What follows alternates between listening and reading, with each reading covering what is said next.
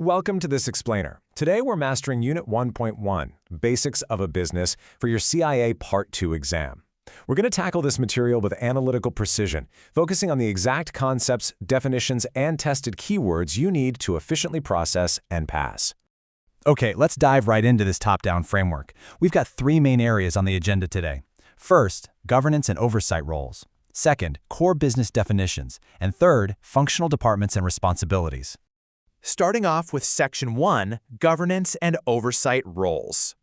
Listen, understanding these distinct lines of governance is absolutely crucial. It's the foundation for passing CIA Part 2. Every other control process builds on this. So we're looking at three distinct entities. First, the Board of Directors. Their key responsibility is guiding overall governance and setting the ethical tone. Their operational scope, high-level strategy oversight. Next, Senior Management. Their responsibility is leading risk management and internal controls through day-to-day operational execution. Finally, Internal Audit. That's us. Our responsibility is providing objective assurance, specifically evaluating the controls established by the other two. You need to master these key words. Lock in high-level strategy oversight for the board versus day-to-day operational execution for management. So, what does this all mean for the test? Well, the crucial point here is knowing how to navigate a very common multiple-choice trap. The exam is absolutely going to ask you, which body is responsible for the implementation and daily execution of controls? Let's make this unequivocally clear right now. Senior management implements controls. The board of directors only oversees them. Do not let the exam trick you into assigning operational execution to the board. No way. All right, let's lock in the exact definition of a governance framework. It's the rules, practices, and structures ensuring ethical, responsible operations under board oversight. I want you to read that definition precisely. Notice how it explicitly links the concept of ethical, responsible operations directly back to the oversight function of the board of directors. Basically, the board dictates the tone. The governance framework is the structural reality that ensures that tone is actually followed. Moving right along to Section 2, Core Business Definitions. Transitioning down from high-level governance, we need to look at the foundational mechanics of the business. Every internal auditor must understand why an entity operates in the first place. The business purpose is formally defined as existing primarily to create value and earn profit by selling goods or services. Simply put, value creation is the fundamental driver here. If a process doesn't contribute to value, it's an inefficiency that we must identify. And because earning profit is so central to that business purpose, we look at the profit equation. Profit equals revenue minus expenses and costs.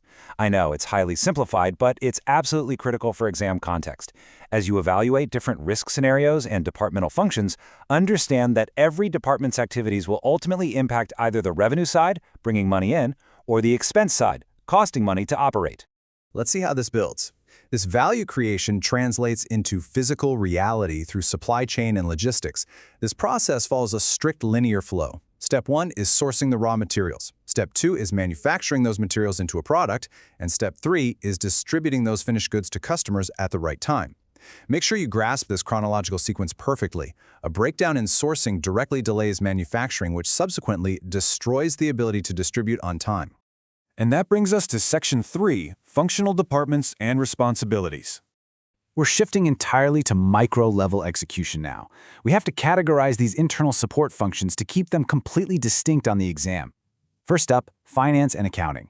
Their core duties are to track income and expenses, prepare financial statements, and manage cash flow. You want to clearly associate finance with liquidity metrics and official reporting. In contrast, human resources handles recruitment and training, manages performance reviews and compensation, and oversees payroll and workplace culture. You must firmly associate HR with personnel workflows and cultural metrics. Next, we group our technical departments. Research and Development, or R&D, innovates and designs new products and services. Their primary strategic responsibility is to maintain the organization's competitive edge, meaning they drive future revenue. Meanwhile, Information Technology, or IT, maintains computer systems and data infrastructure. Critically for modern auditing exams, IT enforces cybersecurity protocols. Remember this key distinction. R&D drives the innovation that generates revenue, while IT safeguards the data infrastructure that supports the entire enterprise. Let's look at one final key contrast you really need to recognize: operations versus sales and marketing. Operations focuses strictly on producing goods, delivering services, and managing the physical supply chain and logistics. They physically execute the value creation. Sales and marketing, on the other hand, focuses on conducting market research, setting pricing, advertising, and managing customer relationships. They do not make the product, they ensure the product is sold. This brilliantly illustrates the difference, so definitely do not mix these up when assessing departmental risks on the exam. We're going to wrap up this explainer by challenging you with a final retention check. Based on the governance framework, which entity acts as the ultimate safeguard for establishing the organization's ethical tone? Take a second to recall the exact keywords. If you confidently answered the Board of Directors, you have successfully internalized the most critical distinction in this subunit. Keep that structural hierarchy at the absolute forefront of your mind. Mastering these basics doesn't just help you pass Unit 1.1, it builds the exact analytical lens through which you'll view every single audit scenario on the rest of the exam. Keep at it. Welcome to this explainer on the COSO Internal Control Framework. If you're gearing up for your CIA Part 2 exam, consider this your foundational blueprint. Today, we're going to methodically deconstruct the concepts, definitions, and exact rules you absolutely must know for exam day. Let's get right to work. Here is our agenda. First, definition and objectives. Second, the 5 COSO components. Third, segregation of duties principles. And fourth, inherent limitations of control. Let's jump straight into Section 1, Definition and Objectives, Deconstructing COSO. Okay, so COSO defines internal control as a continuous process affected by the board, management, and personnel, designed to provide reasonable assurance on achieving objectives. Now, I want you to memorize those exact exam triggers. COSO is a continuous process. It's never just a one-time event or a simple checklist. And it provides reasonable assurance. Never, ever absolute assurance. If you see a multiple-choice option offering absolute assurance, eliminate it immediately. It's a trap. The framework actually categorizes its goals into 3 distinct areas. You're going to want to use the mnemonic ORC to remember them. O is for operations. That's your efficiency, effectiveness, and safeguarding of assets. R is for reporting, ensuring the reliability, timeliness, and transparency of your reports. And C is for compliance, meaning strict adherence to applicable laws and rules. Just remember ORC. Now here's a really interesting distinction you need to grasp. The hard line drawn between assurance levels for these objectives. Reporting and compliance yield a higher assurance level. Why? Because the required actions are controlled almost entirely internally by management. Operations, on the other hand, yields a lower assurance. Your operational success is heavily impacted by external market forces, competitors, and unpredictable events that are just completely beyond management's control. Moving right along to Section 2, the 5 COSO components. Crime.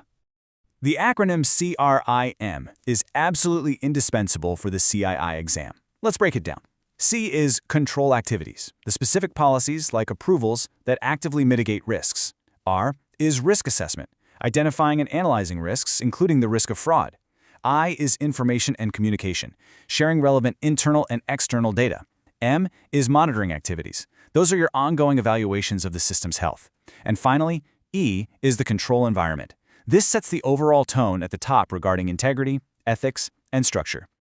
Stop right here, because this is a massive exam trap. You need to know this precondition. Management must clearly specify organizational objectives before assessing risks. It is a strict logical rule. Risk assessment cannot occur until management specifies what the objectives actually are. Think about it. You literally cannot evaluate a risk to an objective if that objective doesn't even exist yet. Now, candidates frequently get tripped up between the C and the M in our CRIME acronym. Please do not confuse control activities with monitoring activities. Control activities are your specific daily procedures, things like verifications, reconciliations, and reviews. Monitoring activities are higher-level, ongoing, or separate evaluations checking the health of all 5 COSO components over time. Basically, control activities mitigate the risk, while monitoring activities evaluate if that mitigation is actually working. All right, let's move to Section 3, Segregation of Duties Principles, Execution. So, how does this work in practice?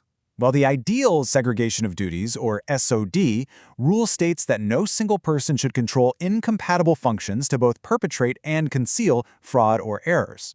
The whole goal here is preventing any single employee from having the unchecked power to commit a fraudulent act and then systematically hide it. To achieve this ideal setup, we separate tasks using another vital acronym, ARC. Number 1, authorization of transactions.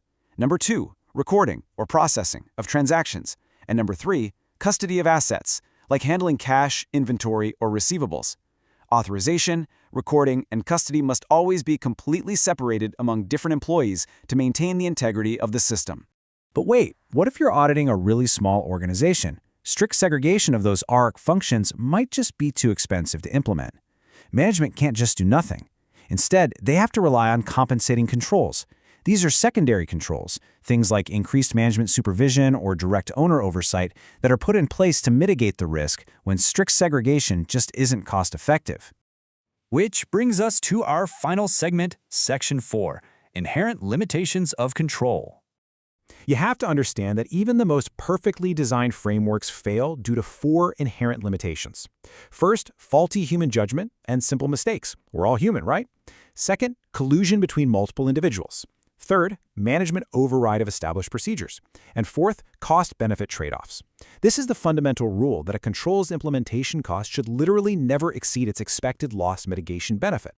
The exam absolutely loves to test the boundary between collusion and management override. So let's get this straight. Collusion involves 2 or more individuals acting together to bypass segregation of duties. Think of it as a horizontal team-up to break the rules. Management override, on the other hand, is vertical. It's driven by top executives intentionally abusing their authority to bypass otherwise perfectly functioning control procedures. Let's close this out with a highly probable exam scenario. Which inherent limitation involves 2 or more employees working together to bypass segregation of duties? Well, if employees conspire horizontally to break that ARC framework we talked about, the answer is always collusion. Master these clear distinctions, ORC, CRIME, and ARC, and you're going to be in great shape for exam day. But I want to leave you with this final thought. If management override allows top executives to just bypass perfectly designed systems, how exactly does an internal auditor audit the true tone at the top? It's a complex challenge, and we're going to explore exactly how to tackle it in our next explainer. See you then. Welcome, candidates. Let's get right into this high-yield explainer for Unit 1-3 of the CIA Part 2 exam. Our goal today is simple: 100% retention of these concepts. We're going to focus strictly on the definitions, the classifications, and most importantly, the specific exam triggers you need to know to pass. Here is a quick look at our agenda. We'll be moving systematically through core business definitions, classifying business activities, business process outsourcing, and finally, the advantages and disadvantages of BPO. All right, let's kick things off with Section 1, Core Business Definitions. We have to start at the macro level with the business model. Think of this as the absolute foundation of an organization. It is the high-level strategic vision, the mission, and the overall strategy that dictates exactly how an entity creates and delivers value. Now, for the exam, when you see keywords like high-level vision or value creation, you want to immediately anchor your answer to the business model. Now, stepping down from that broad strategic level to the day-to-day operational level, we find the business process. So what is it? A business process is essentially a set of structured, related tasks that culminate in a specific product, service, or goal. Simply put, it's the actual execution of the strategy we just established in the business model. Within those processes, we have what is called a key process. This is a highly critical category. You really need to understand that if a key process fails or is simply omitted entirely, it directly prevents the organization from achieving its core objectives. As an internal auditor, it is absolutely crucial that you identify these key processes right away so you can accurately focus your risk assessments where they matter most. Moving right along to Section 2, Classifying Business Activities. You must clearly understand this strict binary distinction for the exam. On one side, we have operating processes. These are the routine tasks that directly generate customer value, like a factory manufacturing physical goods. On the other side, we have management and support processes.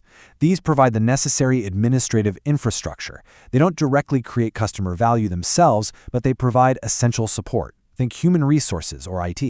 When you're analyzing exam scenarios, always look for that direct link to customer value. Next, we need to talk about projects, which are completely distinct from routine operations. Projects are non-routine, long-term strategic initiatives designed strictly to capture new opportunities. A perfect example would be building an entirely new manufacturing plant or evaluating a new vendor fleet. And remember, unlike your permanent day-to-day operating processes, projects always have a clearly defined start and end date. Now pay close attention, because this concept contains a major CIA exam trigger. Absolutely no project launches without a formal business case. A business case is essentially a feasibility study. It formally documents the anticipated costs, the precise objectives, and the success metrics well before the project even begins. If you see a multiple-choice scenario where a strategic project is initiated without a business case, flag it immediately. That is a significant internal control deficiency. Let's shift our focus externally with Section 3, Business Process Outsourcing. The fundamental purpose of BPO is to shift business activities to third-party vendors. But notice the crucial keyword here, non-core. Organizations typically outsource non-core activities to achieve specific strategic goals. We're talking about realizing cost savings, enhancing operational efficiency, or gaining access to specialized expertise that the company just doesn't have in-house. Okay, lock this quote into your memory right now, because this is a classic multiple-choice question trap. Management can absolutely outsource the execution of a task to a vendor, but they cannot outsource their ultimate accountability for internal controls, period. If a vendor makes a massive payroll error, management is still the one accountable to the board. The takeaway for the exam, you can outsource the work, but you can never outsource the responsibility. Finally, let's wrap up with Section 4, BPO Advantages and Disadvantages. You'll want to memorize this exact contrast for comparative exam questions. BPO definitely offers advantages. You get access to specialized vendor expertise, you completely avoid heavy fixed infrastructure costs, and you gain cost predictability. However, those advantages come with distinct disadvantages. The organization might experience a loss of core internal knowledge, a dangerous loss of direct operational control, and a much higher vulnerability regarding sensitive data. Always remember that every single advantage in outsourcing carries a specific corresponding risk. So I want to leave you with this final operational challenge to think about. When a company outsources a major function, how do you, the internal auditor, actually evaluate that process when the specialized skills now reside entirely with an external vendor? The answer is that you have to fundamentally shift your audit focus. You must focus on auditing the vendor management process itself, analyzing the service level agreements, and enforcing those absolutely critical right to audit clauses. Master these boundaries of accountability, and you are absolutely going to secure those points on exam day. Keep studying hard, and I will see you in the next review. Welcome to this explainer covering Unit 1.4, Automated Information Processing. If you're gearing up for the Certified Internal Auditor Part 2 exam, you are exactly where you need to be. Today, we're delivering a highly focused analytical review of this subunit so you can confidently tackle those tricky multiple-choice questions on exam day. We've got 4 critical domains on the agenda today: system characteristics, critical IT segregation, transaction processing modes, and evaluating processing risks. Let's jump right in. All right, starting off with Section 1, System Characteristics. So when we look at automated information processing, there are 3 key characteristics that completely change the audit landscape. First up is uniform processing, which we'll break down in just a second. Second, we have the digital audit trail. In this environment, electronic timestamps totally replace traditional paper documents. For us as auditors, this is absolutely crucial to understand. System logs might only exist for a brief window, and often they're only in a machine-readable format. If they aren't properly archived, your evidence can literally just vanish or get overwritten.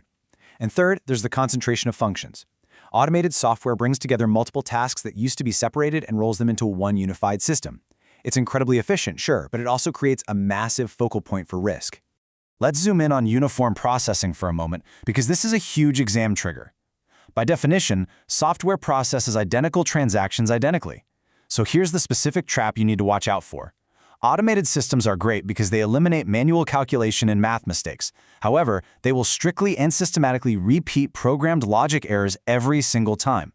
If there's a flaw in the code's logic, that mistake doesn't just happen once. It happens continuously across millions of transactions until someone finds it and patches it. So don't let the exam trick you into thinking automation reduces all errors. It only gets rid of manual math errors while actually amplifying the impact of logic errors. Moving right along to Section 2, Critical IT Segregation. Now, this slide brilliantly illustrates the exact segregation boundary that is heavily tested on the CIA's exam. You absolutely must strictly separate your systems analysts and programmers from your computer operators. The analysts and programmers are the folks who design and write the code. The computer operators are the ones who actually execute the production runs in the live environment. The golden rule here is that those who write the code must never be the ones executing the production runs. Think about it. If a programmer has access to the live production environment, they could easily insert unauthorized code, bypass testing altogether, and execute it without anyone noticing. You'll definitely want to memorize this exact division of labor. Okay, let's transition into Section 3, Transaction Processing Modes. Let's directly contrast the two heavyweights of processing modes, batch processing and online real-time processing, commonly known as OLTP. If you look at the execution column, you'll see batch processing takes transactions, groups them together, and processes them at scheduled intervals. OLTP, on the other hand, processes transactions individually and immediately the second the data is entered. For the exam, you need to be able to match the mode to its ideal real-world scenario. Batch processing is perfect for high-volume, routine tasks where you don't need real-time updates. The classic textbook example being biweekly payroll. But OLTP? That's mandatory for time-sensitive decisions where immediate queries are critical. Think airline reservations or instant credit card checks. Building on that last concept, you really need to understand what happens to the master file in each of these scenarios. Seriously, memorize these exact data states for your multiple-choice questions. In a batch processing environment, the database updates on a delay. That basically means the data is fundamentally stale between those processing runs. If you run a query on a batch system at noon, but it only processes at midnight, you're essentially looking at yesterday's reality. Conversely, an OLTP master file updates instantly. The whole guarantee of OLTP is that the absolute latest information is always available the very second you query it. Which brings us to our final section today, evaluating processing risks. Let's think about how this actually shows up on the test. When an exam prompt gives you a business scenario and asks for a solution to handle time-sensitive queries or critical, on-the-spot decision-making, you need to immediately cross batch processing off your list. The definitive correct answer for any scenario requiring up-to-the-second accuracy, like say verifying if a customer has enough credit before you approve a huge sale, is always going to be online real-time processing. Keep a sharp eye out for those specific keywords: time-sensitive, immediate, and critical queries. Finally, let's circle back to that risk we mentioned earlier, the concentration of functions. Remember, because automated software consolidates all these multiple tasks into one single system, traditional physical segregation just isn't going to cut it anymore. To master this section, you have to remember that you implement strict logical access controls to mitigate this specific risk. More specifically, role-based access ensures that users only get the system permissions they actually need for their specific job function. As these automated systems get infinitely faster and more consolidated, the blast radius of just one single logical error or access breach grows exponentially. So it leaves us with a critical question to ponder. As an internal auditor, are you just checking boxes on access logs, or are you truly validating that your organization's digital walls can withstand an internal threat? Thanks so much for joining this explainer, and best of luck with your studying. Welcome to this explainer on Unit 1.5, Business Risks and Risk Measurement. If you're preparing for CIA Part 2, mastering this subunit is non-negotiable. Today, we're breaking down this material with a strict analytical focus. We are building your foundational knowledge right now, so let's get straight to work. Our roadmap today is highly structured. 1. Business risk categories. 2. Risk measurement variables. 3. Risk matrix zones. 4. Standard risk responses. And 5. CIA exam MCQ traps. This precise structure provides the exact framework you need to decode multiple-choice questions on exam day. Section 1. Business risk categories. We will define the 4 primary categories of business risk that you must strictly differentiate. Those 4 categories are strategic, compliance, reporting, and operational. You need to memorize these exact terms. Each category targets a distinct area of organizational vulnerability, and the exam will test your ability to separate them flawlessly. First up is strategic risk. These are external or market threats like industry changes, competitor moves, technological shifts, and brand damage. I want to heavily emphasize the word external here. When an exam scenario describes a threat originating from outside the organization's walls, let's say a sudden shift in consumer preference, you are looking at a strategic risk. It is not an internal process error. Next is compliance risk. This covers failures to follow laws, industry regulations, safety standards, or permit rules. For the exam, you must link this category directly to the keywords laws and regulations. If a question mentions a government agency, a statutory mandate, or a licensing board, your correct classification is immediately compliance risk. Category 3 is reporting risk. This means misstatements in financial reports, inaccurate tax filings, or faulty internal KPIs. Pause and absorb that crucial keyword, misstatements. Whether that report is external, like a tax filing, or entirely internal, this is your category. I want to explicitly call out faulty internal KPIs as a major exam trigger. Internal performance dashboards fall strictly under reporting risk. Finally, we arrive at operational risk. These are failures in day-to-day operations, supply chain breakdowns, process execution errors, or key employee turnover. The critical phrase to lock in here is day-to-day. This category covers the internal execution of the business model. If a machine breaks down or a crucial supplier fails to deliver, it's a failure of execution. That makes it an operational risk. Section 2. Risk measurement variables. Let's look at the two variables used to measure and plot the risks we just defined. Notice how these two metrics contrast. Probability, or likelihood, is measured strictly on a percentage scale from 0 to 100%. Impact, on the other hand, represents tangible severity. That's usually quantified in direct monetary loss or, in safety scenarios, the severity of physical harm. You must evaluate both variables independently to accurately measure overall risk. Section 3. Risk matrix zones. Probability and impact combine to create 4 distinct zones that dictate organizational priority. Let's isolate the variables for zones A, B, C, and D. Zone A represents low probability and high impact. Zone B is high probability and high impact. Zone C is low probability and low impact. And Zone D represents high probability and low impact. Do not use synonyms here. You need to memorize these exact high and low combinations for each specific zone. Section 4. Standard risk responses. Each matrix zone we just covered dictates a standard, rule-based risk response. You must map each zone to a specific response verb. For Zone A, the response is transfer or share. For Zone B, avoid or reduce. For Zone C, accept. And for Zone D, reduce. The exam expects you to associate these specific zones with these exact action verbs automatically. No hesitation. Let's contrast Zone A and Zone B directly. Both involve high-impact, catastrophic events, but the probability is drastically different. Zone A is unlikely, so we transfer or share the risk, typically via insurance. Zone B, however, is highly probable and catastrophic, making it a top organizational priority. For Zone B, you must avoid the risk by executing an exit activity or reduce it via strict controls. Look for the keyword insurance for Zone A and exit activity or strict controls for Zone B. Now we contrast Zone C and Zone D. Both are low impact. Zone C is low probability and low impact. It's de minimis, meaning it's minor operational noise. The correct response is simply to accept and retain the risk. Taking no action is the right move here. Zone D, conversely, consists of frequent minor events. That's high probability but low impact. The response here is to reduce the likelihood via standard operational process fixes. You must understand the critical difference between taking no action in Zone C and actively applying standard process fixes in Zone D. Section 5. CIA Exam MCQ Traps. We've reached the application phase. Let's apply these strict definitions to the exact traps you will see in multiple-choice questions. Here is your first scenario trap. A business faces frequent minor events. Do you accept or reduce the risk? Think carefully about those matrix variables. The trap here is confusing operational noise with acceptable risk.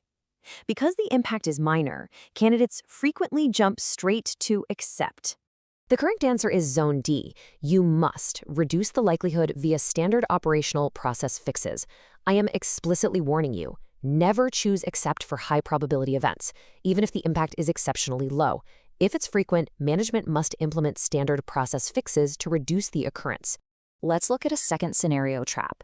An event is unlikely but catastrophic if materialized. Do you avoid or transfer the risk? The trap here is seeing that word catastrophic and panicking, which leads candidates to incorrectly jump to Zone B and choose avoid. The correct, rule-based answer is Zone A. The standard response is to transfer or share the risk, such as purchasing insurance, or to build contingency plans.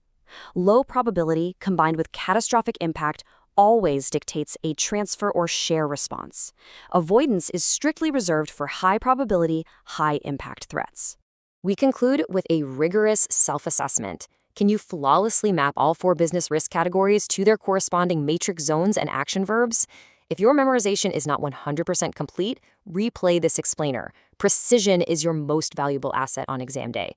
But as you lock these frameworks in, consider this. As businesses face increasingly complex global supply chains and rapid AI advancements, will these traditional 4 risk categories be enough to capture the threats of tomorrow?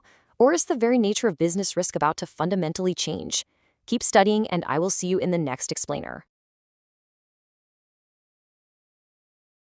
Welcome to this explainer on Unit 1.6, Market Influences. If you're preparing for the CIA Part 2 exam, mastering this framework is absolutely critical. Today, we're diving straight into Porter's 5 competitive forces. As an internal auditor assessing strategic risk, you must understand these external market pressures inside and out. We're going to break down the exact triggers, the definitions, and the highly tested exam traps you need to master to pass. Here is our agenda. First, a Porter's 5 forces overview. Second, rivalry and new entrants. Third, buyer versus supplier power. Fourth, the threat of substitutes. And finally, those key CIA exam traps. Section 1. Porter's 5 Forces Overview. The Analytical Framework. So what exactly are Porter's 5 competitive forces? It's a strategic framework used to evaluate the competitive intensity and overall attractiveness of an industry. For your exam, remember that it breaks down market influences into 5 distinct, highly testable external forces. This is an analytical tool to evaluate overarching market influences that dictate risk rather than your internal company operations. Section 2. Rivalry and new entrants. Internal dynamics and market entry. Force 1 is the rivalry among established firms. This force isolates existing internal market dynamics. It measures the competitive intensity between companies currently operating within the exact same industry. The CIA exam is going to test you on the specific conditions that amplify this rivalry. That competitive intensity increases when an industry has many equal competitors, slow or declining market growth, undifferentiated products, or high fixed costs. For your exam preparation, you need to instantly identify high fixed costs and undifferentiated products as common keywords. High fixed costs force companies to aggressively chase market share, and undifferentiated products mean customers purchase based solely on price. Both of these conditions severely escalate rivalry. Force 2 is the threat of new entrants. While the first force looks at established competitors, this second force centers entirely on barriers to market entry. The threat of new entrants increases significantly when entry barriers are low. These low barriers include low capital requirements, a lack of economies of scale, weak brand loyalty, and low customer switching costs. If you see lack of economies of scale or low customer switching costs in a multiple choice option, immediately connect them to a heightened threat of new entrants. Section 3. Buyer versus supplier power. The integration trap. Force 3 is the bargaining power of buyers, or customers. This isolates the leverage held by those actually purchasing goods or services from the industry. We are essentially evaluating when buyers dictate the terms of the market. Buyer power increases under very specific conditions. It spikes when buyers are few or highly concentrated, when they buy in massive volumes, when products are standard commodities, or when buyers threaten backward vertical integration. Backward vertical integration means the buyer has the capability to step backward in the supply chain and produce the inputs themselves, bypassing your industry completely. We directly contrast that with Force 4, the bargaining power of suppliers. This shifts our focus entirely to the leverage held by the entities providing the essential inputs, the raw materials, or the services to the industry. Supplier power increases when suppliers are highly concentrated, the inputs they provide are unique or critical, switching suppliers is extremely expensive, or when suppliers threaten forward vertical integration. Unique inputs give suppliers immense leverage. The explicit threat of forward vertical integration means the supplier could step forward and become a direct competitor in your industry. This right here exposes a classic CIA exam trap. Notice the direct comparison. Bargaining power of buyers equals the threat of backward vertical integration. Bargaining power of suppliers equals the threat of forward vertical integration. Examiners will frequently swap backward and forward to test your precise knowledge. Memorize this distinction tonight. Buyers threaten backward, suppliers threaten forward. Section 4. The threat of substitutes. Price-performance trade-offs. Force 5 is the threat of substitutes. Do not confuse this with Force 1's rivalry. Rivalry deals with direct competitors inside the industry. The threat of substitutes isolates the specific risk posed by entirely different product categories that fulfill the exact same fundamental customer need. This threat increases based on two primary conditions: when alternative product categories offer better price-performance trade-offs and when switching costs for the customer are low. For your exam prep, memorize the exact phrase, price-performance trade-offs. If a substitute product delivers better performance for the same price or equal performance for a lower price, the threat to the industry absolutely skyrockets. Consider this simulated CIA exam question. What market threat increases when alternative product categories offer better price-performance trade-offs and customer switching costs are low? Because you know the precise exam triggers, you can instantly identify the correct answer, Force 5, the threat of substitutes. This is exactly the level of rapid recall you need for Test A. Section 5, CIA Exam Key Traps. The Framework Mastery Matrix. Let's review this framework mastery matrix to lock in your knowledge. For the rivalry force, your primary intensity triggers are high fixed costs and equal competitors. For new entrants, look for a lack of economies of scale. For buyers, the exact trap phrase is backward vertical integration. For suppliers, the trap phrase is forward vertical integration, and for substitutes, scan the options for better price-performance trade-offs. Always match the force directly to its trigger. To conclude this explainer, I want to leave you with this final provocative thought. How do these 5 specific market forces dictate an internal auditor's assessment of an organization's strategic risk? Remember, you are learning these triggers not just to pass a test, but to systematically evaluate how external market influences directly threaten organizational objectives. Master this framework, recognize those traps, and you'll be fully prepared for Unit 1.6 on your CIA Part 2 exam. Keep studying with precision. Welcome back, candidates. Today's explainer zeroes in strictly on Unit 1.7, Strategic Management, for your CIA Part 2 exam prep. I will be your instructor, and we are going to dissect the exact definitions, frameworks, and specific exam triggers you absolutely need to know. Strategic management is a fundamental governance component that internal auditors have to understand inside and out. So let's jump right in and get you perfectly positioned to conquer this section. Here is our roadmap. We are covering the macro-level 5-step strategic management process, Porter's generic strategies, and finally, the BCG growth share matrix. Section 1. The strategic management process. You absolutely must memorize this specific 5-step sequence. It is the bedrock of organizational strategy. Step 1. Establish the mission and goals. Step 2. Conduct a SWOT analysis. Step 3. Formulate the strategy based on your analysis. Step 4 is implementation. And Step 5 is controls and feedback. Notice the logical flow here. It moves from defining the fundamental reason for existing in Step 1 all the way down to establishing precise metrics to monitor progress in Step 5. For the exam, remember that this sequence is rigid. You simply cannot establish internal controls in Step 5 if you haven't first understood the original mission defined in Step 1. Now here is a highly tested CIA exam trigger, the division of responsibilities. Pay close attention. The board of directors drafts the mission statement, which is the organization's ultimate reason for existing, along with its broad goals. Management, on the other hand, formulates and implements the specific strategy to fulfill that mission. Middle and lower management then take that strategy and translate it into daily operational plans. Never confuse these roles. If a multiple-choice question asks who formulates competitive strategy, the answer is always management, never the board. Let's drill down into Step 2, the SWOT analysis. This is a situational tool used to evaluate where an organization currently stands. The golden rule here is that strengths and weaknesses are strictly internal. A highly skilled workforce or a unique patent? Those are internal strengths. Opportunities and threats, however, are strictly external market factors. Multiple choice questions love to set traps here. They might list an external shift, like a new competitor entering your market, and try to label it a weakness. Don't fall for it.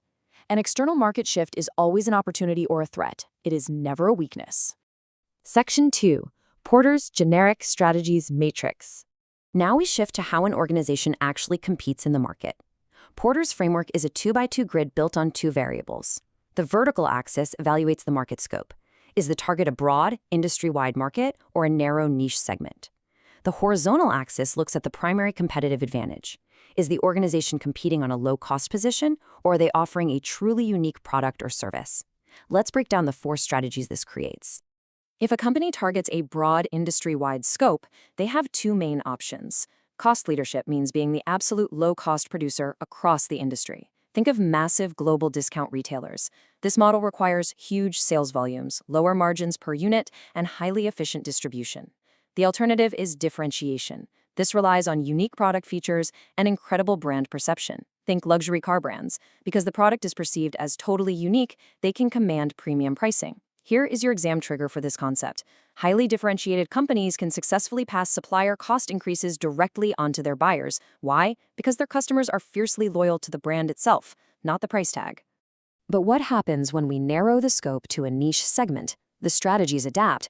Cost focus achieves low cost specifically within a narrow regional or demographic market.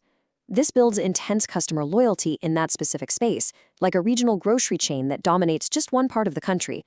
Focused differentiation, conversely, delivers highly customized products for a very specific niche.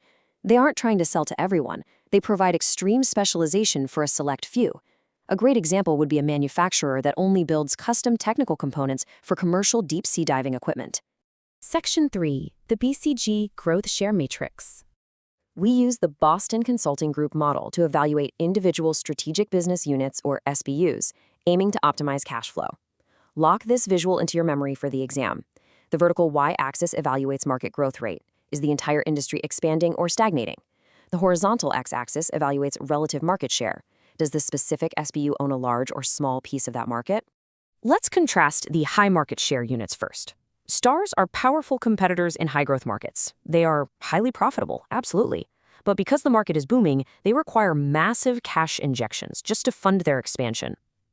Cash cows, on the other hand, are market leaders in mature, low-growth markets. Because the industry isn't expanding rapidly, they don't need heavy reinvestment. Therefore, cash cows are strong-margin, massive cash generators. They act as the financial engine that funds the rest of the organization. On the flip side, we have the low market share units. Question marks are weak competitors, but they sit in highly attractive, high-growth markets. They are a massive cash strain as management tries to buy market share. They might turn into stars, or they might turn into dogs. Dogs are weak competitors in low-growth markets. They suffer from low profitability, they drain cash with zero return, and frankly, they are prime targets for immediate removal from the corporate portfolio. This list right here is incredibly high yield for multiple choice questions. You need to match the unit with the exact strategic action. To hold is to maintain position. To build is to invest heavily. To harvest means maximizing short-term cash while cutting investment. And divest means to sell it off.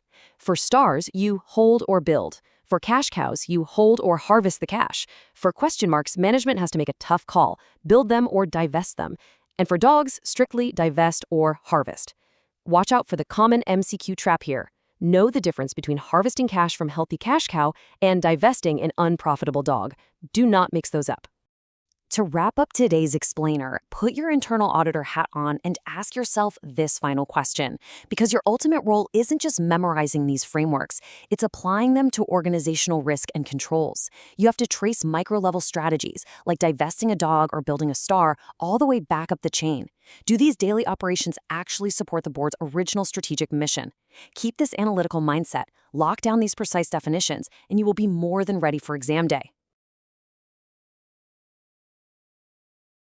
Hello and welcome to our explainer on Unit 1.8, Globalization and Cultural Frameworks. If you're studying for the Certified Internal Auditor Part 2 exam, you absolutely need to understand how global structures and cultural differences impact internal controls, auditor interviews, and risk reporting.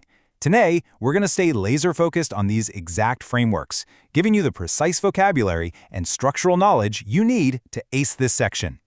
Here is our agenda for today. First, multinational corporation orientations. Second, Hofstede's cultural dimensions. And third, cultural communication contexts. Section 1. Multinational Corporation Orientations.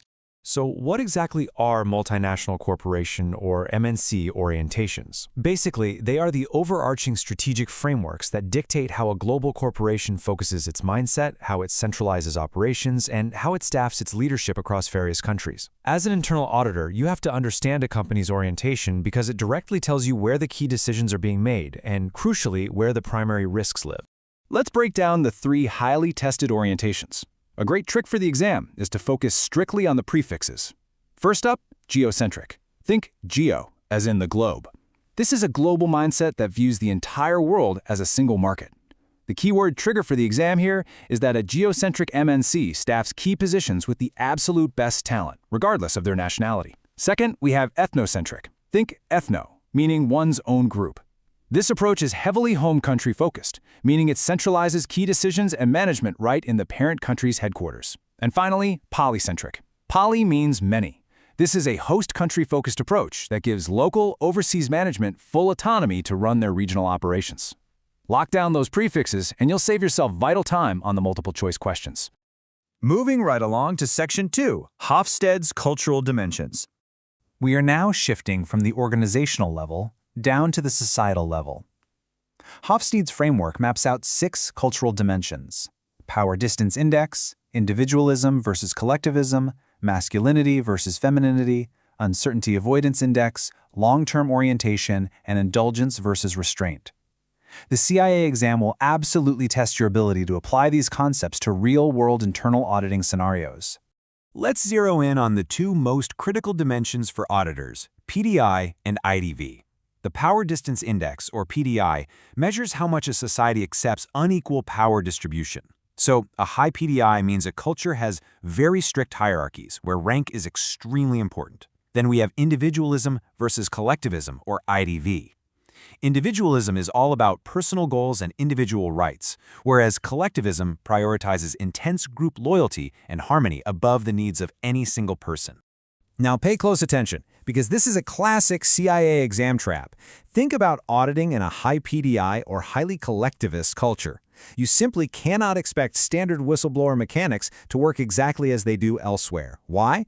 Because junior employees are going to hesitate to question their superiors due to those strict hierarchies.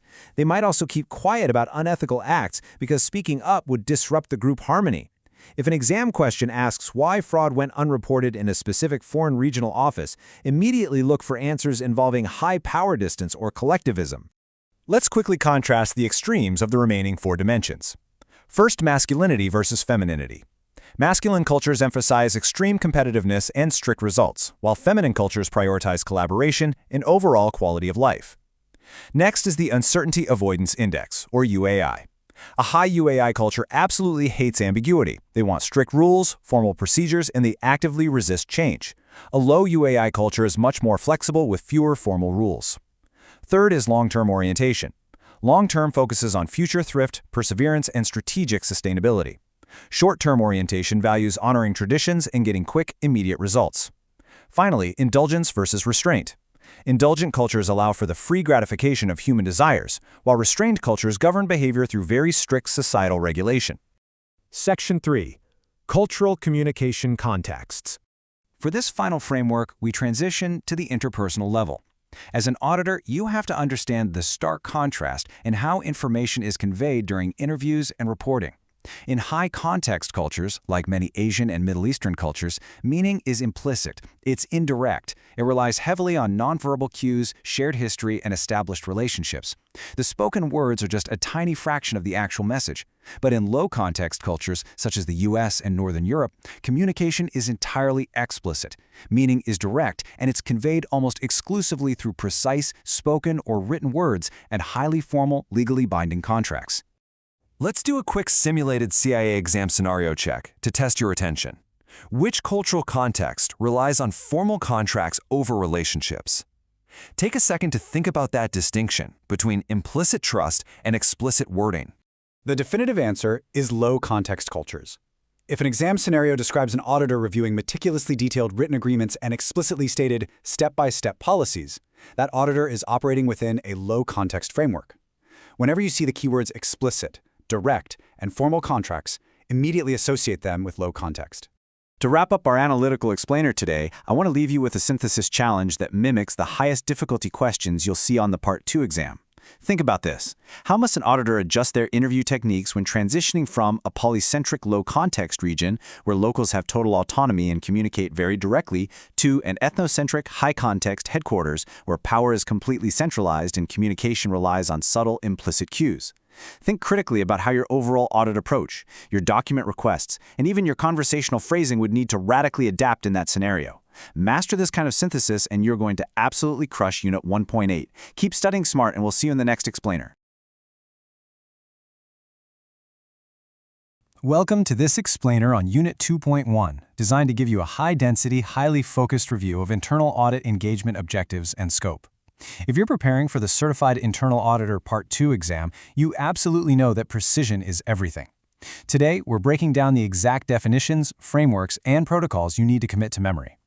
Let's get right into mastering the mechanics of engagement planning. Here's our agenda. We're covering 5 critical sections today: engagement planning and mandates, assurance versus advisory engagements, the 5 SCARE objectives, engagement scope and boundaries, and finally, scope limitations and expansions. Throughout this explainer, I'm going to explicitly point out tested keywords and multiple-choice question traps to make sure you maximize your exam retention. Starting with Section 1, Engagement Planning and Mandates. The exam strictly defines an engagement as a specific internal audit assignment or project, but the key here is focusing on the operational mechanics. An engagement isn't just a single action, it's made up of multiple tasks, and those tasks must be designed to accomplish related objectives.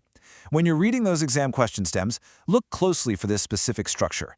If an assignment lacks defined, related objectives, it simply doesn't meet the formal definition of an engagement. Now let's look at the standards. Standard 13.0 demands a systematic, disciplined approach to planning, and that approach must be grounded in the standards and the Chief Audit Executive's methodologies. Then we have Standard 13.3, which provides a hard mandate. Internal auditors must establish and document the objectives and scope for every single engagement. But here is a major multiple-choice question trap you need to avoid: misassigning authority. While the internal auditor establishes and documents the plan, the approval authority rests exclusively with the Chief Audit Executive, or CAE. The CAE must approve the objectives, the scope, and importantly, any scope changes that happen during the audit. If an exam option tells you an audit manager or lead auditor can independently authorize a scope change without CAE approval, cross it out immediately. Moving on to Section 2, Assurance versus Advisory Engagements. We have to strictly contrast these 2 types of engagements because this is heavily tested. We'll compare them across 3 dimensions: determination, purpose, and nature. For assurance engagements, the objectives and scope are determined strictly by the internal auditors. The purpose is to evaluate the design adequacy and operating effectiveness of controls to manage risks. And the nature of it? It provides independent assurance. Advisory engagements, on the other hand, are consulting engagements. The scope and objectives here are determined through a joint agreement between the internal auditors and stakeholders or management. The purpose is to consult, and the critical exam keyword for the nature of advisory is that it does not provide independent assurance. Remember, the moment you see the phrase joint agreement in a question stem, you're looking at an advisory engagement. Next up is Section 3, the 5 SCARE objectives. These are the core goals specifically designated for assurance engagements. To instantly identify valid assurance objectives on your exam, memorize the SCARE acronym. S stands for safeguarding assets. C is for compliance with policies, plans, procedures, laws, and regulations. A stands for assignment of authority and responsibility. R is for reporting accurate, reliable information. And E stands for effectively and efficiently using resources. So if an exam question asks you to identify a primary objective of an assurance engagement, just run the options through the SCARE framework. If an option doesn't align with safeguarding, compliance, assignment, reporting, or effectiveness and efficiency, it's almost certainly a distractor. Let's turn to Section 4, Engagement Scope and Boundaries. We're shifting from the objectives to the operational limits required to actually achieve them.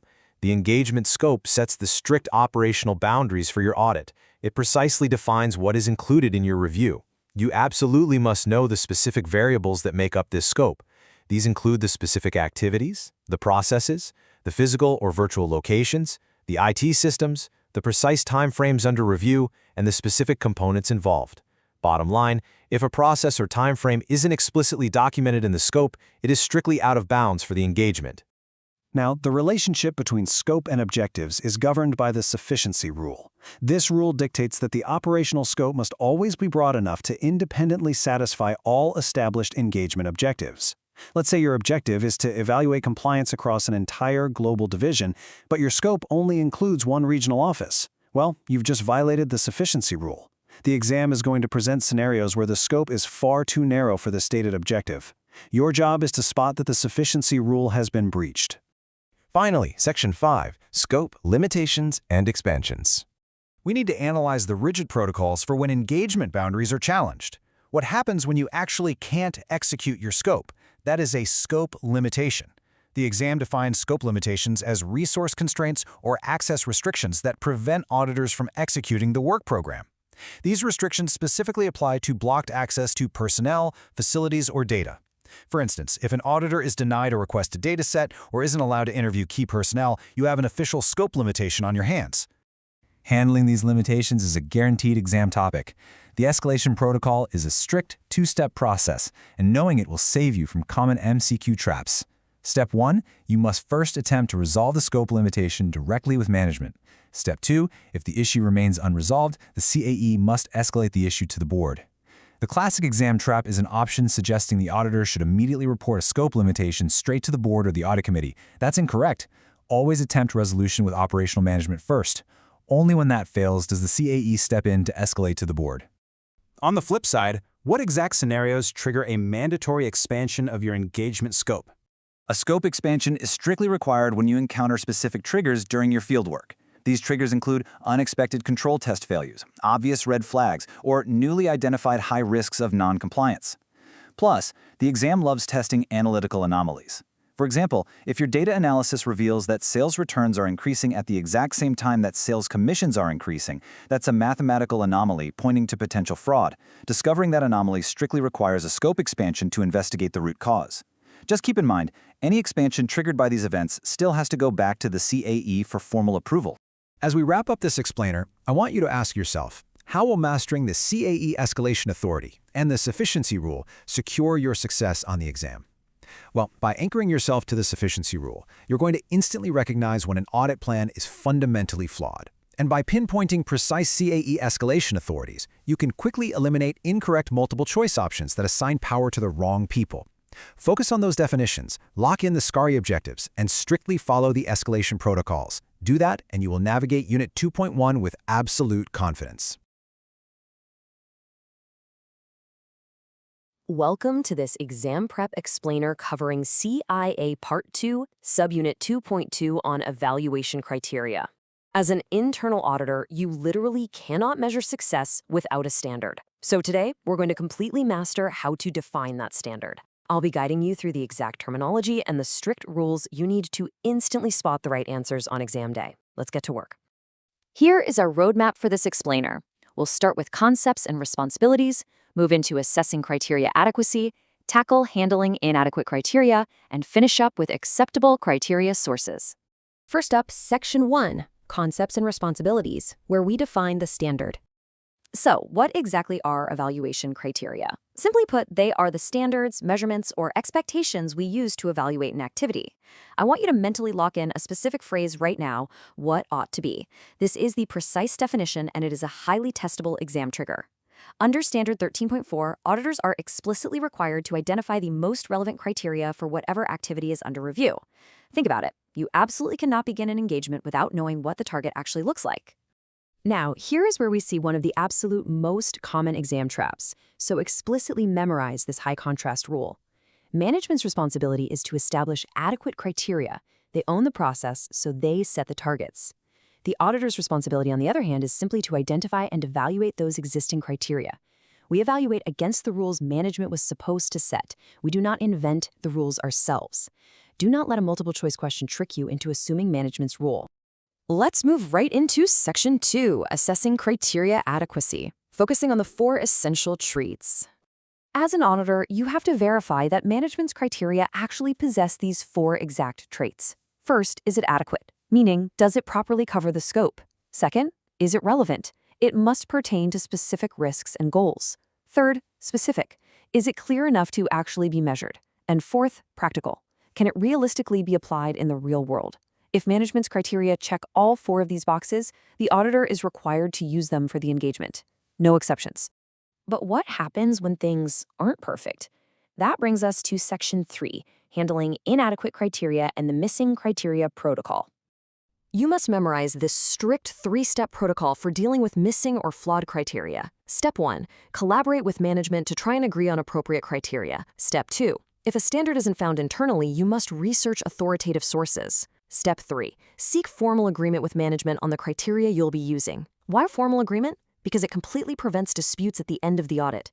If management agrees to the scorecard before the game even starts, they can't complain about how the score is calculated later on. Now take note of this critical exam exception regarding advisory services. The strict rules we just discussed apply heavily to assurance engagements. However, criteria are not automatically required for advisory services, unless specifically agreed upon with your stakeholders up front. Because advisory services are highly customized to add value based on exactly what management requests, standardized criteria just aren't universally mandatory here. Moving on to Section 4, Acceptable Criteria Sources. This is where we learn how to find the standard. There are 3 valid categories of criteria sources that you must be able to rapidly distinguish on exam day. First, internal sources. These are created by the organization itself, like internal policies, targets, and control expectations. Second, external sources. These are imposed from the outside, such as statutory laws, government regulations like HIPAA, and contractual commitments. Finally, authoritative sources. These are recognized best practices, which include professional standards, industry benchmarks, and established frameworks like COSO. Ensure that any researched criteria fits perfectly into one of these 3 distinct pillars. Listen closely, because here is a major exam trap. Management cooperation is never an evaluation criterion. Management's behavior or their attitude during the audit is completely inappropriate to use as a metric to evaluate the activity itself. Remember, we're evaluating the business process against what ought to be. Do not fall for multiple choice options that try to suggest management's cooperation level is a primary criterion. It's a distractor every single time. We've now covered the precise boundaries of Subunit 2.2. Standard 13.4 demands complete clarity. Management establishes the criteria and the auditor evaluates it. If criteria are missing, follow your 3-step protocol. Collaborate, research, and agree. As you head into your practice questions, leave with this final thought. When auditing a difficult department, will you objectively evaluate what ought to be, or will you accidentally let management's behavior evaluate the audit? Keep that distinction sharp. Thank you for focusing with me during this explainer, and best of luck on your exam. Welcome to this explainer on CIA Part 2, Subunit 2.3, covering risk management processes. As an internal auditor, mastering how organizations identify, evaluate, and respond to risk is absolutely non-negotiable. Today, we're going to look exactly at how the Institute of Internal Auditors structures these concepts. We are cutting through the noise to focus purely on the technical details, the strict frameworks, and the precise vocabulary you're going to encounter on exam day. Let's dive right in. We're going to systematically break down this unit into 4 parts. First, core definitions. Second, the risk management cycle. Third, formulating risk responses. And fourth, governance and audit roles. Starting with Section 1, Core Definitions and Contrasts. Now, especially for our non-native English professionals, paying strict attention to exact definitions is absolutely critical to avoid multiple choice traps. The official IIA definition of risk is the positive or negative effect of uncertainty on objectives. Please note the crucial CIA exam trigger here. In everyday conversation, we usually use the word risk to only mean something bad. But strictly speaking for this exam, risk is defined by uncertainty that can have both a positive effect, which is an opportunity, and a negative effect, which is a threat. Always keep that dual nature in mind. So, let's look at a classic exam trap, confusing inherent risk with residual risk. You must strictly separate these 2 terms in your mind. Inherent risk is the natural risk level that exists in the complete absence of any management actions or internal controls. For example, a business that deals heavily in physical cash has a naturally high inherent risk of theft. Residual risk, on the other hand, is the remaining risk left over after risk responses and internal controls are fully executed. Think of inherent risk as the starting line and residual risk as the finish line after management actually does its job. But as we know, between that starting line and the finish line, things can definitely go wrong. And that brings us to control risk. Control risk is the risk that controls fail to manage controllable risk effectively. If management implements procedures, say, putting all that cash into a locked safe, but those procedures fail because an employee simply leaves the safe unlocked, that exact failure is termed control risk. It's the risk that the mitigation strategy itself breaks down. This perfectly sets up our next required contrast, risk appetite versus risk tolerance. You really need to distinguish these two. Appetite is the broad strategic, overall amount and type of risk an entity is willing to accept to create value. It's looking at the big picture. Tolerance, however, measures acceptable variation regarding very specific tactical objectives. Think of appetite as the overarching decision that you want to drive fast to reach your destination sooner. Tolerance is the exact speed limit variation, say plus or minus 5 miles per hour, that you will accept when navigating a specific curve in the road. Moving on to Section 2, the Risk Management Cycle. You need to memorize this exact 5-step mechanism for the exam. Step 1 is identify context, which means defining the legal, technological, organizational, and market boundaries. Step 2 is risk identification. Step 3 is risk assessment and prioritization. Step 4 is risk response. And finally, Step 5 is risk monitoring. This sequence flows logically from defining the playing field all the way through to continuous tracking. Whatever you do, do not mix up the order of these steps. Let's look a bit closer at the specific tools used in Steps 2 and 3, because these are heavily tested. When answering questions on risk identification, look for tested keywords like SWOT analysis, scenario analysis, and workshops. These are tools designed to surface potential threats.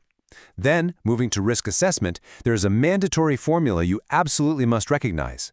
Assessment always evaluates an event's significance, which is its impact, against its probability, which is its likelihood.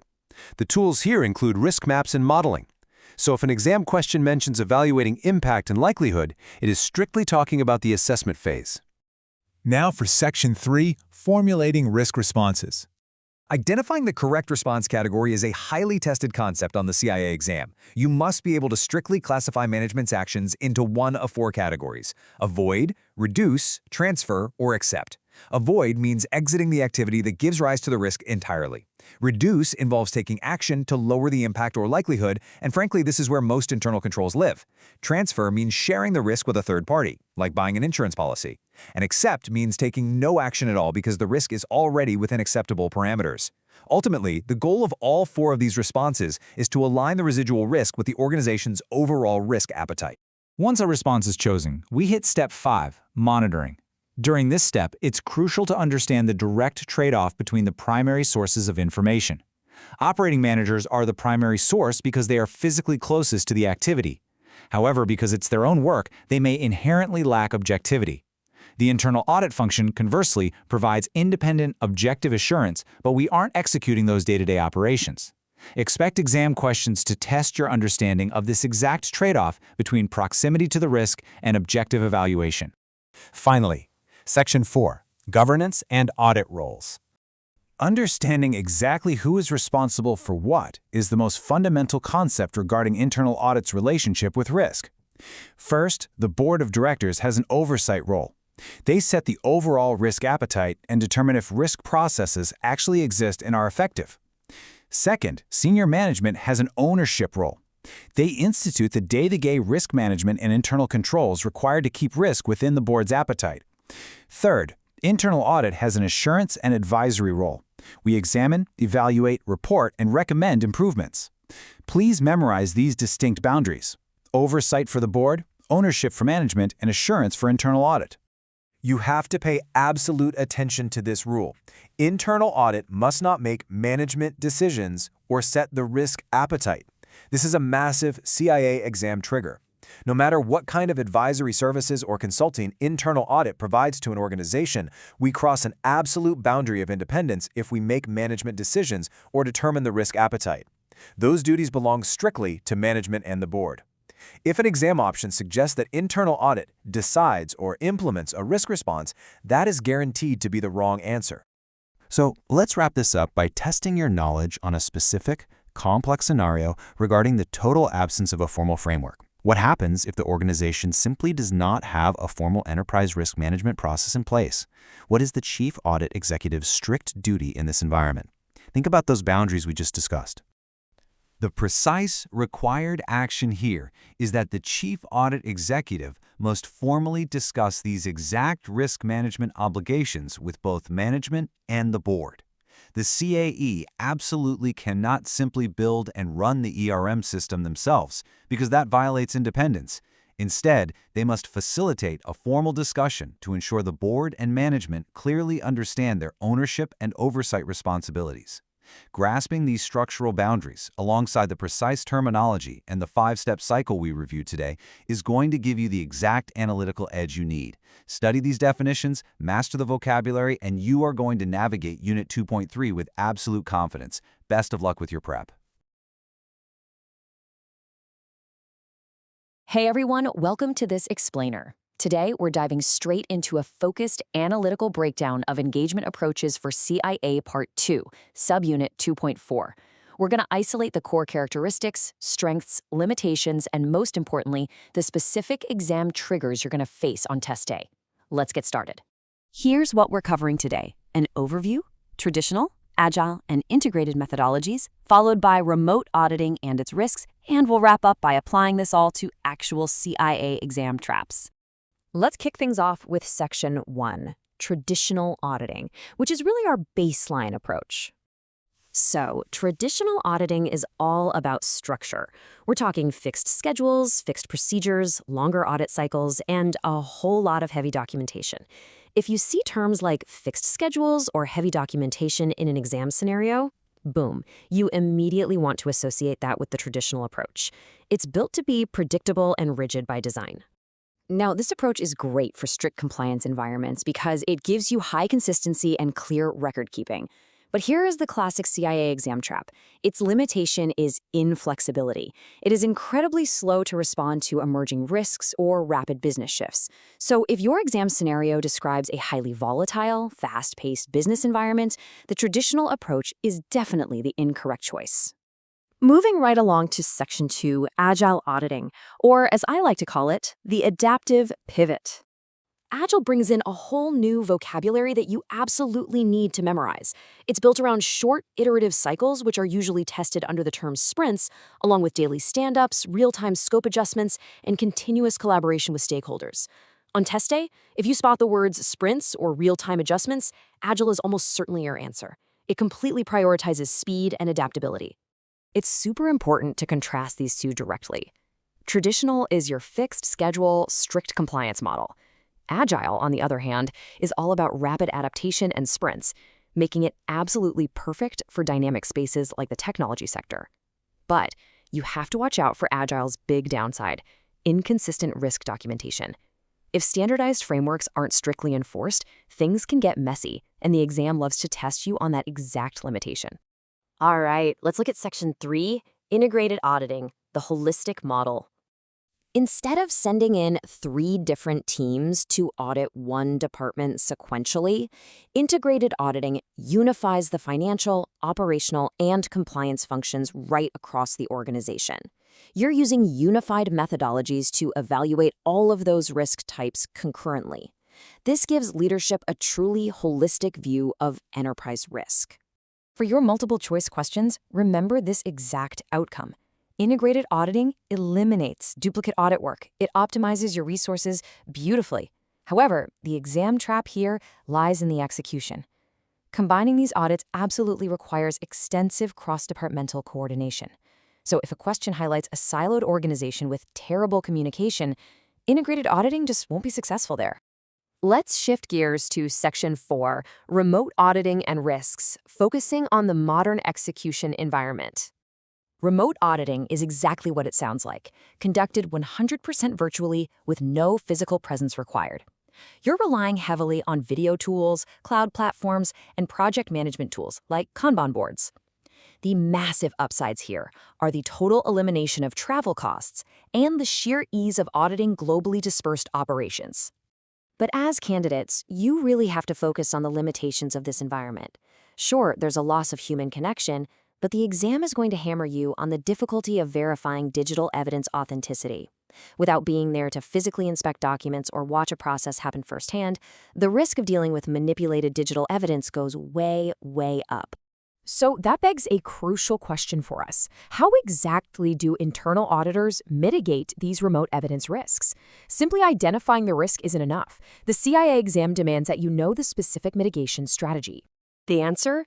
You've got to implement robust cybersecurity protocols and heavily leverage advanced data analytics to definitively verify that evidence. Data analytics can spot hidden anomalies, weird metadata inconsistencies, and subtle patterns that a human reviewer would completely miss. It is literally your best defense against the primary weakness of a remote audit. Finally, Section 5, CIA Exam Traps Application, where we bring it all together. I highly recommend you memorize this comparative matrix. It's essentially a cheat sheet for spotting correct multiple-choice answers.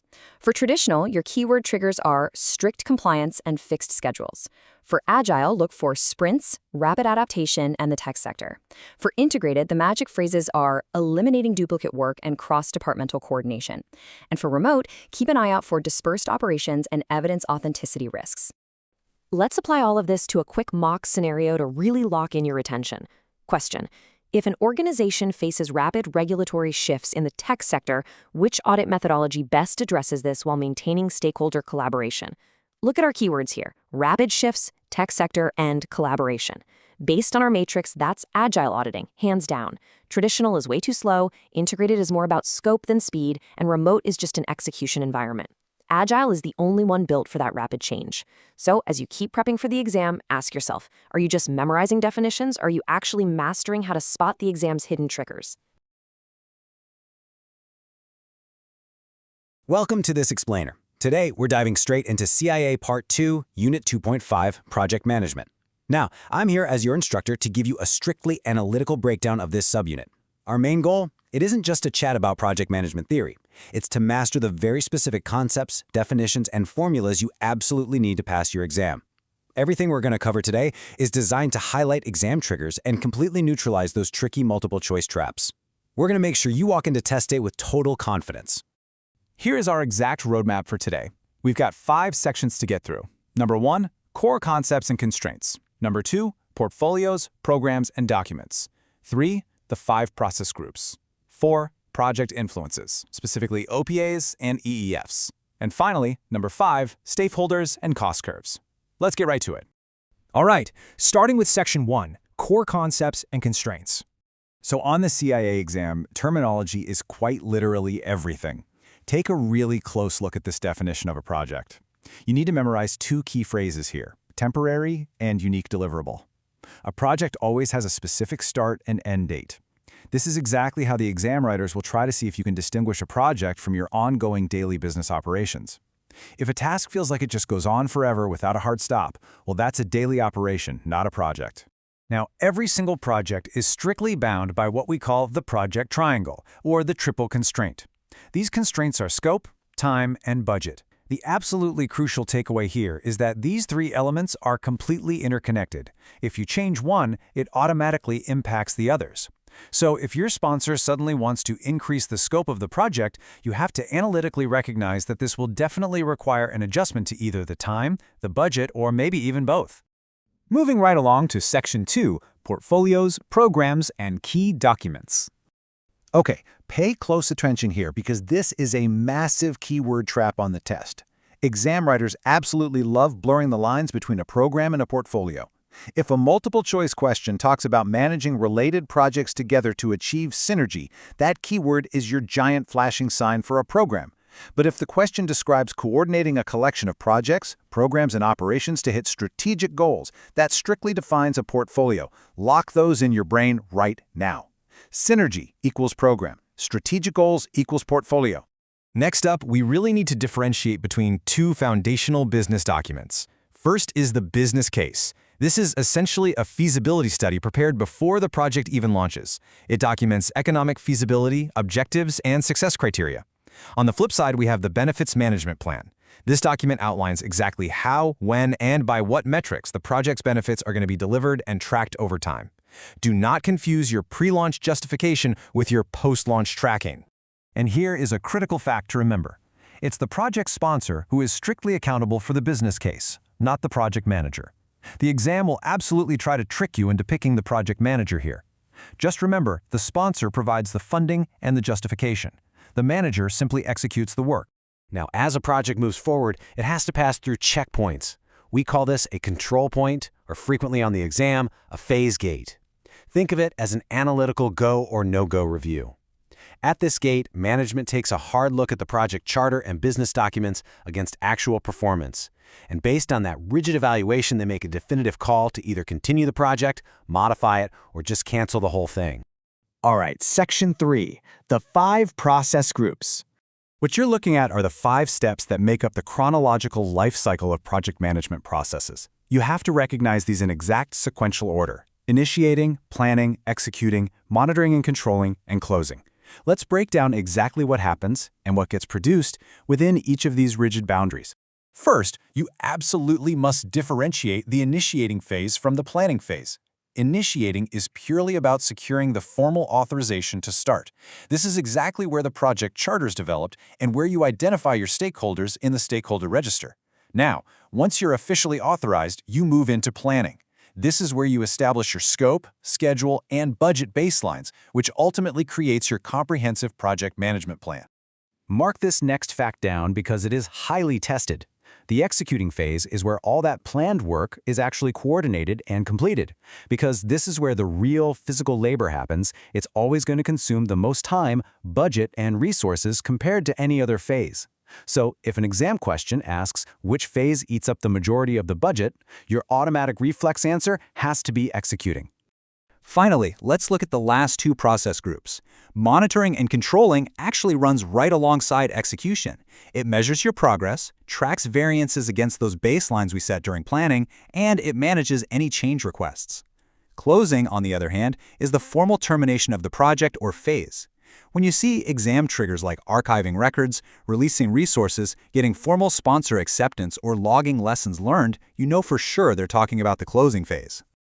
Moving on to Section 4, Project Influences, specifically OPAs and EEFs. You need to draw a very clear line in your mind between OPAs and EEFs. Organizational Process Assets, or OPAs, are your helpful internal assets.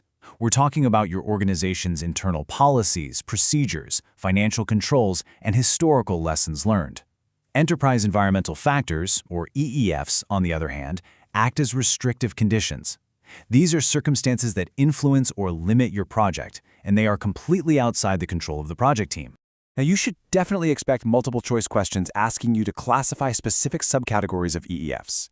Internal EEFs include things that happen inside the company, like corporate culture, governance structure, or leadership style. External EEFs are those massive outside forces. Think physical location, market interest rates, inflation, tariffs, or statutory laws. So if a question asks you to categorize inflation, you immediately know it's an external enterprise environmental factor. And that brings us to Section 5, Stakeholders and Cost Curves. So, stakeholders are basically anyone impacted by the project, and we divide them into internal and external categories. Internal stakeholders are right there inside the organization with you. This includes the program manager, team members, and crucially, the project sponsor, who we know provides the vital resources and support. External stakeholders operate outside your walls. This means your suppliers, customers, shareholders, and those statutory regulators. You really need to understand this inverse relationship right here because it's a guaranteed exam topic. At the very start of a project, stakeholder influence and overall project risk are at their absolute highest, but the financial cost of making changes is at its lowest. But watch what happens as the project nears completion. Stakeholder influence and risk drop way down to their lowest points, but the cost of making any changes skyrockets. Take a mental snapshot of this inverse curve. All right, let's test your analytical retention right now with a simulated exam question that combines the distinct constraints we've been covering. So, who is accountable for the business case? and when is the cost of project changes the highest? Take a second and think about the rigid boundaries we just established. Got it? Okay, let's lock in those exact answers. The project sponsor, not the project manager, is strictly accountable for the business case. And based on that inverse curve we just looked at, the cost of changes is highest near project completion. Mixing these facts up is a classic, guaranteed multiple choice trap on the CIA Part 2 exam. But hey, now you know exactly how to avoid it. Always remember this core principle. Your success on this certification relies entirely on respecting the strict boundaries between all these different terms, documents, and phases. The exam is testing your analytical precision just as much as your broad understanding. By mapping a keyword like synergy directly to programs and distinctly separating OPAs from EEFs, you completely eliminate the guesswork. So, are you ready to apply these precise definitions to automatically knock out those incorrect multiple choice options? Review these concepts until they become pure automatic reflexes. Don't let a simple terminology trap cost you your certification.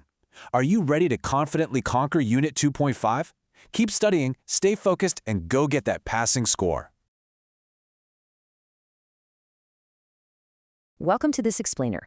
Today, we're diving straight into Subunit 3.1, Common IT Systems Controls. This is an absolutely crucial area for your CIA Part 2 exam preparation. As an auditor, you know that evaluating IT environments is foundational. We're going to cover the exact concepts, definitions, and control classifications you need to nail those multiple choice questions. Let's get right to it. Here's what we're looking at today. We'll start with IT system risks, compare general versus application controls, break down those general controls, and then walk through input, processing, and output controls. All right, Section 1, IT system risks. So, automated systems are great, but they bring some unique risks to the table. First off, system availability risks. Think power failures, physical hazards, or losing your network connection. Then there's decreased human oversight. It's human nature. Users start assuming the system is infallible, which really reduces their drive to actively look for errors. But here is a massive trap examiners love: uniform processing. Listen, while automated systems do eliminate those manual human math errors, they also perfectly replicate programmed logic flaws. That means they will systematically repeat the exact same error across thousands or even millions of transactions. Now, you absolutely need to commit this term to memory: volatile transaction trails. In the IT world, audit trails are often entirely digital. They might exist just for a fleeting moment or only in a machine-readable format. Naturally, this seriously cuts down on physical source documentation. So when you spot this keyword on exam day, immediately recognize it as a core trait of automated systems that totally changes how we, as auditors, trace transactions. You'll also see that IT environments shift some fundamental accounting principles, specifically by reducing the segregation of duties.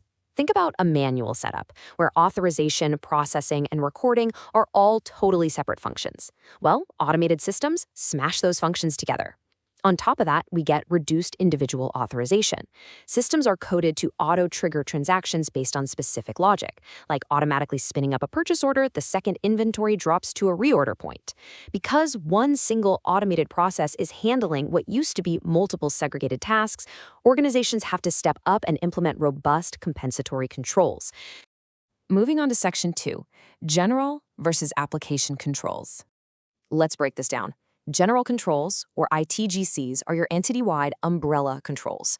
They secure the big stuff: the overarching IT infrastructure, databases, operating systems, and network stability. On the flip side, application controls are highly specific. They're embedded directly into individual business software, like your payroll or accounts payable systems. Now, here is the absolute golden rule for the exam. General controls must be effective before an auditor can place any reliance on application controls. Simply put, if your umbrella has holes in it, everything underneath is going to get wet. All right, Section 3, General Controls Breakdown. When it comes to system segregation of duties, programmers and systems analysts have to be strictly kept away from computer operators. A programmer should never, ever be allowed to operate the live production systems. Otherwise, they could easily slip in unauthorized code changes. Next up, we have provisioning and deprovisioning. User privileges must be officially authorized the moment someone is hired or transferred. And even more importantly, those privileges must be revoked immediately when they are terminated. Finally, privileged access limits. This just means that administrative or power user credentials have to be tightly restricted and constantly monitored. Now, the CIA exam loves testing how well you can classify malware controls.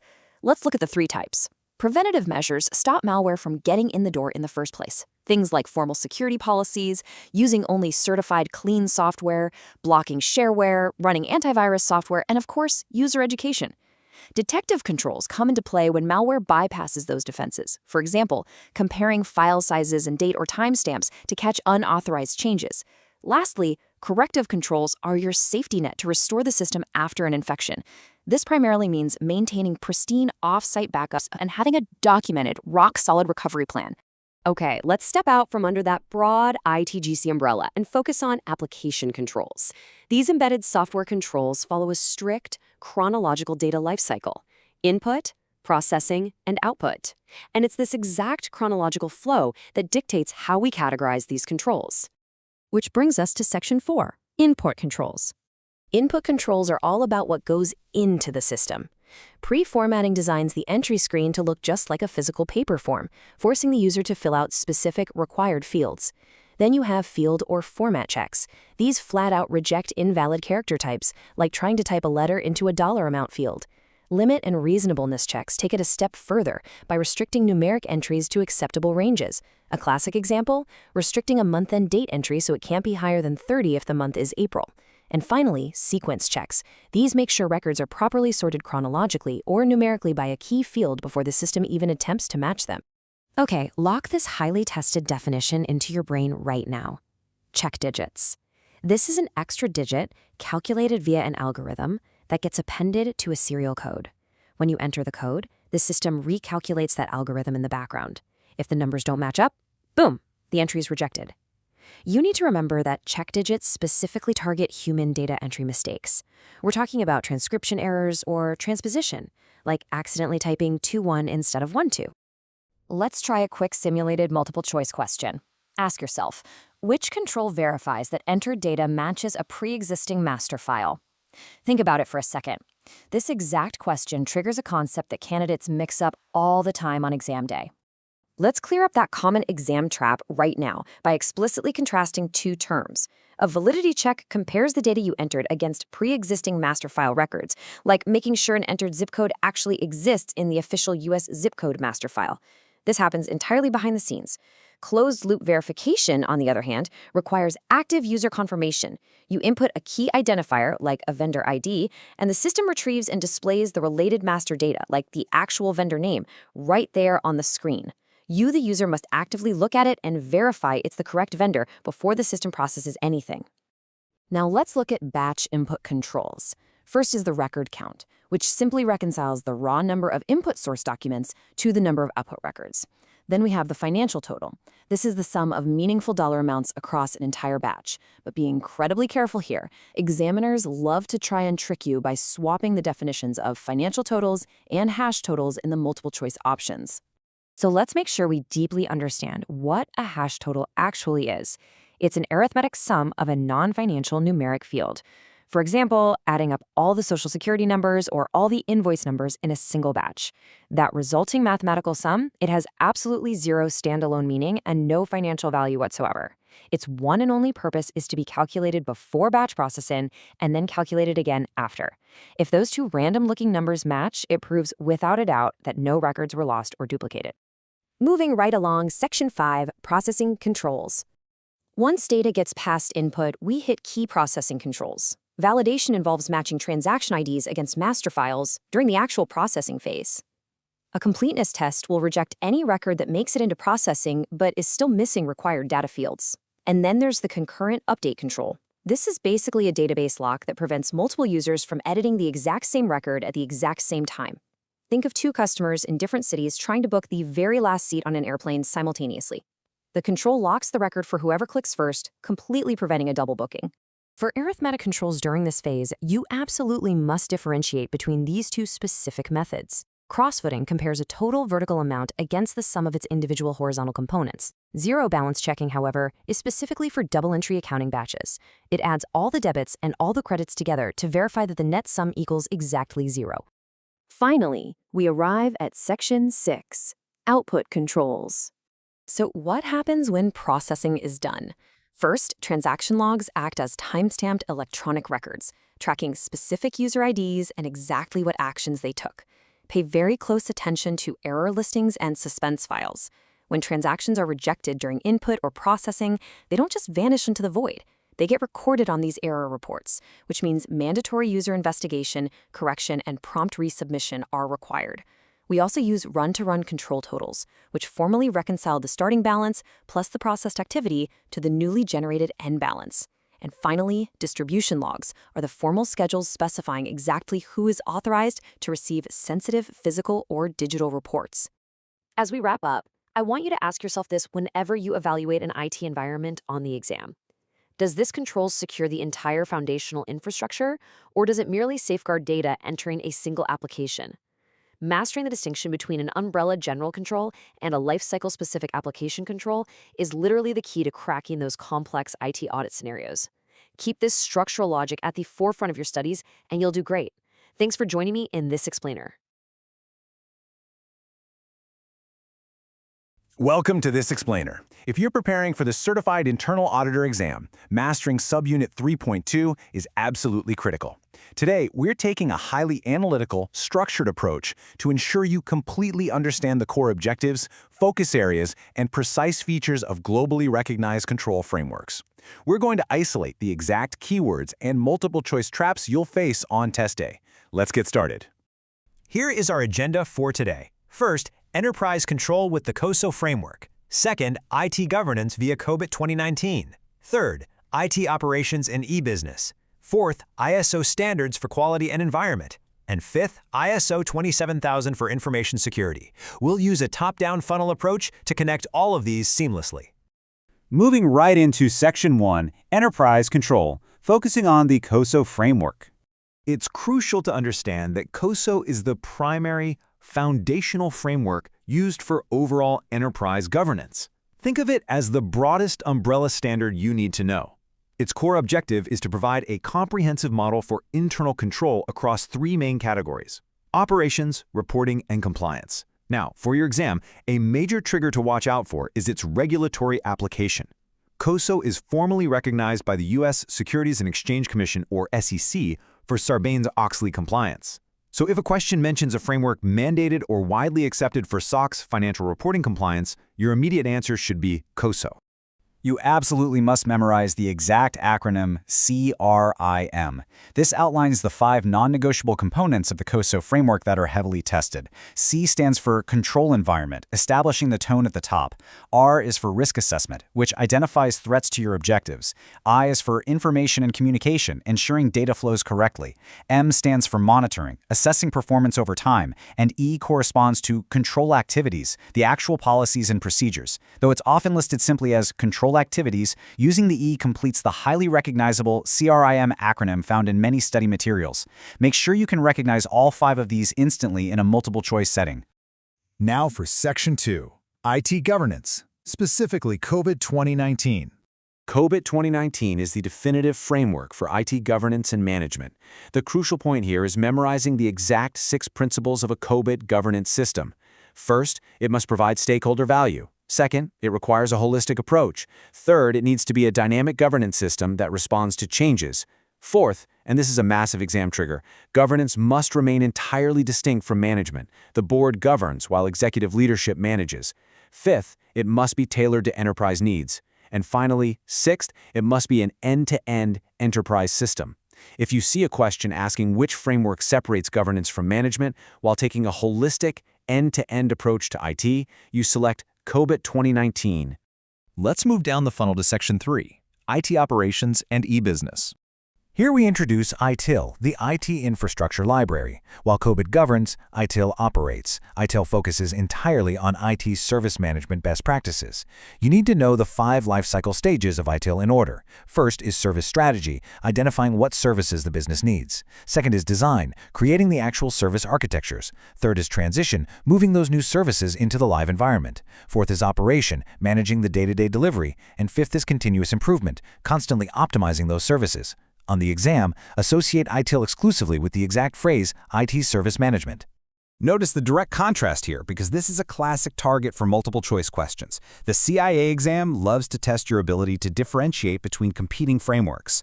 COBIT 2019 is a top-down model. It aligns IT with high-level business goals for overall governance. ITIL, conversely, is a bottom-up operational model. It starts with the technical delivery of IT services and builds upward. So remember, top-down equals COBIT, bottom-up equals ITIL. Lock that distinction into your memory. Next in the operations space is ESAC, which stands for Electronic Systems Assurance and Control.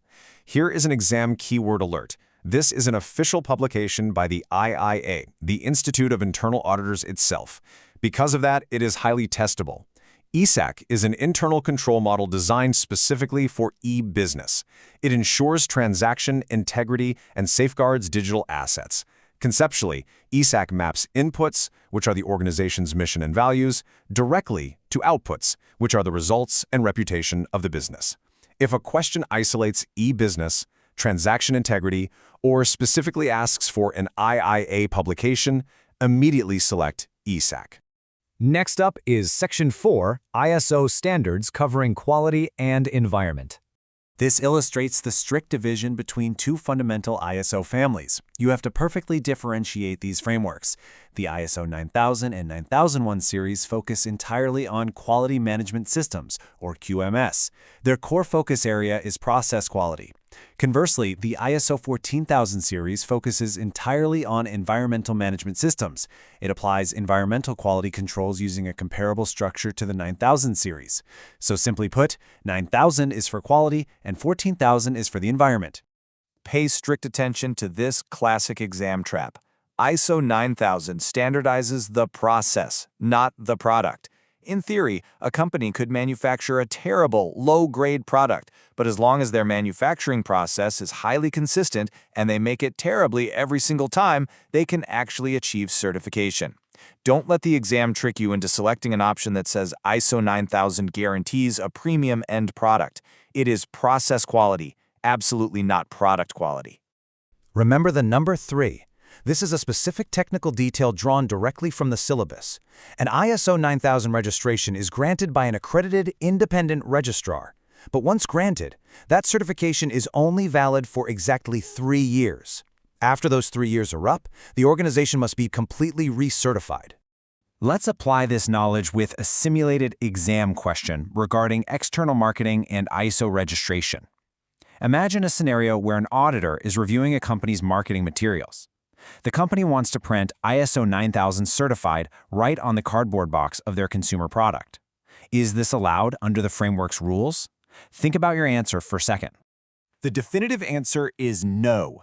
A company is explicitly forbidden from stating ISO certification on its actual product packaging. Why? Because, as we established earlier, the certification applies to the business process, not the consumer product itself. Placing the certification on the packaging misleads the consumer into believing the product itself has been quality certified by ISO. This is a highly specific rule that tests your deep understanding of the framework's limitations. Finally, we reach Section 5, ISO 27000, focusing on information security. You must differentiate between these 3 extensions within the globally recognized ISO IEC 27000 series. They are not interchangeable. ISO 27000 itself merely provides the overview and the standard vocabulary. Think of it as the dictionary for the framework. ISO 27001 is the critical one. It contains the mandatory requirements for an information security management system, or ISMS. If an organization wants to be formally certified, they are audited against the strict rules in 27001. Finally, ISO 27002 and beyond provide the optional guidelines and best practices to help implement those mandatory rules. Vocabulary, mandatory requirements, guidelines. Memorize that exact alignment. Let's conclude this explainer by testing your ability to synthesize this information. If an enterprise needs to align business goals with IT strategy, they use COBIT 2019. If they need strict mandatory ISMS rules, they use ISO 27001. But here's my final question to you. Look at your own organization right now. If a critical cyber breach happened tomorrow, which of these exact frameworks would your auditors rely on to prove negligence? Think carefully about how these frameworks overlap, keep reviewing these core distinctions, and I will see you in the next explainer. Welcome to This Explainer. Today, we're going to completely decode CIA Part 2, Subunit 3.3, focusing intensely on security and privacy audits. My goal right now is to expose the exact exam traps and tested keywords you're going to face on test day. We're going to break down all these complexities into clear, precise frameworks so you can walk into that exam room with absolute confidence. Let's get right into it. Here is our game plan. We'll start with the governance of information reliability, move on to the precise role of internal audit, unpack the core elements of privacy, and finally, wrap up with ethics, legal considerations, and work paper constraints. Section 1. Governance of Information Reliability. Simply put, who owns what? Let's immediately establish one of the most heavily tested concepts you'll see: ownership. The foundational definition here is Information Reliability and Integrity, or IRI. This is defined as the state of data maintaining accuracy, completeness, and security.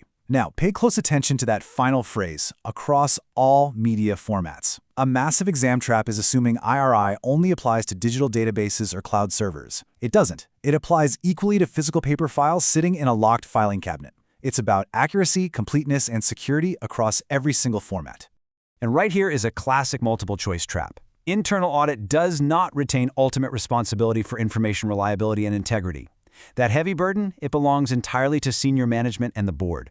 Remember, as an auditor, you assess, you evaluate, but you absolutely do not own the process. If an exam question even suggests that internal audit is responsible for ensuring data security, cross it out immediately. It's a distractor. Management and the board hold that ultimate responsibility. Section 2. The internal audit role. The assessment engine. So, if management owns reliability, what exactly does audit do? Well, you need to memorize these precise action verbs for the exam. The internal audit role is strictly defined by these 4 actions. Internal audit assesses information security practices periodically. It evaluates preventive, detective, and mitigation controls. It monitors corrective actions taken by management. And finally, it reports findings to the board. Think about what's missing from that list. You're not designing the controls. You're not implementing software patches. You assess, evaluate, monitor, and report. Stick to those specific tested keywords. Furthermore, evaluating IT security exposures requires some highly specialized skills. And that brings us to another major exam trigger: resource sufficiency. The Chief Audit Executive, the CAE, is the absolute sole authority tasked with determining if the audit team has the competent resources necessary to evaluate these technical exposures. So whether that means utilizing the existing staff or bringing in external IT specialists, the decision and the responsibility for resource efficiency rests explicitly with the CEE. Moving on to Section 3, Elements of Privacy, Definitional Frameworks. Privacy requires absolute clarity if you want to avoid test day confusion. Now, while privacy is fundamentally recognized as a human right, operationally for the exam, you need to understand that privacy spans the entire continuous life cycle of data. It's the protection of the collection, storage, processing, dissemination, and the ultimate destruction of personal information. It is an unbroken chain. A failure at the destruction phase, like someone tossing physical records into an unsecured dumpster, is just as much a privacy violation as a failure during the initial data collection. Returning to our governance theme for a moment, remember that the board is accountable for setting the overall privacy framework and monitoring compliance. Just like with information reliability and integrity, this overarching framework is driven from the very top. The board sets the tone, they define the boundaries, and they ensure the entire organization complies with its own privacy mandates. For the exam, you have to be able to differentiate between 4 distinct elements of privacy. First is personal privacy, which relates to physical and psychological privacy. Second is privacy of space, which means freedom from surveillance. Think being free from hidden video cameras. Third is privacy of communication. This is freedom from monitoring, like someone secretly intercepting or reading your private emails. And fourth is privacy of information, which is protecting the collection, use, and disclosure of personal data by others. Lock in the critical difference there between space, which is about surveillance, and communication, which is about monitoring. Now let's talk about Personally Identifiable Information, or PII. This is defined as any data linked to a specific individual. When you get tested on PII, you have to be prepared to identify things way beyond the obvious. Sure, a name, a home address, or a social security number is PII, but the trap here is failing to recognize the broader scope: a person's medical status, their income, their performance evaluations, and even disciplinary actions are all officially classified as protected PII. If your audit involves looking at employee performance reviews, you are handling PII. Section 4, Ethics, Legal, and Workpapers. Let's look at collaboration and constraints. Let's examine the collaborative realities you'll face as an auditor. Do not get these roles confused when you're hit with a scenario-based question. If you are auditing privacy compliance and you need to understand jurisdictional statutory rules, for example, the difference in privacy laws between the European Union and California, you consult in-house legal counsel. But if you're evaluating the effectiveness of a network firewall or a new encryption standard, you rely on IT specialists to assess those technical controls. You always have to match the resource to the exact exposure. Because we, as auditors, have incredibly broad access to an organization's data, some very strict ethical rules apply. IIA Ethics Standards 5.1 and 5.2 are highly testable compliance constraints. They dictate that PII must be used strictly for professional audit purposes. You are absolutely mandated to protect the personally identifiable information you acquire during your engagements. It cannot be shared casually, and under no circumstances can it ever be used for personal gain or for anything outside the strict scope of your audit objective. You also need to be acutely aware of a very real operational constraint regarding your work papers. Depending on the jurisdiction, you might actually be legally prohibited from recording raw PII directly into your engagement work papers. So even if you are testing a process that heavily involves PII, local laws might dictate that you cannot copy a customer's actual social security number or their medical record into your testing files. Instead, you have to document the control failure or the test result without retaining the raw sensitive data itself. As we wrap up this explainer, I want you to evaluate this critical mock exam scenario. Who holds ultimate responsibility for setting the privacy framework and ensuring information reliability and integrity? Look closely at the options. Is it the CAE, IT, the board and management, or internal audit? Think back to the definitive rule we established right at the beginning. The correct answer is always senior management and the board. Keep this fundamental truth in your back pocket to analyze every future exam question through the lens of proper governance. Mastering these boundaries is exactly how you're going to pass the CIA exam. Review these core definitions, and I look forward to guiding you through our next topic. Welcome to this focused explainer on CIA Part 2, specifically Unit 3.4 covering business resilience. I'm here to help you master these core concepts, and really importantly, avoid those common multiple-choice traps on the exam. Let's dive right in and focus strictly on the testable material you need for success. So, our agenda today is straightforward. We'll hit core definitions, move into contingency planning, and then wrap up with backup rules and audit traps. Let's start with Section 1, Core Definitions. Now, what exactly is business resilience? Well, it's defined as the organizational ability to handle adversity, adapt, and maintain operational data availability. You can think of business resilience as this massive overarching umbrella. It is the absolute highest level concept governing how an entire entity reacts when things go wrong. Keep that broad organizational scope in mind as we look at its more specific pieces. Okay, pay close attention here, because this is a highly tested concept. You absolutely must understand the strict contrast between disaster recovery and business continuity. Disaster recovery, or DR, is strictly technical.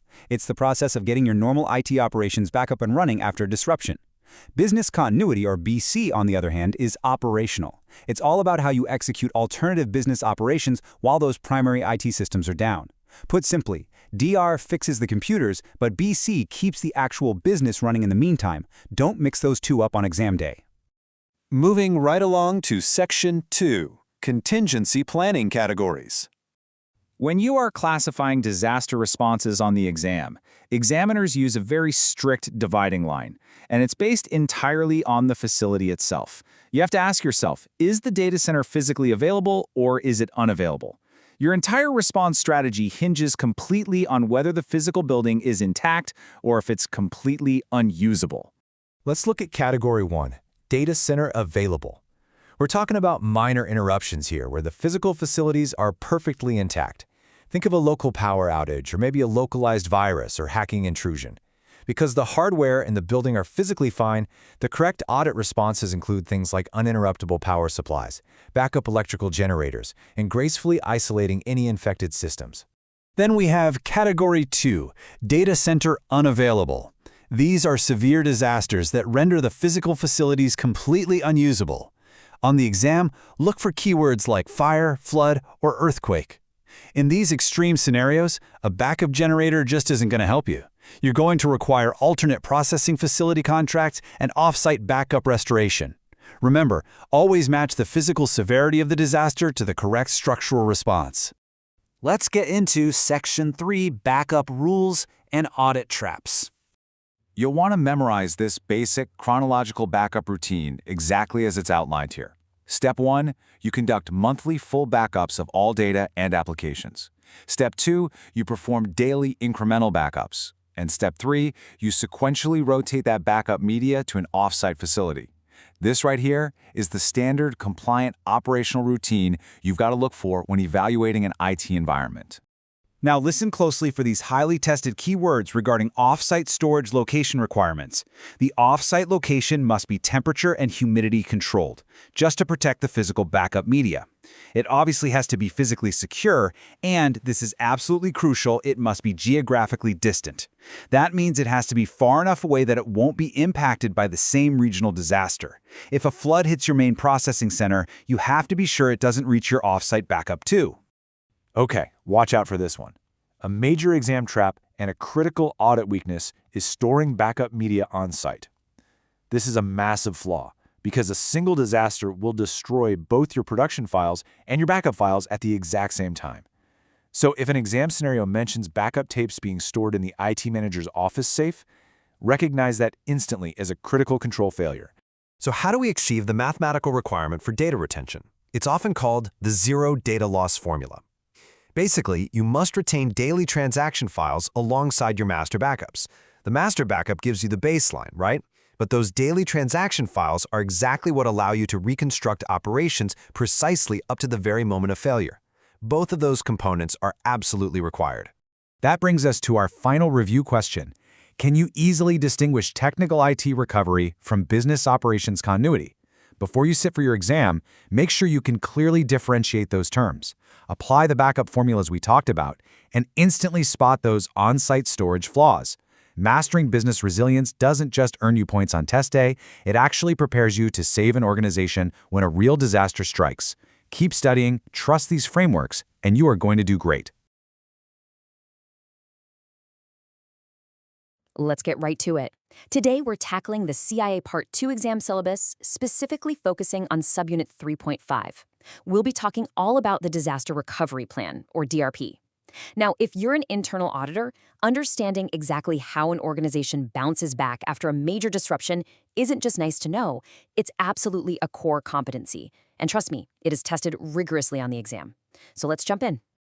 Here is our roadmap for today's explainer. First, DRP recovery site options. Second, evaluating RTO, cost and risk. Third, system fault tolerance basics. Fourth, reciprocal disaster recovery agreements. And finally, number 5, those tricky CIA exam MCQ traps. Section 1, DRP recovery site options. Okay, you absolutely need to memorize this foundational matrix. It links our site types directly to their infrastructure status, recovery speed, and that all-important cost-to-risk ratio. Let's break it down. A hot site, it's fully operational. We're talking live, synchronized lines. Because of that, its recovery time objective, or RTO, is immediate or at most just a few hours. Then we have a warm site. Think of this as a shell stocked with hardware, but it is not live. Your recovery speed here drops to anywhere from 2 days to 2 weeks. And finally, the cold site. This is literally just an empty shell. It gives you space, power, and climate control, but absolutely no hardware. As you'd guess, its recovery speed is the slowest, taking a full 2 weeks to a month to get up and running. Moving right along to Section 2, evaluating RTO, cost, and risk. The key takeaway here is understanding the inverse relationship between financial cost and business risk. We are contrasting the two absolute extremes. A hot site gives you that immediate recovery time, which translates to the lowest possible business risk. But as you can imagine, maintaining a fully live, synchronized secondary data center, that comes at the absolute highest financial cost. On the flip side, a cold site represents your lowest financial cost because, well, you're essentially just renting an empty, air-conditioned room with power. But since recovery takes 2 weeks to a month, it exposes your organization to the highest level of operational risk. It's a massive trade-off. So, What sits in the middle? The warm site. It acts as a bridge. It offers moderate cost and moderate risk with that 2-day to 2-week RTO. But here is the crucial detail for the exam. Because it lacks that live, synchronized capability, a warm site strictly requires manual configuration and complete data restoration before any actual production processing can resume. Do not forget that. All right, Section 3, System Fault Tolerance Basics. For the exam, you've got to log in the precise definition of fault tolerance.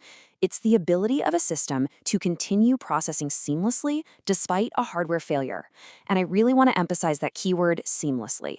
Unlike a disaster recovery site that actually requires an interruption and a whole failover process, a fault-tolerant system experiences zero downtime from the user's perspective when a single component goes down. It's virtually invisible to the user. Now, the primary technical application of this fault tolerance is RAID. That stands for Redundant Array of Independent Disks. Look, hardware fails when you least expect it, right? RAID solves this by using a group of hard drives that deliver data across multiple paths. So if one individual drive suddenly fails, the remaining disks compensate instantly. When you're sitting for the exam, you need to directly connect the acronym RAID to instantaneous compensation and fault tolerance. Section 4, Reciprocal Disaster Recovery Agreements. So what is a reciprocal disaster recovery agreement? It's basically a formal contract between two completely distinct companies to share processing facilities if a disaster strikes. So if Company A suffers a catastrophic event, Company B agrees to let Company A use its data center to keep critical operations running, and vice versa. Think of it as a mutual insurance policy based entirely on shared capacity. But here's where you come in. As an internal auditor evaluating one of these agreements, you have to pivot strictly to the risk perspective. The single most critical risk factor you need to assess, compatibility. The primary audit concern is whether the hardware and software environments of these two entities are actually compatible. I mean, if Company A uses a vastly different operating system or hardware architecture than Company B, well, the agreement is functionally worthless in an emergency. And finally, Section 5, CIA Exam MCQ Traps. Listen closely because you need to lock these specific exam triggers into your memory. For a hot site, the multiple choice trap will usually involve mandatory annual live simulation testing. You have to do it to justify that massive cost. For a cold site, remember that the extreme delay happens because hardware delivery is entirely vendor dependent. For a warm site, the trap is forgetting that it absolutely requires manual data restoration prior to use. What about a reciprocal agreement? The correct answer there almost always targets hardware and software compatibility. And finally, always link fault tolerance exclusively to seamless compensation without any operational downtime. I want to leave you with a mock auditor scenario to really drive this home. Ask yourself this: if hardware fails across a reciprocal agreement tomorrow, is your organization's shared data instantly available or is it permanently incompatible? Always keep in mind the paramount importance of those compatibility audits. Apply these concepts critically, trust the structure we've built today, and you're going to do great. Good luck on your exam. Welcome to this explainer on the Certified Internal Auditor Exam, Part 2, Subunit 3.6, Business Continuity Management, or BCM. If you're preparing for the CIA exam, you know that precision is absolutely everything. Today, we're establishing a strict analytical baseline. We'll cover 100% of the core concepts, enumerated lists, formulas, and multiple-choice traps for this subunit. Our goal is to lower your cognitive load, clarify the technical definitions, and equip you to pass. Let's dive right in. Okay, here's our roadmap. We'll cover emergency timeframes, BIA metrics, cost relationships, BCM testing, and finally, exam traps. Section 1. Emergency Management Timeframes. Disaster recovery is strictly defined by operational timeframes. When an incident occurs, in those first few minutes to hours, you're in emergency response.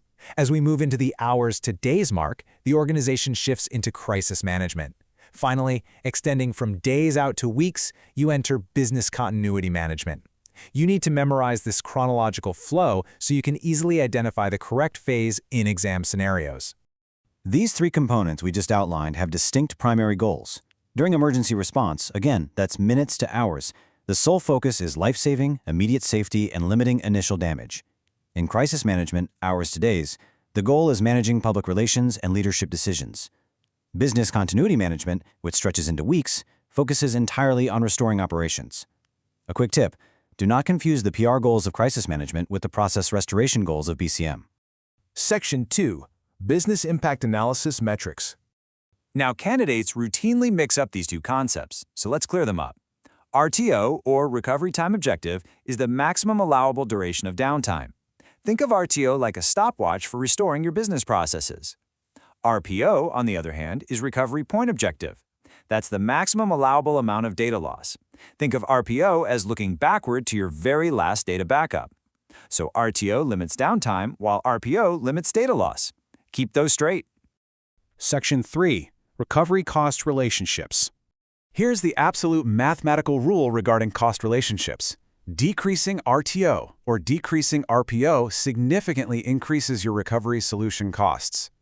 If management decides they want near zero downtime, meaning a very low RTO, or near zero data loss, meaning a very low RPO, the cost to build that rapid recovery infrastructure absolutely skyrockets. This inverse relationship is a highly tested CIA exam concept. Remember, smaller objectives equal massive costs. Section 4. BCM Testing Methods.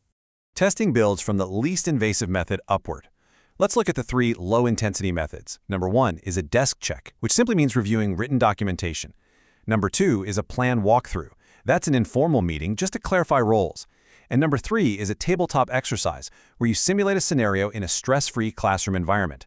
These are foundational, but they're purely theoretical. Now we escalate to high-intensity testing methods, shifting from theoretical review to actual operational execution. Number 4 is communication testing. This means actually contacting employees and partners to validate contact data and test mass notification tools. Number 5 is an IT environment walkthrough.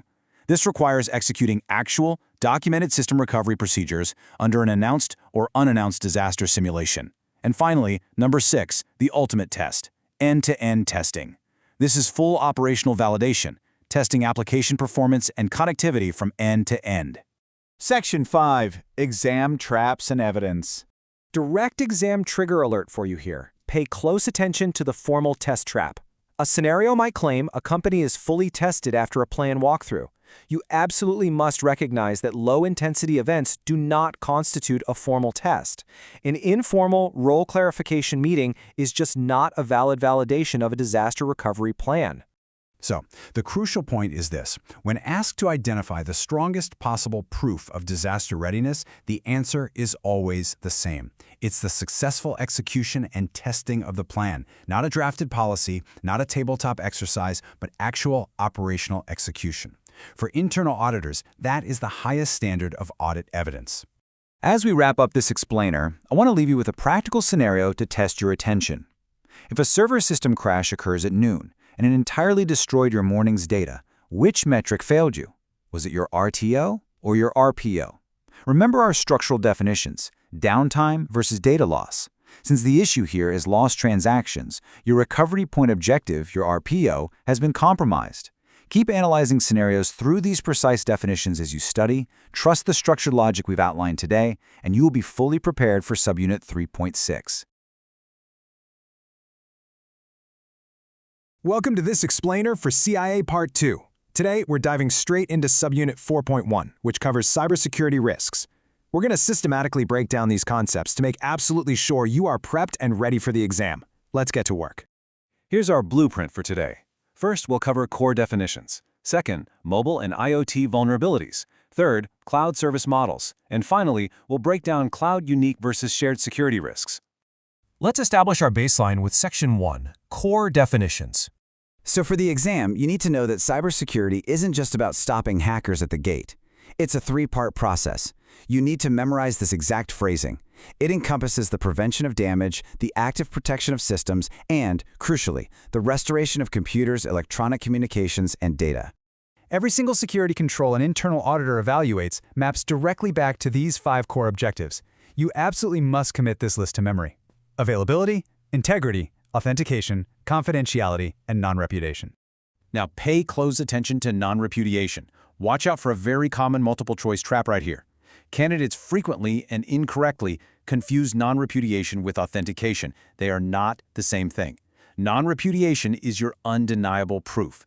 It's the absolute assurance that someone cannot deny taking an action or deny receiving a specific message. Moving on to Section 2, Mobile and IoT Vulnerabilities. Let's talk about the Internet of Things, or IoT. We're talking about non-standard computing devices, things like smartwatches, office thermostats, or health monitors. Because these devices connect wirelessly, a completely innocent-looking smart light bulb can actually bypass the company's traditional perimeter defenses, creating a massive invisible blind spot for the IT department. The exam is going to test you on the root causes of these vulnerabilities. First, hardware.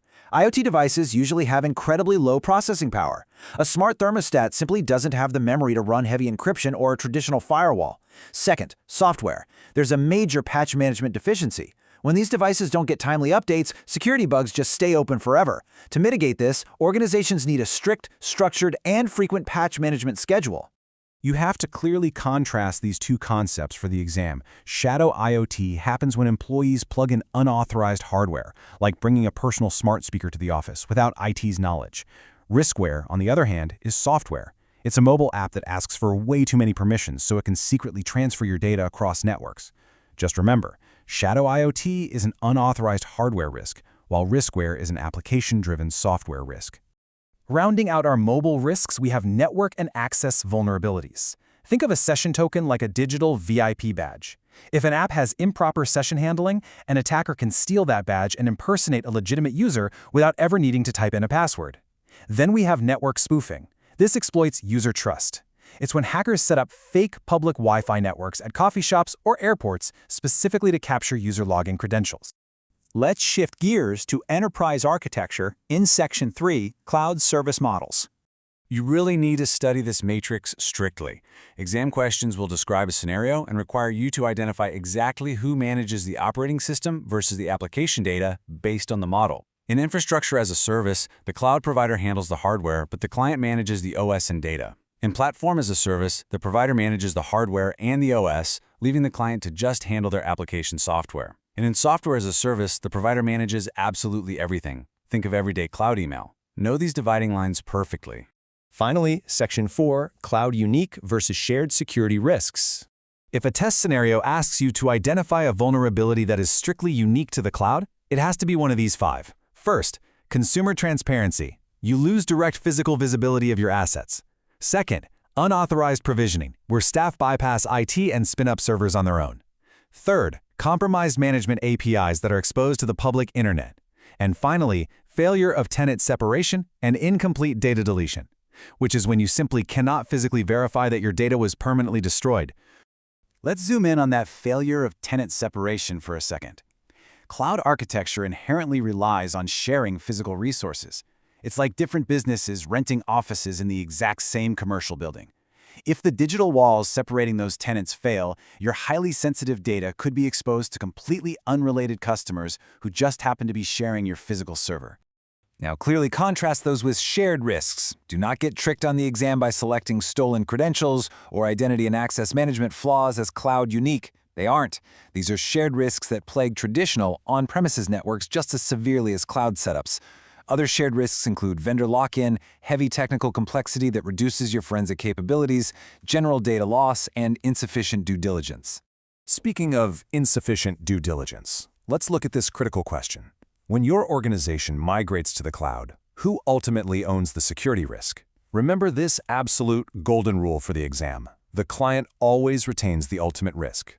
You can outsource your servers, you can outsource your networking, but you can never, ever outsource accountability. Which leaves us with a critical thought for modern auditors to ponder. If your company's most sensitive data is sitting on a server you don't own, located in a physical building you aren't allowed to enter, how safe are you, really? Welcome to this exam preparation explainer. Today, we are diving straight into a rigorous review covering 100% of the critical concepts for the Certified Internal Auditor Part 2 exam, specifically Unit 4.2 on cybersecurity-related policies and controls. To conquer this exam, you must master these exact definitions, so let's get started. Our structural roadmap covers 4 essential domains: information security foundations, physical and environmental controls, logical controls and authentication, and finally, network security and firewalls. Let's begin with Section 1, Information Security Foundations. We build our foundation on the CIA triad. Interestingly, the core security goals share the exact same acronym as your exam. You must explicitly memorize these 3 definitions. Confidentiality means maintaining the secrecy of information and preventing unauthorized disclosure. Integrity ensures that information accurately reflects underlying business events without any unauthorized or accidental modification. And availability guarantees that authorized users have timely access to resources exactly when they need them. Here is a classic definitional trap you will likely encounter. You must distinguish between information security and cybersecurity. Information security is a broad concept. It protects data in absolutely any form, including physical paper locked inside a filing cabinet. Cybersecurity, however, is extremely narrow. It strictly focuses on electronic and digital systems and networks. If an exam question describes an organization protecting physical, printed files, do not select cybersecurity. The correct answer for that scenario is information security. Pay close attention to this next point, as it's a frequent trap. Never fall for a multiple choice option that assigns risk assessment or policy setting responsibilities to the IT department. Foundational rules dictate that senior management is solely responsible for conducting risk assessments and setting overarching security policies. Exam writers know the IT department handles daily technical operations, which makes IT a highly tempting distractor. Just remember, IT implements the policies, but senior management creates them and holds ultimate accountability. We now transition to Section 2, Physical and Environmental Controls. Organizations deploy tangible safeguards like keypads and magnetic card readers to restrict physical access. But you must recognize this specific exam trigger. Biometric controls, which include fingerprints, retina scans, voice patterns, and hand geometry, provide the absolute highest level of physical authentication accountability. If a question asks for the most secure method to prevent unauthorized physical entry, biometrics is your definitive answer. Critical hardware also requires strict environmental protection. A frequent test topic is fire suppression. Data centers require gaseous non-water systems, such as halon. Deploying water would instantly destroy the servers. Additionally, strategic physical placement is absolutely vital. A data center must never be located on outside walls or situated in floodplains. Let's move to Section 3, Logical Controls and Authentication.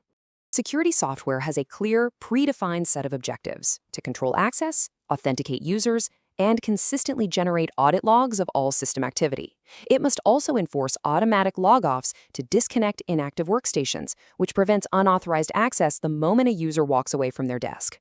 For passwords, the optimal policy requires 8 or more randomly generated characters utilizing a complex mix of numbers, cases, and symbols. And crucially, optimal policies strictly prohibit the use of any dictionary words or usernames.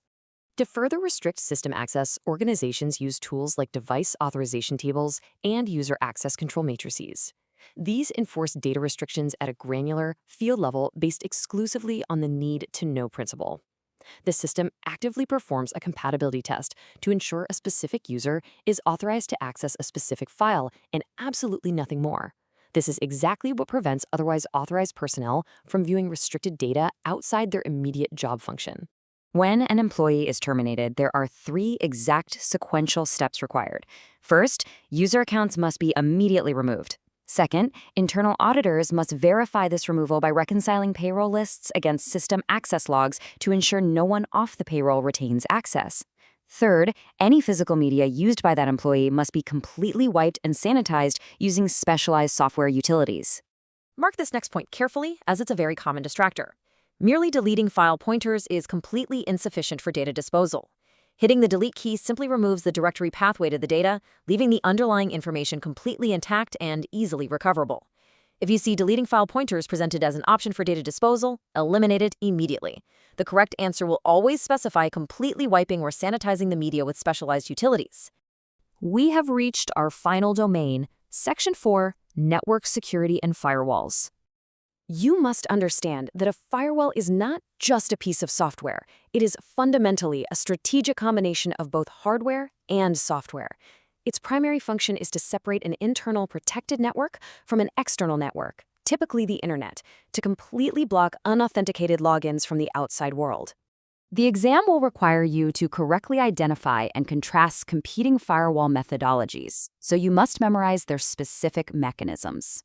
Packet filtering examines network headers and drops incoming packets that match unauthorized criteria. An application gateway acts as a proxy, filtering traffic for specific applications to actively prevent malicious web requests. Finally, stateful inspection is a more advanced approach. It tracks transmission states across entire communication sessions to verify that the traffic is legitimate. Crucially, you must know a firewall's exact limitations. Firewalls offer zero protection against insider leaks, simply because the insider is already operating behind the perimeter defense. They also offer zero protection if an employee bypasses the network entirely by connecting a personal modem or mobile hotspot.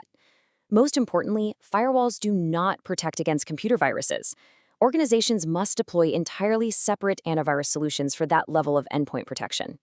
Because firewalls cannot protect intercepted transmissions once data leaves your protected network, encryption serves as the mandatory control. Encryption is the process of encoding data into secure text file using complex mathematical algorithms. This is absolutely essential for protecting data in transit over the internet. It is the primary defense to stop man-in-the-middle attacks where an external party attempts to intercept your communication.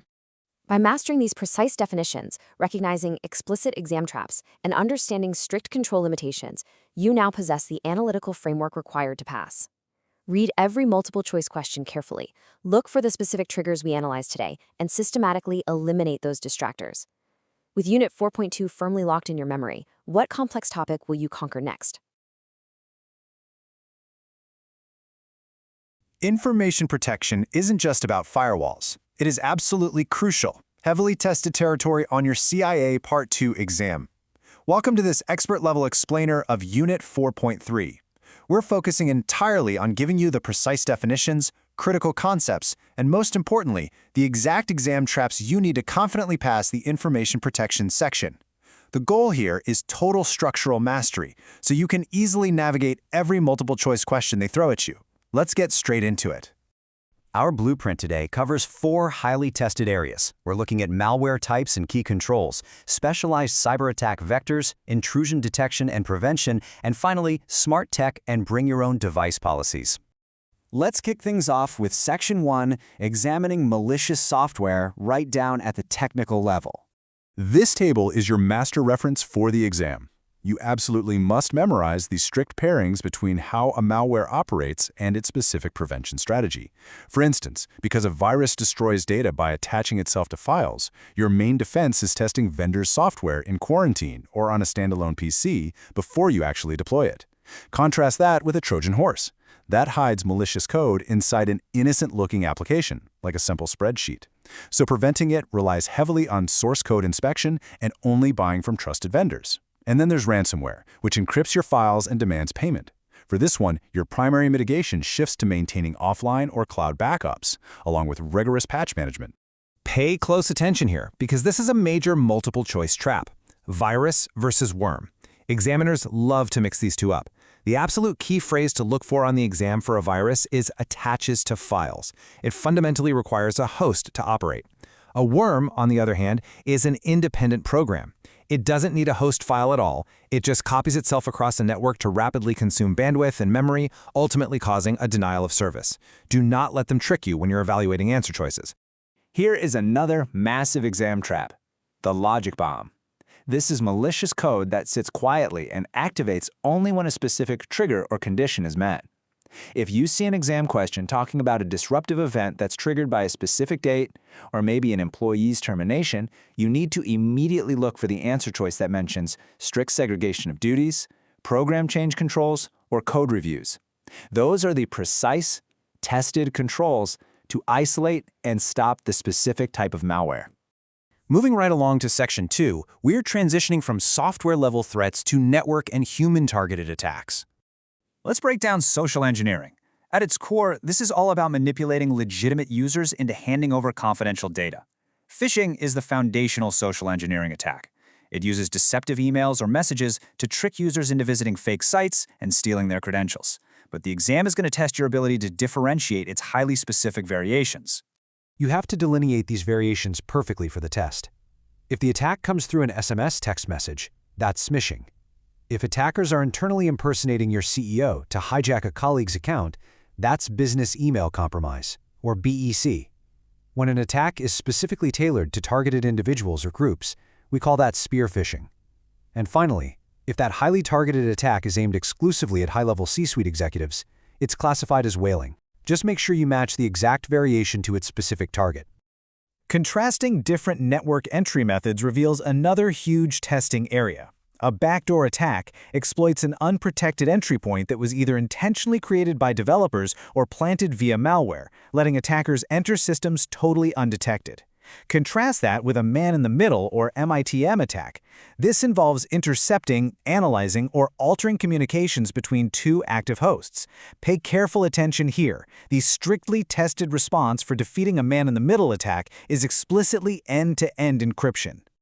Keyword alert. If you see the terms botnets or infected zombies being used to overload a system with fake traffic just to crash it, the correct classification is a distributed denial of service or DDoS attack. And it's critical to note that the formally tested mitigation strategy for an organization hit by a DDoS relies on ISP rate limiting. Lock those keywords together in your mind for exam day. Let's shift gears to Section 3 and analyze exactly how networks defend against these specialized attacks using IDPS technologies. A classic multiple-choice trap awaits you right here. You have to carefully separate IDS from IPS. The Intrusion Detection System, or IDS, is strictly passive. It monitors network traffic, looks for matching patterns, and triggers alerts, but it does not take any action. The Intrusion Prevention System, or IPS, on the other hand, is active. And IPS monitors and actively blocks malicious traffic. It will actually go in and alter firewall rules or reset connections in real time. Remember, passive equals IDS, active equals IPS. Finally, let's look at endpoint vulnerabilities in Section 4. We're specifically focusing on smart technologies and bring your own device, or BYOD, policies. The crucial exam phrasing you need to know for smart automation is its capability to operate independently. Keep an eye out for the definition stating that it learns from experience and can generate unexpected outcomes. Unlike standard software, this exact unpredictability is the core risk factor examiners are going to test you on when it comes to smart machines. Allowing unmanaged personal devices onto a corporate network introduces a severe cascade of risks.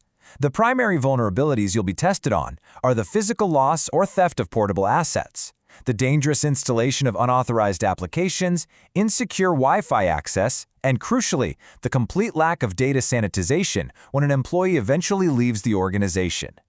To mitigate these BYOD risks, you need to sequence your controls logically. It all starts at the governance level with a formal BYOD policy. From there, you apply technical controls like mandatory authentication and encryption. Next up, you utilize containerized work environments. These securely separate personal applications from corporate data right there on the exact same device.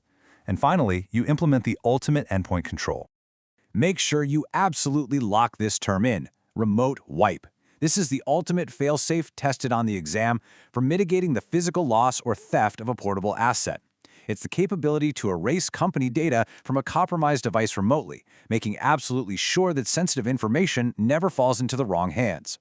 Let's wrap up with a quick CIA exam challenge to really solidify what we've learned. If a system actively alters firewall rules in real time to block malicious traffic, is it an IDS or an IPS? Based on the precise distinctions we just covered in this explainer, you should instantly recognize the keyword actively alters. Because it's taking direct action instead of just sending an alert, you can confidently select Intrusion Prevention System. You now have the analytical keys to completely dominate information protection on the exam. But as attackers deploy even smarter AI to bypass these exact controls, the real question is your organization's security policy adapting as fast as the malware? Keep reviewing these parameters, and I'll catch you in the next explainer. Welcome, candidates, to this explainer on CIA Part 2, Unit 4, Subunit 4.4. I'm your instructor today, and we're going to put on our expert CIA hats. Our mission?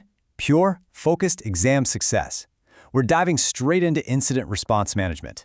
This is a highly testable area, so you absolutely need to know these concepts, the terminology, and the exact sequence of events inside and out. So grab your notes, get focused, and let's master this together. Okay, let's dive right into our roadmap for today. We're covering 3 heavily tested areas. First, core definitions and threat signs. Second, the incident management lifecycle. And third, the internal audit role. Let's get to it. Starting off with Section 1, Core Definitions and Threat Signs. Let's start right at the baseline. What exactly is an incident? Well, it's defined as a cybersecurity event that unlawfully jeopardizes information or systems or violates established security policies. Now, notice the precise language there. It's not just your everyday technical glitch. For an event to be officially classified as an incident, it requires an unlawful jeopardy of systems or a clear, definable violation of policy. Always look for these specific conditions in your exam scenarios.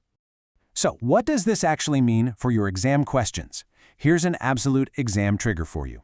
Whenever you see the word incident, I want you to immediately link it to the compromise of the CIA triad: confidentiality, integrity, or availability. If a scenario describes unlawful jeopardy to information confidentiality, system integrity, or data availability, boom, the correct terminology is incident. Definitely commit this trigger to memory. Now listen closely, because I need to warn you about a classic multiple-choice question trap. You have to actively contrast two critical terms here: precursors and indicators. A precursor is a sign that an attacker might be preparing for a future attack. Key examples you've got to memorize are port scans and identified system vulnerabilities. They predict what might happen tomorrow. An indicator, on the other hand, is a sign that an attack has already occurred or is currently happening right now. Key examples here are security software alerts and altered system logs. So remember, precursor equals future, indicator equals current or past. Do not let the examiners mix these up on you. Moving right along to Section 2, the Incident Management Lifecycle. This lifecycle kicks off with the action phase. Step 1 is identification. This is all about detecting potential security incidents through internal or external monitoring. And mark this down, identification is tested as the absolute first step in the IT incident management process.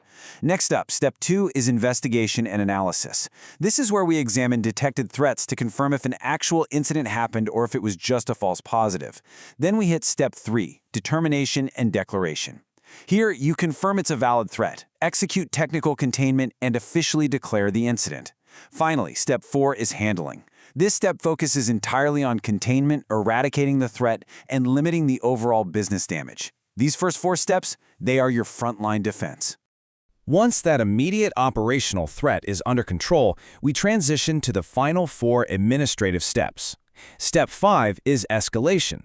This means formally notifying relevant internal and external stakeholders who need to take organizational action.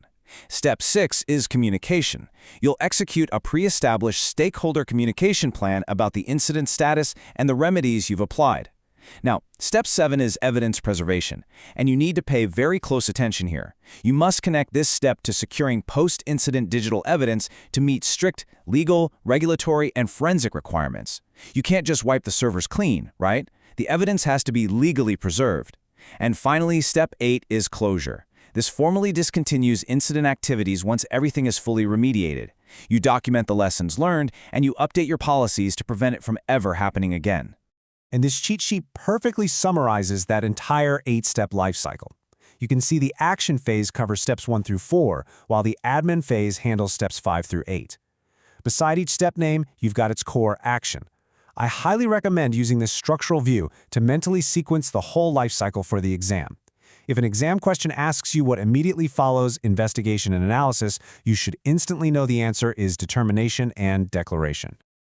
All right, bringing us to our final part, Section 3, Internal Audit Role Evaluated.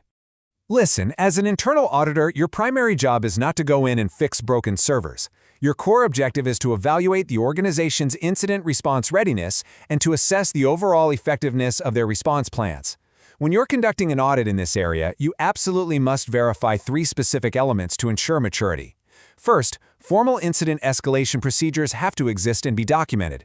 Second, mandatory evidence preservation steps must be clearly defined to ensure legal compliance. And third, stakeholder notification protocols must be pre-established. If any of these 3 things are missing, well, that results in an immediate audit finding. Let's wrap up by considering this crucial question. Is your organization's communication plan ready before the indicator alerts? This really ties everything we've talked about today together. Think about it. An indicator means the attack is already happening. If an organization is trying to invent a communication plan right in the middle of a cyber attack, they've already failed.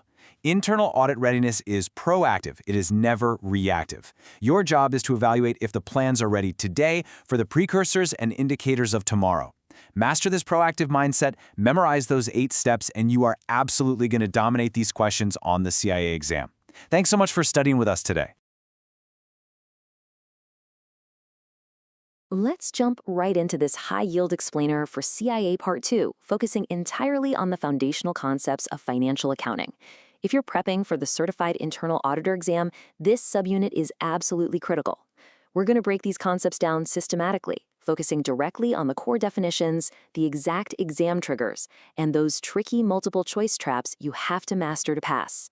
Here is your exact exam blueprint. We'll be covering objectives of financial reporting, qualitative information characteristics, assumptions and measurement attributes, elements of financial statements, and finally, revenue recognition exam traps. Section 1, Objectives of Financial Reporting, Building the Foundation. So, let's start at the very bedrock. Why do these reports even exist? The absolutely crucial point here is that financial reporting is strictly for external users making resource allocation decisions. Look closely at that target audience: investors, lenders, and creditors. A huge exam trap is trying to trick you into thinking these reports are primarily for internal management. They aren't. The main objective is 100% focused on helping outsiders decide how to allocate their money. Now let's look at accrual versus cash basis accounting. Accrual accounting recognizes transactions when the events actually happen, regardless of when the cash literally changes hands.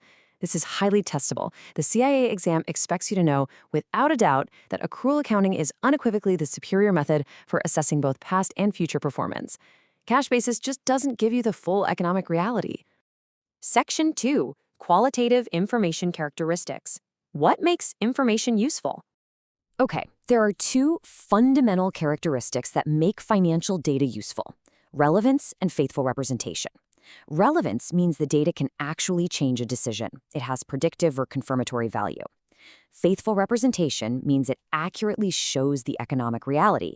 It has to be complete, neutral, and free from error. Listen closely here, because a really common multiple-choice trap is failing to link the concept of prudence, which means applying caution under uncertainty, directly to that neutrality component. Then we have materiality. You've got to remember that materiality isn't some universal absolute number. It's an entity-specific application of relevance. Think about it. A $10,000 loss for a tiny startup is massive, but for a multi-billion-dollar corporation, it's barely a blip. If omitting, misstating, or obscuring the data would reasonably influence an external user's decision, then it is considered material. Beyond those fundamentals, we have 4 enhancing characteristics. Remember the acronym VTCU. Verifiability means knowledgeable, independent observers would reach a consensus. Timeliness means the data is there when decision makers actually need it. Comparability lets us spot similarities and differences across companies and time periods. And understandability means it's classified and presented clearly. Watch out for verifiability as a specific exam trigger. If information isn't verifiable, it directly increases decision errors for the end user. Section 3, Assumptions and Measurement Attributes. The Rules of Construction. Let's start with the going concern assumption. This essentially assumes the reporting entity is going to operate indefinitely and isn't about to go bankrupt. For the exam, you need to know that this exact assumption is the sole justification for amortizing intangibles and depreciating plant assets over their useful lives. If we didn't assume the company would survive, spreading costs over 20 years simply wouldn't make sense. But here is a classic exam scenario. What happens to asset measurement if that going concern assumption is suddenly broken and liquidation is imminent? The answer is absolute. The very moment liquidation is imminent, you completely abandon historical cost and depreciation. You have to immediately shift to measuring your assets at net realizable value, or NRV. Why? Because those assets are now only worth what you can quickly sell them for, minus the direct costs of getting rid of them. Study this table closely, as you must be able to tell these 5 distinct measurement attributes apart on test day. Historical cost is the transaction price when you bought it, and it's still the most widely used. Current cost is the cash you'd need to buy an equivalent asset today. Fair value is the orderly transaction price between market participants. NRV, as we just said, is cash expected from a sale minus direct selling costs. And present value uses discounted future cash flows, which is mainly used for long-term items. Let's zoom in on fair value for a second. Burn this phrase into your memory. Orderly transaction between market participants. That is the absolute defining keyword for fair value on the exam. We are not talking about a forced liquidation or a panicked fire sale. It explicitly assumes a normal, orderly market environment on the measurement date. Section 4. Elements of financial statements. The finished house. Everything in accounting comes back to the accounting equation. Assets equal liabilities plus equity. It's that simple. Every single transaction you audit will ultimately balance out perfectly according to this foundational, unshakable formula. Let's look at this statement of financial position, or the balance sheet. Notice the very precise phrasing they test here. Assets and liabilities are defined as present rights or obligations that stem strictly from past events. You can't record an asset for a future benefit if the event that gives you control hasn't actually happened yet. And equity? That's just the mathematical residual. Assets minus liabilities. When we look at the income statement, you have to precisely contrast revenues and gains. Revenues come directly from a company's primary, central, ongoing operations, like selling your main product. Gains, on the other hand, are net increases in equity from incidental or peripheral transactions. So if a bakery sells an old delivery truck, do not classify that as revenue. It is explicitly a gain. And that exact same logic applies to the negative side of things. An operational cost, like paying your employees, is an expense because it's related to central operations. But a decrease in equity from a peripheral or non-reciprocal event, like a warehouse fire or employee theft, is strictly classified as a loss. Knowing this distinction is an incredibly high-yield concept for the exam. Section 5. Revenue Recognition Exam Traps. Securing your points. The revenue recognition principle says that revenue is recognized when or as the performance obligation is satisfied by transferring a promised good or service to a customer. The key trigger word here is control. Revenue only exists when control of that promised good or service transfers to the customer. It absolutely doesn't matter if you signed a contract. If you haven't transferred control by satisfying the obligation, you have zero revenue. So let's look at how this translates to a very frequent exam scenario. Imagine a customer gives you a $10,000 advance payment today for a service you're going to perform next month. How do you record it? Listen carefully, you absolutely cannot record that as revenue yet because you haven't actually satisfied the performance obligation.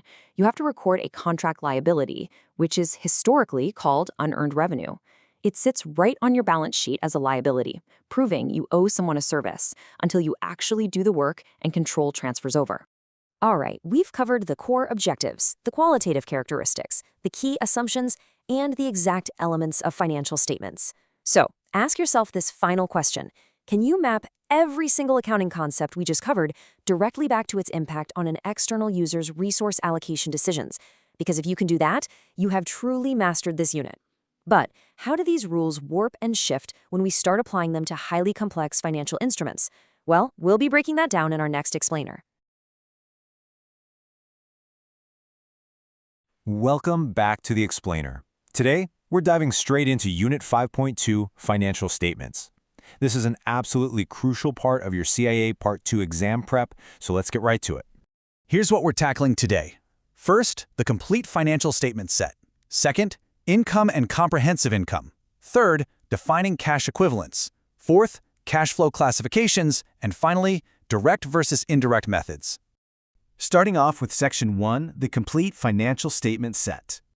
A complete set of financial statements is strictly defined by 5 mandatory components. You've got your statement of financial position, which we all know as the balance sheet. Then the statement of profit or loss and other comprehensive income, the income statement. Third is the statement of changes in equity. Fourth, the statement of cash flows. And fifth, the notes to the financial statements. Keep in mind, equity changes and cash flows absolutely must be reported as their own standalone statements. You can't just bury them somewhere else. Now this brings us to a huge exam trigger. Examiners love to test you on the exact contents of those notes to the financial statements. They want to see if you actually understand that these explanatory notes detail significant accounting policies. So if you're looking at a multiple choice question and you see options like depreciation methods, inventory valuation, or the basis of consolidation, boom, you know right away those belong exclusively in the notes. Moving on to Section 2, Income and Comprehensive Income. Let's look at the primary income equation.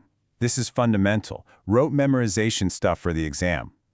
Net income equals revenues plus gains minus expenses minus losses. It's simple, but you absolutely have to know it cold. But here is the critical part. How do we define comprehensive income? Well, strictly speaking, it's the total change in equity during a period from non-owner sources. The calculation is really straightforward but very rigid. Comprehensive income simply equals net income plus other comprehensive income, which we call OCI for short. You really need to drill these 4 specific OCI items into your memory to avoid those tricky multiple-choice traps. And remember, these are all reported net of tax. Number 1, unrealized gains or losses on available-for-sale debt securities. Number 2, foreign currency translation adjustments. Number 3, the effective portion of cash flow hedges. And number 4, post-retirement plan adjustments. Listen, if an item isn't on this exact list, it is not OCI. Simple as that. When we're talking about presentation formats for comprehensive income, you need to understand 2 acceptable methods. You can either present it all in one continuous statement of profit or loss and OCI, or you can use 2 separate but consecutive statements. Either way is perfectly valid under the rules. All right, heads up, because this leads directly to a highly tested exam trap.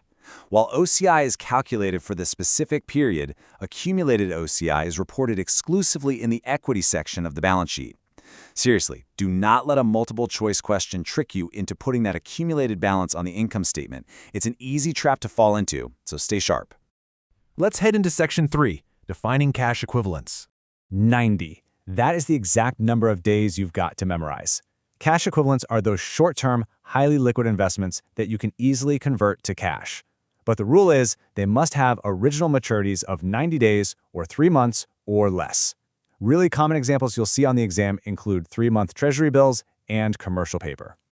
Please pay close attention to this next point because it's another vital exam warning. Purchasing or selling cash equivalents is not a reported cash flow activity. Think about it. Because these investments are already considered equivalent to cash, moving your funds between cash and cash equivalents is literally just changing the form of the money. It's not an actual cash flow event that you'd categorize in the statement. Let's move on to Section 4, Cash Flow Classifications. For classification questions, we've got to systematically map out the distinctions on the statement of cash flows. First up, operating activities. This covers your principal revenue-producing activities, plus interest paid or received, dividends received, and transactions involving trading debt securities. Second, we have investing activities. This is all about acquiring or disposing of non-current productive assets, like property, plant and equipment, intangibles, or the debt and equity of other companies. Finally, financing activities. This relates to your entity's capital structure. Think issuing or repaying debt, issuing stock, purchasing treasury stock, and paying out cash dividends. Which brings us to our final section, direct versus indirect methods. You need to clearly contrast the direct method against the indirect method. The direct method is where you report the gross classes of operating cash receipts and payments. And remember this strict U.S. GAAP rule? If you use the direct method, you are required to include a separate note reconciling net income to net operating cash flow. The indirect method, on the other hand, takes a different approach. It starts with accrual basis net income and adjusts for non-cash items. Now, we absolutely must drill this formula for the indirect method because it is heavily tested. You start with net income. First, you adjust for non-cash items. You add back non-cash expenses and losses and subtract non-cash gains. Next, you adjust for working capital. This means adding decreases in current assets and increases in current liabilities. Conversely, you'll subtract any increases in current assets and decreases in current liabilities. Get this formula locked in. So I'll leave you with this question to chew on. Can you flawlessly classify a dividend received versus a dividend paid when you're under exam pressure? Remember what we literally just covered. A dividend received is operating, but a dividend paid is financing. Rote memorization of these specific classifications is totally non-negotiable for the CIA exam. Lock in this vocabulary, review the rules, and you will be absolutely prepared for this subunit on test day. Let's dive right into this explainer for your CIA Part 2 exam preparation. Today, we are tackling subunit 5.3, Advanced Finance and Accounting Concepts. We are keeping this strictly analytical, zero fluff. Together, we are going to deconstruct the exact rules, the technical definitions, and those tricky multiple-choice question traps you absolutely need to master to pass. Here is our roadmap for today. We will systematically cover 6 areas: balance sheet classifications, working capital and debt rules, valuing debt securities, equity investment accounting, dividend dates and accounting, and finally, corporate equity and treasury stock. Let's kick things off with Section 1, Balance Sheet Classifications. The critical line in the sand here is the operating cycle. Think of this as the average time it takes between acquiring resources and actually receiving cash from your sales. To separate current from non-current items on the balance sheet, the rule is strict. You use 1 year or the operating cycle, whichever is longer. Based on that specific threshold, your current assets will include cash, trading debt securities, accounts and notes receivable, inventory, and prepaid expenses. On the flip side, your current liabilities include accounts payable, short-term notes, current maturities of long-term debt, unearned revenue, and accrued liabilities. Moving on to Section 2, Working Capital and Debt Rules. The baseline formula you must memorize is incredibly straightforward. Working capital equals current assets minus current liabilities. But let's be real. The CIA exam rarely just tests a basic formula. Instead, it tests the exceptions that alter those specific asset and liability balances. And that brings us to our first major exam trap. Standard short-term debt is simply a current liability. However, you need to watch out for the short-term debt refinancing exception. Short-term debt is excluded from current liabilities only if the entity demonstrates two distinct things: the intent to refinance on a long-term basis and the ability to do so before the balance sheet is actually issued. If an exam question gives you the intent but no ability, it remains a current liability. You absolutely must have both. Here is another critical exam trigger to watch out for: covenant violations. If a company violates a loan covenant, and that violation makes non-current debt callable by the creditor, that debt must be immediately classified as a current liability.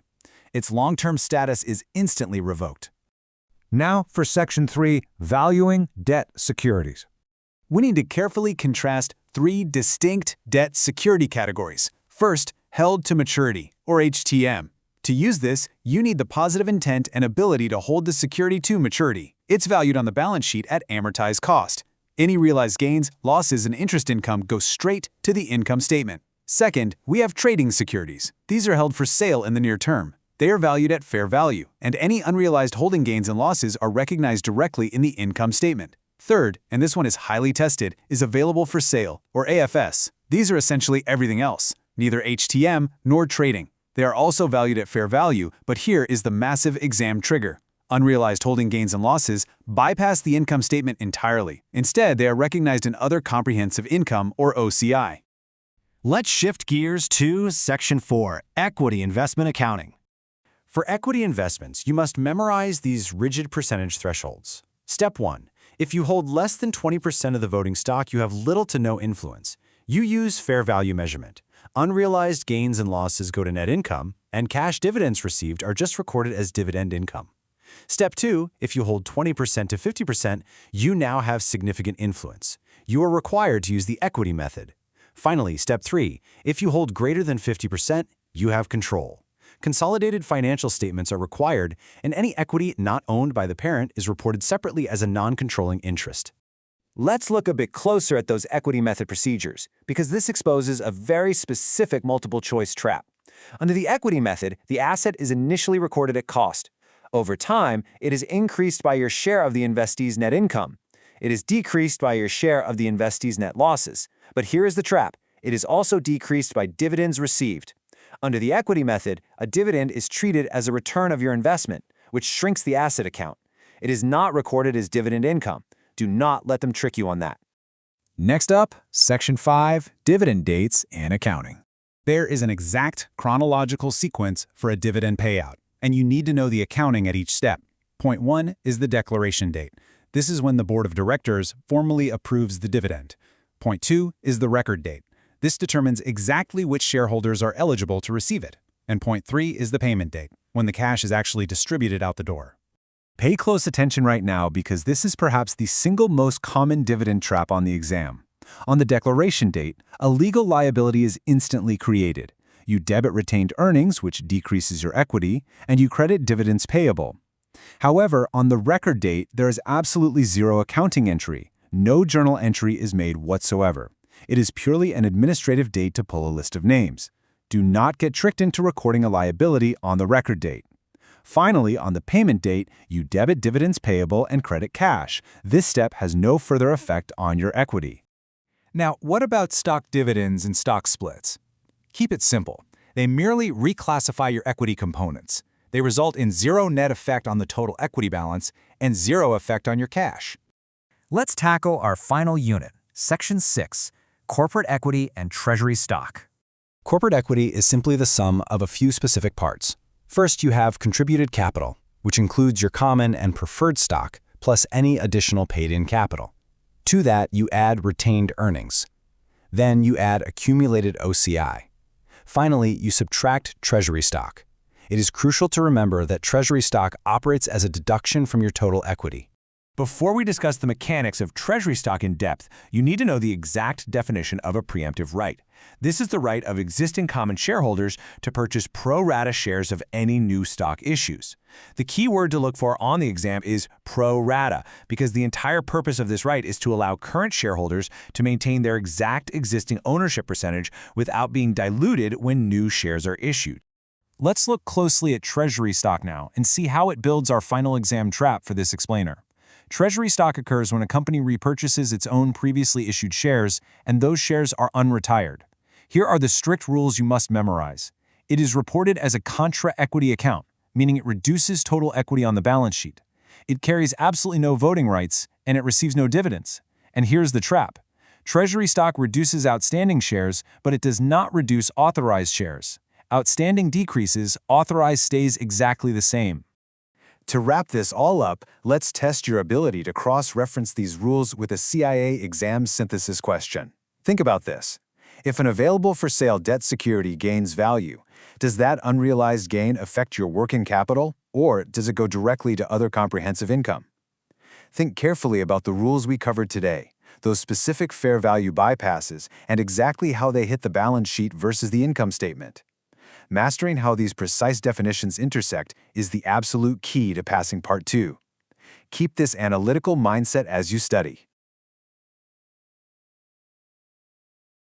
All right, let's get right into it. Today, our objective is highly focused and strictly analytical. We are here to conquer Subunit 6.1 for the CIA Part 2 exam.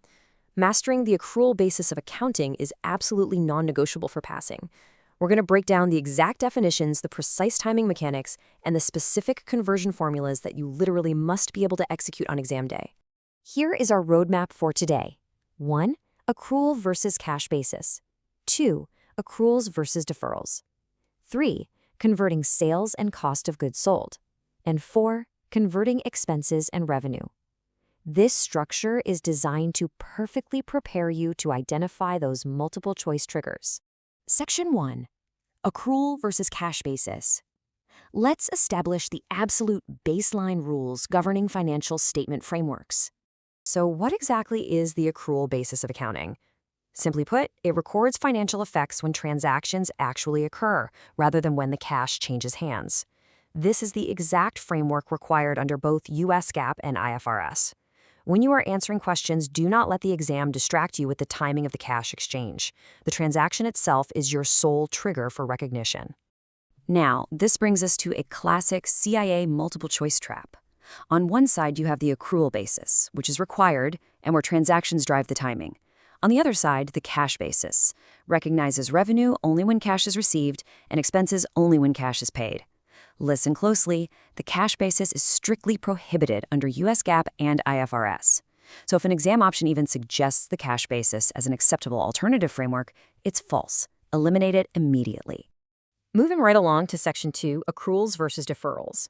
We really need to distinguish exactly how cash flows relate to financial recognition. What's really interesting here is the precise binary contrast in timing. It is all about future versus past. Accruals anticipate future cash flows. They reflect goods or services provided today, but the cash will be paid or received later. The action precedes the money. Deferrals, on the flip side, result from past cash flows. The cash was paid or received today, but the goods or services will be provided later. The money precedes the action. Future and past are absolutely crucial keyword triggers for your exam questions. You must firmly map these specific examples to those timing concepts. For accruals, your tested keywords are accrued expenses and accounts receivable. The action happened today, but the cash exchange happens tomorrow. For deferrals, the keywords are prepaid expenses and contract liabilities, which you might also know as deferred revenue. That simply means you owe a service in the future because you were already paid today. Memorize these exact classifications to avoid being tricked by complex question stems. Section 3. Converting Sales and COGS. Prepare your scratch paper because you're going to need to memorize and seamlessly execute these conversions. We'll start with conversion 1, moving from cash collections to accrual net sales. Think about setting this up exactly like this during the exam. In column 1, you start with the cash collected from customers. In column 2, you make your adjustments. You add ending accounts receivable. Why? Because those are sales executed during this current period, meaning they meet the transaction trigger for revenue recognition, but the cash just hasn't been collected yet. Since it's missing from your cash total, you must add it. Then you subtract beginning accounts receivable. This represents cash you collected this period for sales that actually occurred in a prior period. The result in column 3 is your precise accrual net sales.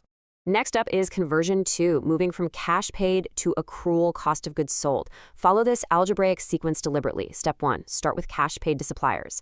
Step 2, add ending accounts payable. Step 3, subtract beginning accounts payable. Step 4, that gives you your accrual net purchases. This brilliantly illustrates how liability balances adjust our cash outflows. You add the ending accounts payable liability because you incurred the cost of inventory during this current period, making it a true accrual cost, even if the cash hasn't left your bank account yet. Before we look at the next formula, let's pause and actively recall the deferral mechanics we just covered. How exactly do we adjust for prepaid expenses when calculating accrual expenses? Keep the logic of past cash flows and future actions in your mind as we reveal what is arguably the most complex formula on the exam. Section 4, Converting Expenses and Revenue. Focus in closely as we cover the remaining 2 critical conversion formulas. Here is conversion 3, cash expenses paid to accrual expenses. This is the classic dual adjustment trap. This calculation involves both asset balances, your prepaids, and liability balances, your accrued payables. First, start with cash expenses paid. Next, you add beginning prepaid expenses, and you add ending accrued payables. Let's trace that logic. A beginning prepaid expense is an asset you paid for last year, but you're actually consuming the benefit this year. It's a true accrual expense for the current period, so we add it. Finally, you subtract ending prepaid expenses and subtract beginning accrued payables. Don't mix these up. Always add the beginning asset and ending liability. Always subtract the ending asset and beginning liability. And finally, conversion 4, cash received in advance to accrual revenue. Step 1, start with the cash received. Step 2, add your beginning contract liability. Step 3, subtract your ending contract liability. Step 4, the result is your accrual revenue. Notice the treatment of contract liabilities carefully. It is the exact inverse of how we handled accounts receivable earlier. That's because here we're dealing with deferred revenue obligations that you owe to the customer, rather than uncollected assets that the customer owes to you. So what does this all mean for you? We've just covered 100% of the core concepts, exam triggers, and formulas for this subunit. Mastering the exact timing of cash flows, whether they sit in the past or the future compared to the actual transaction, is the ultimate key to conquering subunit 6.1. I strongly challenge you to view every single multiple-choice question in this section through this strict lens of cash flow timing. If a company receives cash today for a 2-year service contract, how exactly will that alter their recognized revenue next December? Mastering these accruals is the only way you'll know for sure. Good luck with your studies. All right, let's get right into it. Welcome to this explainer, where we are strictly focused on mastering concepts for the CIA Part 2 exam. Specifically, we're diving deep into Subunit 6.2, Accounting Systems and Processes. You know, for us internal auditors, truly understanding exactly how financial data is generated, recorded, and summarized isn't just helpful, it's absolutely essential. So today, we're taking a highly analytical approach. We're going to break down the traditional 9-step accounting cycle, and then we'll see how modern enterprise resource planning, or ERP modules, completely automate those steps. Our goal today is 100% precision. I'll be pointing out specific exam triggers, keywords you need to memorize, and those tricky multiple-choice question traps, just to make sure you are totally prepared. Let's do this. So, here is our mental roadmap for the session. We've got 4 main areas. First, initiating the accounting cycle. Second, trial balances and adjustments.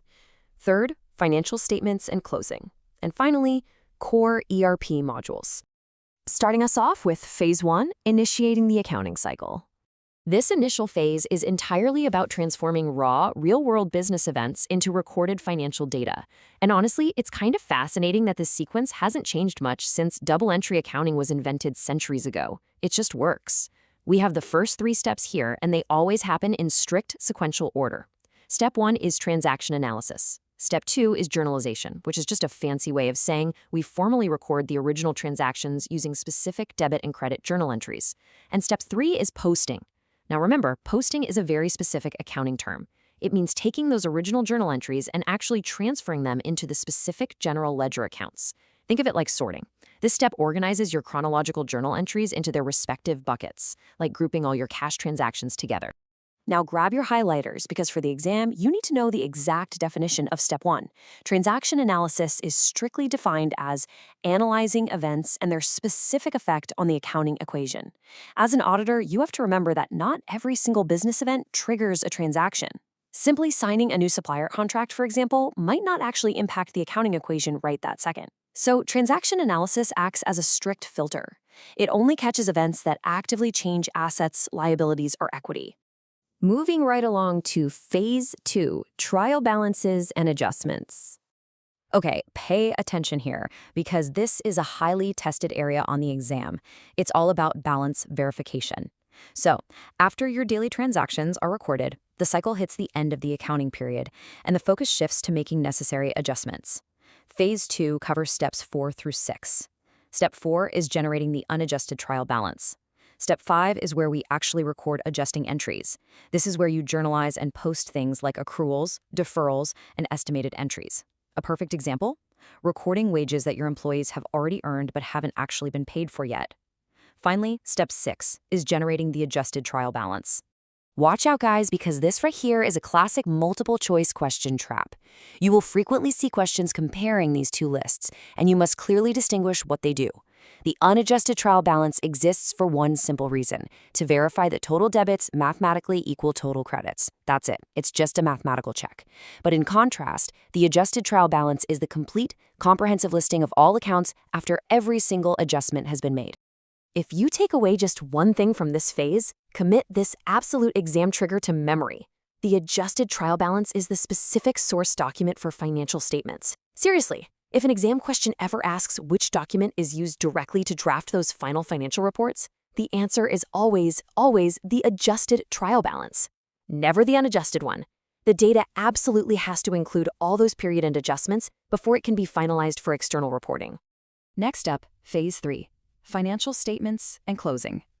By this point, our data is accurate, complete, and fully adjusted. So our sole focus shifts to formalizing the reporting of all these financial outcomes to our stakeholders, and then systematically resetting the books for the next period.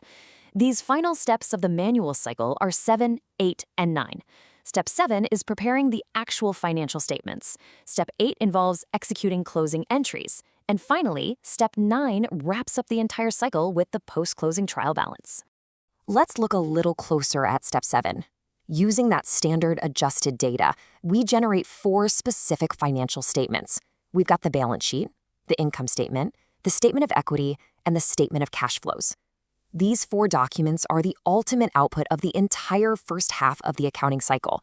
They clearly communicate the organization's financial position, its performance, and of course, its cash movements. Now pay really close attention to this definition because it is highly testable. Step 8, closing entries, serves a very specific mechanical purpose. You are required to zero out what we call temporary accounts. Specifically, that means revenues, expenses, and dividends. You zero those out and transfer their final balances directly into retained earnings. Why? Well, this ensures that when the next accounting period kicks off, your revenue and expense buckets start fresh at exactly 0, while your permanent balance sheet accounts seamlessly carry forward. And here is another explicit multiple-choice trap you need to keep on your radar. Step 9, the post-closing trial balance, is strictly an optional step. Its only real purpose is to verify that those temporary accounts were successfully closed to 0 and that the remaining permanent balance sheet accounts still remain in perfect balance. So whenever you see Step 9 on the exam, zero in on that keyword optional. Finally, Phase 4, core ERP modules. Okay, so we've mastered the fundamental logic of the manual 9-step process. But let's be real, how does this work today? Well, modern enterprise resource planning systems execute this cycle seamlessly and continuously. For the CIA exam, we need to look at 3 core ERP modules: the General Ledger, Accounts Payable, and Accounts Receivable.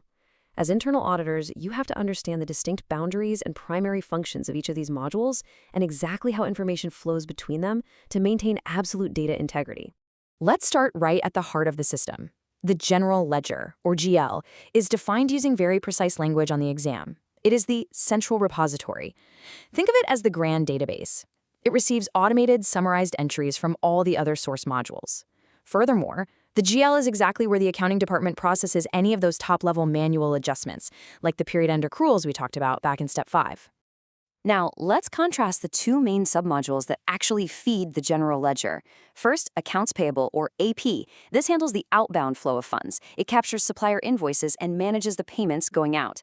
On the exact opposite side, we have Accounts Receivable, or AR. This handles the inbound flow. It monitors amounts due from customers. It records incoming invoice payments, and it systematically manages collections. Do not confuse their core functionalities when you're sitting for the exam: outbound versus inbound. And this brings us to a highly critical interaction.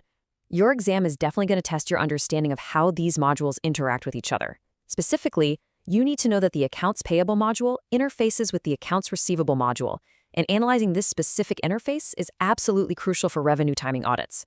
When you're auditing, looking at the exact data points where these 2 modules overlap can reveal discrepancies in how and when revenue, or reciprocal expenses, are actually recognized. To wrap up this explainer, I want to leave you with an analytical question to really guide your study sessions. Think about this. As automated ERP modules streamline these foundational 9 steps, how must the internal auditor's focus shift to ensure data integrity? Remember, while the software accelerates all the math, the underlying logic of transaction analysis, correct adjusting entries, and accurate trial balances remains exactly the same. Your job as an auditor just shifts. Instead of checking manual addition, you're testing the automated controls and system interfaces governing these steps. Keep that exact mindset as you tackle your CIA exam preparation. You've got this. Happy studying. Welcome to this explainer. If you're gearing up for the Certified Internal Auditor exam, specifically Part 2, you are in exactly the right place. Today, we're diving straight into Subunit 6.3, Business Performance Measures. We're going to tackle this material with absolute analytical rigor, so you are 100% exam ready. Let's get to it. Here is our blueprint, which maps perfectly to your CIA exam syllabus. We're covering 1. Statement analysis techniques, 2. Short-term liquidity ratios, 3. Activity and efficiency operations, 4. Long-term solvency capacity, and 5. Profitability and market ratios. Starting right off with Section 1, Statement Analysis Techniques. Now, the exam absolutely loves testing your ability to tell these 2 methods apart. Trend analysis is all about comparing current financial line items across multiple prior periods. It's about spotting the trend over time. Horizontal analysis, on the other hand, evaluates percentage changes in operating line items across consecutive periods, but relative to a specific base year. Do not fall into the trap of confusing prior period trend comparisons with those base year percentage changes. Next up, we have a very vital number, 100%. This visually anchors our next concept, vertical common size analysis. This specific technique takes line items for a single period and expresses them as a percentage of one single base item. And that base item? It's always set at exactly 100%. You really need to commit the 2 mandatory bases for vertical common size analysis to memory. For an income statement base, net sales equals 100%. But for a balance sheet base, total assets equals 100%. Listen, a classic exam trap is swapping these 2 bases around. Don't let them trick you. Always link the income statement to net sales and the balance sheet to total assets. Moving right along to Section 2, Short-term liquidity ratios. Here, we look at 2 crucial building blocks for those trickier scenario questions. Net working capital is simply current assets minus current liabilities. And the current ratio, that's current assets divided by current liabilities. Make sure you have these locked down. Okay, huge red flag here. Beware of this direct exam trap. You might think a high current ratio is always a great thing, right? Because it generally indicates strong short-term debt coverage. But higher isn't always better. An overly high current ratio actually points to inefficient working capital management. It usually signals that a company is sitting on excess idle cash, or worse, a massive buildup of unsold inventory. Building right on that idea, we have the quick ratio, which you might also know as the acid test ratio. The quick ratio formula is cash and cash equivalents plus short-term marketable securities plus net receivables, all divided by current liabilities.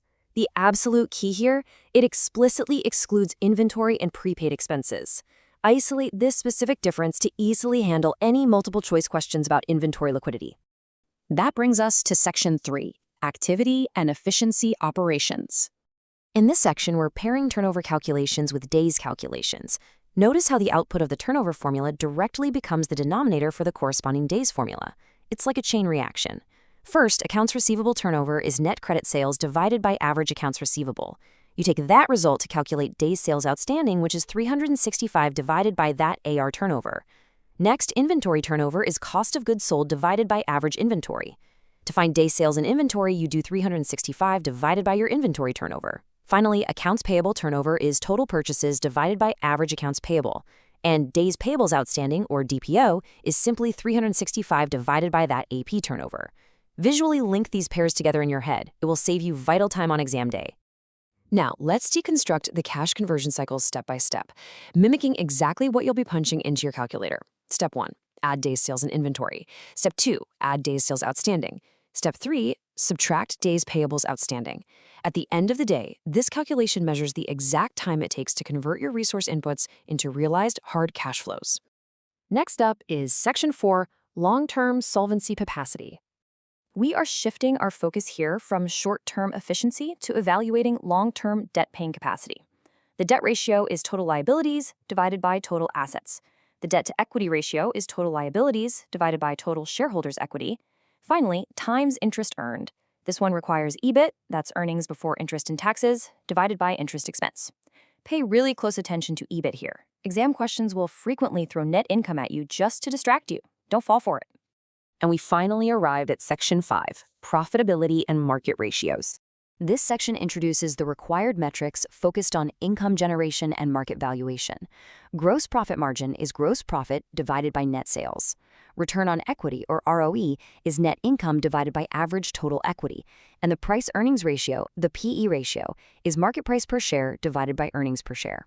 Straightforward, but absolutely essential. Then we have return on assets, or ROA, which is net income divided by average total assets.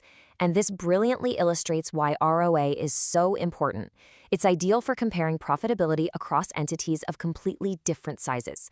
This is exactly why it gets tested so heavily on cross-entity comparison questions. Next is the highly tested DuPont formula. This states that return on equity equals net profit margin multiplied by asset turnover multiplied by the equity multiplier. This framework is fantastic because it breaks overall firm profitability down into 3 distinct operational areas: margin, efficiency, and financial leverage. Let's wrap this explainer up with a high-stakes analytical exercise to really test your grasp of the material. How does an unexpected increase in inventory affect both your quick ratio and your cash conversion cycle? Well, an increase in inventory doesn't affect the quick ratio at all because, as we saw earlier, inventory is explicitly excluded from the numerator. However, it will increase your day sales in inventory, which in turn will lengthen your overall cash conversion cycle. Connecting these concepts mathematically is exactly how you pass this exam. Study these structures, know your formulas inside and out, and you will be perfectly prepared. Welcome to this explainer covering CIA Part 2, Subunit 6.4, Performance Management Techniques. Today, we're going to systematically break down the core frameworks you absolutely need to know for this exam, focusing strictly on precision and highly testable concepts. Here is our roadmap. We'll start with a performance management overview, dive into the balanced scorecard core, and outline the 4 BSC perspectives. Then we'll compare KPIs versus benchmarks, review the types of benchmarking, and finally finish up with a specific exam review and traps segment. Let's kick things off with Section 1, our performance management overview. So what exactly is the balanced scorecard? Well, it's a core concept that connects an organization's critical success factors, or CSFs, with both financial and non-financial measures across 4 specific organizational perspectives. The absolute key word here is balanced. It explicitly bridges the gap between traditional financial reporting and the non-financial drivers that actually create that performance. Now, to actually achieve that balance, we have to measure performance using two specific types of indicators. And heads up, this is a very frequent trigger on the CIA exam, so you really need to separate these conceptually. First, we have lagging indicators. These measure past financial results. They essentially tell you what has already happened, like last quarter's revenue. Leading indicators, on the other hand, are non-financial predictors of future performance. Think of something like customer satisfaction. High satisfaction today strongly predicts higher sales tomorrow. Make sure you memorize this exact distinction. Moving right along to Section 2, the Balanced Scorecard Core. The balanced scorecard operates on three strict structural principles. First off, it integrates 4 distinct organizational perspectives, which we're going to detail in just a moment. Second, it directly links high-level organizational strategies all the way down to operational critical success factors. And third, to evaluate true organizational performance, it requires a mandatory balance of both lagging and leading indicators. You simply cannot rely on just one measurement type. That brings us to Section 3, the 4 BSC perspectives. The categorization we're looking at right now is basically a direct roadmap for your multiple choice questions. You have to memorize this. Perspective 1 is financial performance, and this focuses heavily on profitability, growth, and liquidity. Example CSFs here include return on investment and economic value added. Perspective 2 is customer service, which looks at market share and brand perception. CSFs for this one include customer satisfaction scores and delivery expense trends. Perspective 3 is internal business processes, emphasizing manufacturing efficiency and quality. Look closely at the CSFs here. We're talking cycle time, scrap costs, and machine downtime. Finally, Perspective 4 is learning and growth, focusing on human resources and innovation. CSFs here are employee training hours, personnel turnover, and time to market. On the actual exam, you'll likely be giving a specific CSF and asked to identify its correct perspective. Let's shift gears now to Section 4, KPIs versus benchmarks. Benchmarking is the continuous evaluation of processes and metrics against best-in-class organizations to identify and implement performance improvements. Notice the exact terminology being used. It is a continuous process, and its ultimate goal is active performance improvement, not just passive data collection. Now, pay close attention, because this highlights a major exam trap. Candidates constantly confuse key performance indicators with benchmarks. You need to link them correctly in your mind right now. KPIs compare performance against internal targets set by management. Benchmarks, however, compare performance against external reference points or competitors. So if the target is set internally by the board, it's a KPI. If the target is derived from an outside organization, it's a benchmark. Next up is Section 5, Types of Benchmarking. We're going to break down 5 specific categories here. Internal benchmarking compares performance between different units or stores within your same organization. Competitive benchmarking compares performance directly against competitors within your same industry. Generic or functional benchmarking compares similar business processes against leading organizations regardless of their industry. Process benchmarking specifically focuses on improving precise operational procedures like the time it takes to bring a product to market. And finally, strategic benchmarking reviews overall business models to enhance high-level strategic planning. Let's isolate the 2 types you're most likely to see tested. Look at the stark contrast between competitive and generic benchmarking. Competitive means direct competitors in the exact same industry. Generic or functional benchmarking evaluates similar processes, for example, accounts payable or warehousing operations, against top-tier organizations regardless of the industry they operate in. The definitive phrase you want to look for on your exam is regardless of industry. Watch out for this specific exam trap regarding internal benchmarking. The critical limitation here is that even if an internal unit is leading within your specific organization, it may still significantly lag behind broader external industry standards. You must never assume that internal excellence automatically equates to industry-wide competitiveness. Finally, let's wrap up with Section 6, Exam Review and Traps. Consider this multiple-choice premise exactly as it might appear on your test. Here's the question. If an auditor is reviewing time-to-market metrics, which balanced scorecard perspective are they evaluating? Take a second and think back to the matrix we reviewed earlier. The definitive answer is learning and growth. Now, the trap here is that many candidates immediately confuse this with internal business processes. But remember, internal business processes focuses on cycle time, which is the time it takes to produce a single unit. Time to market is much broader. It involves innovation and bringing a completely new product from concept all the way to availability, and that falls strictly under learning and growth. Mastering these precise vocabulary distinctions is absolutely the key to passing Part 2. As you continue your exam preparation, keep asking yourself, are you just memorizing terms, or are you truly analyzing the conceptual boundaries between them? Master the boundaries, and you will master the exam. Thanks for joining me in this explainer. Welcome to this explainer on Unit 7.1, the Sales-Receivables Cycle. If you're gearing up for the Certified Internal Auditor Part 2 exam, mastering this business cycle is absolutely crucial. Today, we're going to break down the operational purposes, the segregation of duties, and those specific fraud schemes you are practically guaranteed to see on test day. Let's dive in. Here's our roadmap for today. We'll start with an overview and key risks, then move into segregation of duties for the order-to-ship phase, followed by the invoice-to-cash phase. After that, we'll tackle fraud schemes and system controls, and finally wrap up with returns and bad debt. Let's kick things off with Section 1, Overview and Key Risks, focusing on cycle objectives and primary exposures. So, what is the core objective here? It's simple: converting goods or services into cash via cash or credit sales. When this cycle is functioning properly, it ensures a steady cash flow, maintains your liquidity, and systematically minimizes your exposure to bad debt. But as auditors, you have to be constantly on the lookout for the primary risk exposures. We're talking about unbilled shipments, unauthorized credit sales, theft of cash receipts, lapping schemes, and of course, uncollectible receivables. To really analyze the controls effectively, you need a solid mental model of the chronological transaction flow. Think of a standard sale moving through 5 distinct phases. First, the sales order is received. Next, the warehouse pulls the inventory. Then, shipping sends the goods out. After that, billing generates the invoice, and finally, cash receipts processes the payment. Keep this sequence in mind because it's the foundation for everything we're about to cover. Moving on to Section 2, segregation of duties for the order-to-ship phase. We're going to identify incompatible duties early in the cycle. In this early phase, strict functional segregation is your best friend. Look at the sales department. They receive orders and prepare sales orders, right? But they must never approve credit or authorize sales returns. That's a huge conflict. The credit department handles credit checks and approves those orders, but they have to remain completely independent of both sales and accounts receivable. Then you have the inventory warehouse. They maintain physical custody and pull the goods, but they absolutely cannot record inventory accounting entries or actually ship the goods.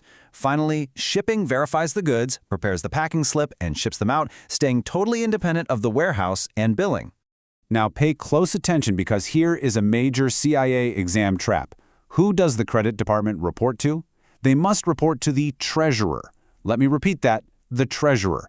They do not report to sales, and they do not report to accounts receivable. If you put credit under sales, you create a massive conflict of interest. Why? Because sales is incentivized by volume. They want to sell as much as possible, while credit is incentivized by collectability. All right, Section 3, segregation of duties for the invoice-to-cash phase. Let's look at securing billing and collections. As we move to the back end of the cycle, billing prepares and mails invoices the moment they receive shipping documents. But remember, billing must never handle cash receipts or maintain the accounts receivable subsidiary ledger. Accounts receivable is a department that actually maintains that ledger, posts invoice details, and sends out monthly statements. And AR, they must never touch cash receipts or authorized write-offs. Over in the mailroom, they prepare the initial remittance listing, which is absolutely crucial for reducing check misappropriation. Finally, cash receipts takes those checks and deposits the funds intact daily. Cash receipts must never perform bank reconciliations or post to the AR ledger. Let's clear up a very frequent area of confusion for exam candidates, the difference between billing and accounts receivable. Think of billing simply as the invoice generation engine. It's triggered by shipping documents. Accounts receivable, on the other hand, is the record-keeping engine. Neither of these departments should ever be handling cash. Billing doesn't touch the ledger, and AR, while it maintains the ledger, has absolutely zero authority to approve write-offs. Keep those two distinct in your mind. Here's another classic exam trap. If a multiple-choice scenario mentions the mailroom, you need to be looking for 2 very specific mitigating controls. First, there must be 2 clerks present when the mail is opened. This establishes dual control. Second, checks must be immediately stamped for deposit only the second they are received. These two actions are your frontline defense to prevent check misappropriation before the funds ever reach cash receipts. That brings us to Section 4, Fraud, Schemes, and System Controls. We'll look at system defenses and how to mitigate lapping. Your systemic defenses here rely heavily on sequentially numbered documents, specifically things like sales orders, shipping documents, and invoices. Why? Because this ensures completeness and prevents unbilled shipments. Additionally, monthly customer statements must be mailed exclusively by accounts receivable. This acts as a brilliant external control, giving customers the chance to report any mistaken billings. Just make sure this mailing process has absolutely zero cashier intervention. Now, you absolutely must be able to recognize the mechanics of specific fraud schemes, especially lapping. Lapping fraud is essentially stealing a customer's payment and then concealing that theft by applying a different customer's subsequent receipt to the stolen account. It creates this continuous rolling deficit across multiple accounts as the fraudster desperately tries to cover their tracks. You are highly likely to see scenario-based questions describing this exact pattern, stealing today's payment and using tomorrow's check to cover it up. So how do organizations systematically prevent lapping? The answer is the lockbox system. With a lockbox, customers send their payments directly to a post office box that is managed entirely by the bank. The bank deposits the funds and then sends a remittance file back to the company. Because those physical checks completely bypass your internal staff, it eliminates the opportunity for employees to intercept the payments in the first place.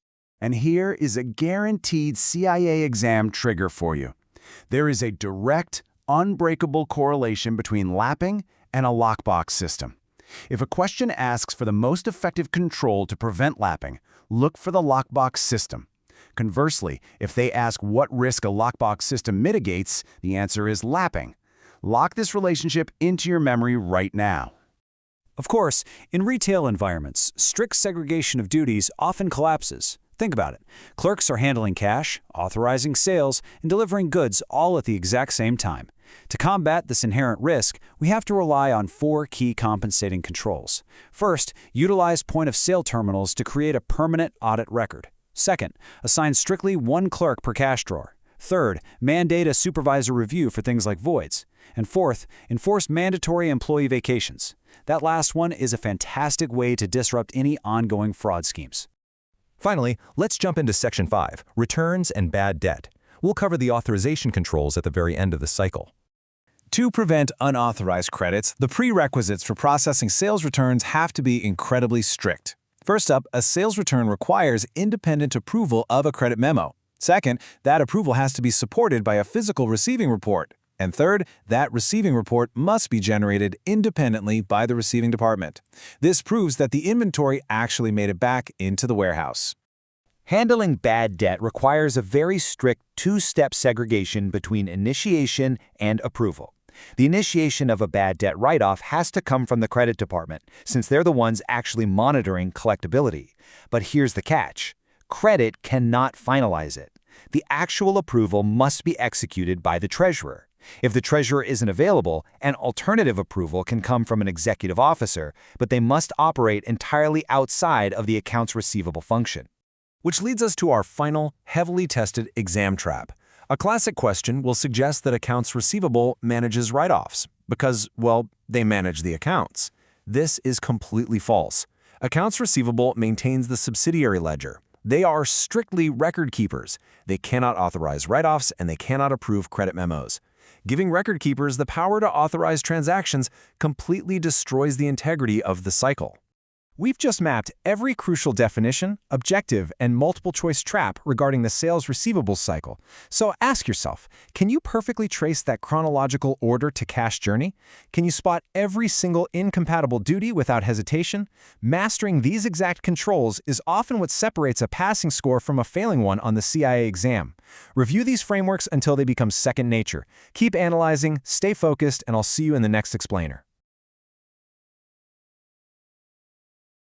Hey everyone, and welcome to this explainer of the source material covering the Purchases-Payables Cycle. If you're gearing up for the CIA Part 2 exam, you're in exactly the right place. We're going to take a highly focused, analytical approach to Subunit 7.2 today. Our goal is to completely master the mechanics of this business cycle, pinpoint those exact exam triggers, and make sure you can confidently navigate any multiple-choice question they throw at you on test day. All right, let's dive right into this. So to keep things crystal clear and minimize cognitive load, we're going to follow this process chronologically. We'll start with cycle objectives and goals, move into purchasing segregation of duties, look at receiving and inventory controls, tackle accounts payable and matching, cover cash disbursements and validation, and finally hammer home those crucial CIA exam traps. All right, part 1, cycle objectives and goals. Before we get into the weeds of specific controls, we really have to establish our operational baseline. What does management actually need to achieve here? Well, every single control we're about to look at exists for one reason: to enforce these 4 core management goals. 1. Ensure all purchases are strictly authorized. We don't want anyone just buying whatever they want. 2. Guarantee we receive the proper quality and quantity of goods. 3. Ensure we only ever pay for goods we actually received. And 4. Make sure early payment discounts are strategically taken. Keep these 4 goals in the back of your mind, right? Whenever a CI exam question asks you why a specific control exists, the correct answer is almost always going to trace back to one of these 4 fundamental objectives. Moving right along to part 2, purchasing segregation of duties. Let's start with the very first phase of our timeline, purchasing. Now, a massive focus on the CIA exam is segregation of duties. They love testing who is allowed to initiate a purchase versus who actually executes it. What's really interesting to see here is the sharp contrast between roles. First, you have inventory control. They initiate the process by recommending purchase requisitions when stock hits a certain reorder point. But, and this is key, their incompatible duty is that they must never actually issue the purchase orders themselves, and they shouldn't hold physical custody of the inventory. On the flip side, we have the purchasing agent. They are the ones who officially issue the pre-numbered purchase orders. But here's your major exam trap. The purchasing agent must absolutely never approve vendor invoices, and they can never ever manage the approved vendor list. Think about it. If a purchasing agent has the power to add vendors to the system, they could literally create a fake company, add it to the list, and just buy from themselves. We definitely can't have that. Next up, part 3, receiving and inventory controls. Okay, so the purchase was made, and eventually a delivery truck pulls up to the organization. Let's look at how segregation of duties works during the receiving phase. The exact moment those goods arrive, we have another strict separation. The receiving department accepts the shipment, they count the boxes, inspect them for damage, and write up a receiving report. But they only process the intake. They do not keep the goods. Instead, they hand everything over to the inventory warehouse. The warehouse team then verifies that the physical items actually match that receiving report, and they lock the goods away to safeguard them. The absolutely crucial difference here for your exam: the warehouse takes on formal physical custody and accountability for the assets. The receiving department is just a temporary processing checkpoint. Now, we need to highlight a very specific, highly testable concept: the blind copy purchase order. When the purchasing agent sends a copy of the PO over to the receiving department just to let them know a shipment is on the way, the quantities are intentionally left blank. They are blinded. Why in the world would we do that? Well, it's to force the receiving clerks to actually open the boxes and independently count the items. It's human nature, right? If a clerk saw 100 units printed on the paper, they might just quickly sign off on it without actually doing the counting. Blinding the copy is a brilliant, totally necessary control to ensure accurate inventory tracking. Let's transition into part 4, accounts payable and matching. So, we've ordered the goods and we've physically received them. Now we shift away from physical assets and move back into paperwork to formally establish a liability. This entire phase is managed exclusively by accounts payable. And the absolute holy grail of expenditure controls here is what we call the 3-way match. Before accounts payable will ever approve a payment voucher, they are required to verify 3 very specific documents, either manually or through an automated system. Let's break down exactly what they're matching. Memorize these exact steps to defeat any multiple-choice question on this topic. Step 1, AP looks at the authorized purchase order. This proves that the company actually ordered the goods. Step 2, they look at the receiving report sent over from the warehouse. This proves the company actually received the exact quantity they ordered. And Step 3, they look at the vendor invoice. This verifies the price, the payment terms, and the math on the bill. Only when all 3 of those documents match perfectly is the voucher finally approved for payment. If you skip this match, you run a massive risk of paying for goods you never even ordered or paying for goods that got lost in transit and never arrived. Which brings us to part 5, cash disbursements and validation. Once accounts payable approves that voucher, we step into the final chronological stage. This is where we actually settle the liability by dispersing cash. And this scenario brilliantly highlights one of the most common exam traps regarding incompatible duties. You absolutely must separate accounts payable from cash disbursements.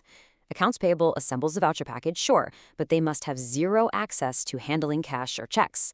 On the other side, cash disbursements is the entity that physically reviews the voucher, signs the checks, and mails them out. Because of this, cash disbursements must never prepare the vouchers themselves, and they must never record entries into the AP ledger. The golden rule here? The person who creates the liability can never be the person who writes the check. Now, think back to our fourth management goal from the very beginning of the explainer. Remember? Taking early payment discounts. How does a company actually guarantee they do this systemically? Enter the tickler file. This is literally just a filing system where all those approved voucher packages are organized strictly by their due dates.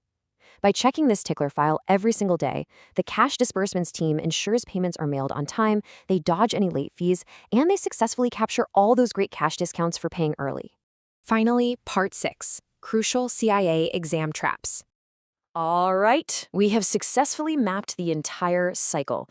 To wrap this up, let's do a rapid-fire review of these core expenditure controls. I'm framing these specifically as tested keywords and exam traps you are highly likely to see on test day, so pay close attention. Trap 1. How do you prevent duplicate payments? The exam answer is that cash disbursements must physically or digitally cancel and stamp paid on the voucher documents the exact second the check is signed. Trap 2. How do you stop fictitious vendor fraud? You must maintain a centralized, independently authorized approved vendor list. Trap 3. How do we stop the intake of unapproved shipments? Simple. The receiving department must be explicitly instructed to flatly refuse any delivery that isn't supported by a valid internal purchase order. And let me leave you with a decisive, undeniable exam rule. In a properly structured organization, the cash disbursements function absolutely must report directly to the treasurer. It must never report to the controller, and it must never, ever report to accounts payable. Why? Because the treasurer is responsible for the custody of assets, the actual cash, while the controller and AP are strictly responsible for record keeping. Mixing custody of assets with the record keeping of those assets is a fatal internal control flaw. So let's leave off with a little thought experiment. Imagine an organization actually allowed accounts payable and cash disbursements to merge into one department. What specific fraud have they just enabled? Well, an employee could easily whip up a fake invoice, approve it for payment themselves, and then physically write and sign a check to their own personal bank account, with absolutely no one else verifying the transaction. See how dangerous that is? Mastering these precise lines of segregation of duties is your ultimate key to passing this section of the CIA exam. Review the structural flow carefully, trust the logic of the cycle, and you are going to do great. Welcome to this exam-focused explainer on the payroll cycle for your CIA Part 2 exam preparation. Our primary goal today is mastering segregation of duties and identifying those tricky multiple-choice exam traps, making sure you secure absolutely every possible point on this subunit. Here is our roadmap for today. We'll cover cycle objective and risks, the segregation of duties framework, ghost employee fraud prevention, and core operational payroll controls. Let's jump right into Section 1, Cycle Objective and Risks. At its core, the objective of the payroll cycle is ensuring that employees are hired, tracked, and compensated accurately, all while maintaining strict compliance with labor and tax laws. Think of these as your 4 operational pillars: hiring, tracking, compensating, and compliance. When you evaluate a payroll system during an audit, demonstrating that the organization hits these milestones efficiently is the absolute baseline requirement. Now, what are the inherent risks keeping internal auditors up at night? There are 4 primary ones we have to mitigate: fictitious or ghost employees, incorrect pay rates, falsified hours, and unauthorized rate modifications. These 4 specific risks are exactly what dictate the required internal controls you'll be tested on. Understanding the mechanics of each risk allows you to accurately assess whether a control is actually designed to prevent financial loss. Moving on to Section 2, Segregation of Duties Framework. We have to start with the rigid boundaries between human resources and timekeeping. HR authorizes hiring, terminations, pay rates, and deduction changes. But, and this is absolutely crucial, HR has strictly incompatible duties. They must never process time card hours, prepare payroll registers, or handle paychecks. Timekeeping, on the other hand, collects employee time records and reconciles tickets with production. Timekeeping must remain completely independent of both HR and payroll. If you see an exam option suggesting HR processes time cards, that's a definitive trap. This strict separation ensures the person authorizing the pay rate isn't also reporting the hours worked. So the fundamental segregation of duties rule here is incredibly strict. HR authorizes pay rates and hiring, but they cannot calculate pay or track hours. Conversely, payroll, which sits inside the accounting department, calculates gross pay, deductions, and net pay. But payroll cannot alter pay rates or add employees. They must use the authorized rate tables provided by HR. The golden rule is this: HR authorizes, payroll calculates. These responsibilities must never intersect, because that's how you prevent unilateral control over compensation. Let's follow the actual financial execution flow. Once payroll prepares the payroll register, they route it to accounts payable. Accounts payable reviews that register and prepares a payment voucher to transfer funds into the payroll imprest account. But notice this detail. While accounts payable authorizes the transfer, they do not sign the checks. The treasurer, or cash disbursements, signs the checks or EFTs and actually distributes the funds. You have record keeping in payroll, authorization in accounts payable, and asset custody in cash disbursements. Understanding this exact tripartite split is essential for passing the CIA exam. Listen closely, because this is a highly common CIA exam trap. Operating supervisors or payroll clerks must never, ever distribute paychecks. The distribution of assets has to remain completely independent. If a supervisor distributes checks, they have the perfect opportunity to just pocket the check of a terminated employee. Independent distribution is mandatory to prevent that specific vulnerability. So always select the independent party, like the treasurer or paymaster, as the correct choice for asset custody. Let's dive into Section 3, Ghost Employee Fraud Prevention. To prevent fictitious personnel from getting paid, organizations rely on a strict three-step flow. Step 1, HR adds the employees and authorizes their rates. Step 2, payroll processes the tracked hours using only those authorized rates. Step 3, the treasurer or an independent paymaster distributes the checks. Think about it. If one person held two of these roles, they could easily create a fake employee, process their pay, and misappropriate the cash. This workflow intentionally eliminates the single point of failure needed to pull off ghost employee fraud. But what about exceptions? Like, what happens if an employee is absent and leaves a paycheck unclaimed? Well, strict protocols apply here too. Unclaimed paychecks must go directly to the cashier or treasury department for safekeeping. They must never be handed back to the supervisor or returned to payroll. Returning an unclaimed check to a supervisor creates an immediate fraud opportunity, and trust me, the exam loves to test you on this scenario.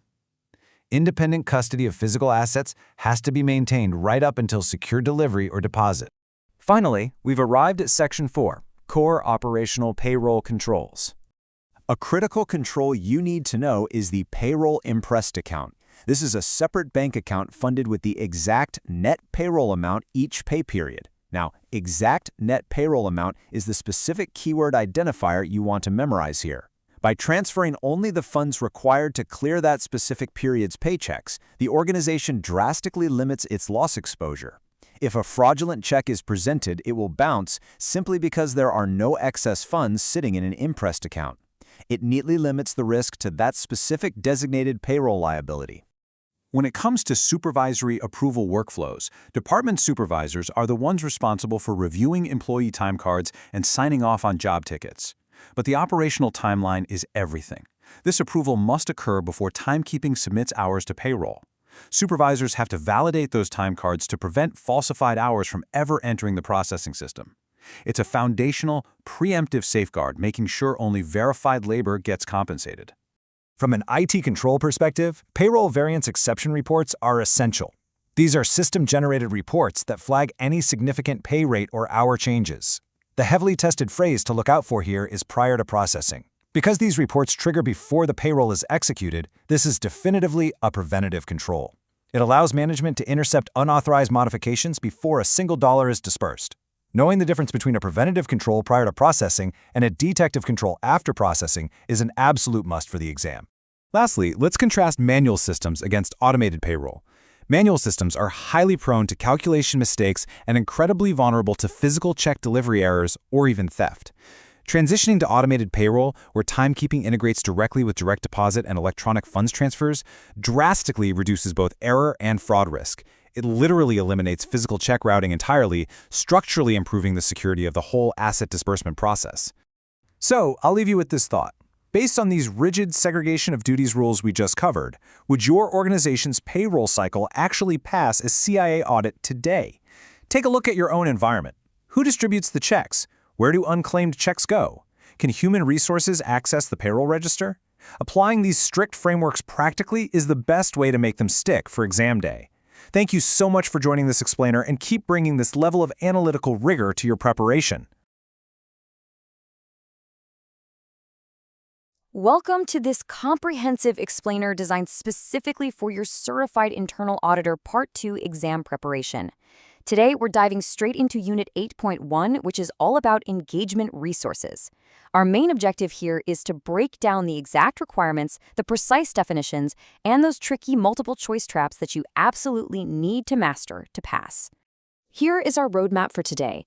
We'll be covering 6 core areas: CAE roles and board approval, financial and tech resources, HR sufficiency versus appropriateness, managing deficiencies and barriers, mastering engagement time budgets, and finally, escalating resource limitations. Let's get right into it. Section 1, CAE roles and board approval. The Chief Audit Executive, or CAE, is essentially the Director of Operations here. They are mandated to continuously manage 3 primary resource pillars: financial, human, and technological. Now, why are they doing this? The strict goal of managing these 3 pillars is to ensure the internal audit plan is actually achieved and the overall internal audit mandate is fulfilled. Now, pay close attention here, because standard setters absolutely love to test the word regardless in this specific context. The rule is that the board must hold the final approval authority for the internal audit budget, and that is regardless of whether the internal audit function is internally staffed, meaning insourced, or if it's entirely outsourced to a third party. The structural model simply does not bypass the board's ultimate budgetary authority. Section 2, financial and tech resources. So how do we handle the finances?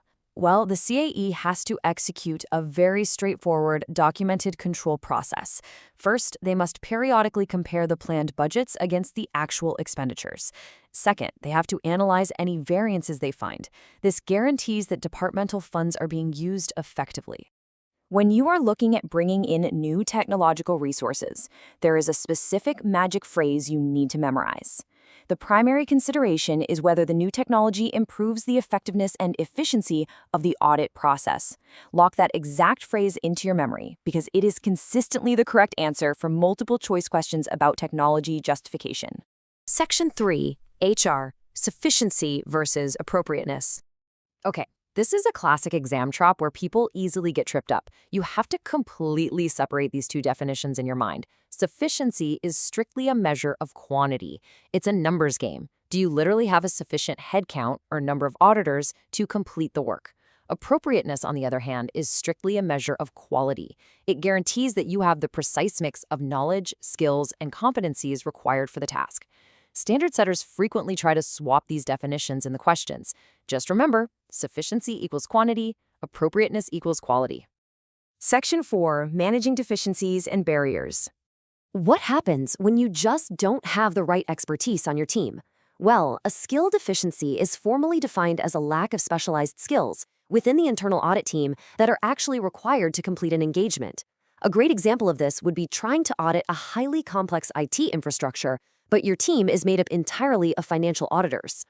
Study this matrix carefully, because these are highly testable scenarios. If your team is facing a skill deficiency, your required action is to bring in external resources or specialists. The exam will try to tempt you with options to either limit the audit scope or just proceed with unqualified staff. Absolutely do not do that. Never compromise the audit. Go acquire the skill. Now, what if you face a language barrier? In that case, you must coordinate with operational management to use bilingual staff or bring in professional interpreters. The trap here is assuming interpretation duties without formal coordination. Section 5, mastering engagement time budgets. Time budgets are used to strictly control and evaluate the progress of an engagement. On the exam, they will intensely focus on the precise protocol for adjusting these budgets because it is a strict chronological sequence. Step 1, you must complete the preliminary survey.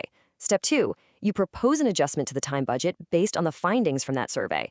Step 3, you must obtain CAE approval. You simply cannot finalize adjustments until after the preliminary survey is done, and they must secure formal approval from the CAE. Section 6. Escalating resource limitations. Sometimes you face resource limitations that just cannot be solved internally. The formal triggers for escalation are unresolvable financial, human, or time constraints.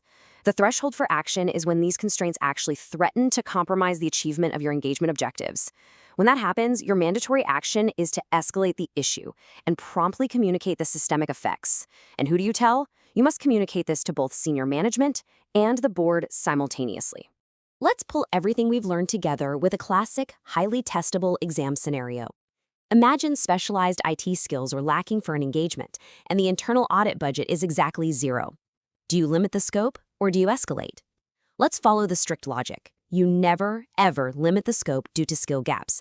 But because a lack of funds completely prevents you from hiring those external specialists we talked about, your engagement objective is now officially compromised.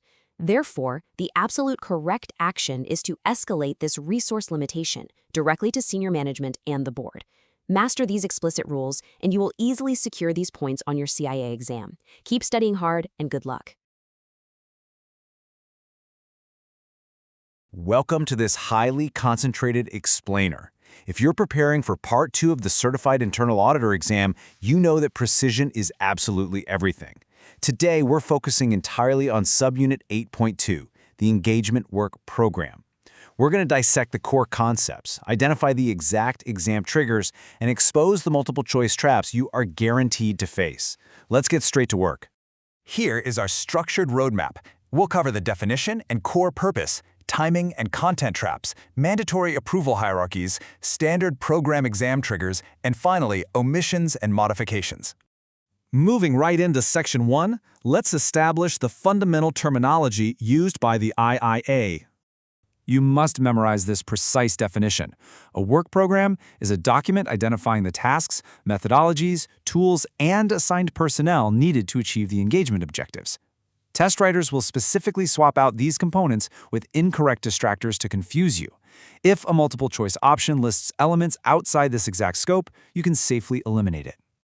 Lock in these 4 specific exam triggers: tasks, methodologies, tools, and personnel. When a question asks what comprises the core of the work program, you are looking strictly for these terms. Do not be distracted by options mentioning preliminary findings or high-level strategic goals. The focus here is exclusively on the tools and personnel required to execute the work. Now, let's examine where candidates frequently lose points: the chronological timing and specific content traps.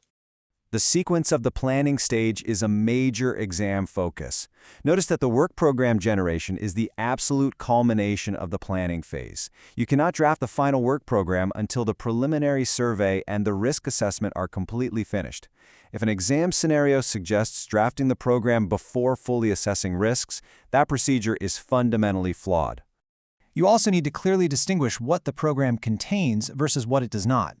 It definitively contains the objectives, technical requirements, evaluation criteria, and the precise nature, extent, and timing of testing. What it does not contain are preliminary conclusions. Remember, the work program outlines how you will test. You haven't actually performed the testing to reach conclusions yet. Do not fall for that classic trap. Let's transition to mandatory approval hierarchies, where you must distinguish between operational and strategic oversight.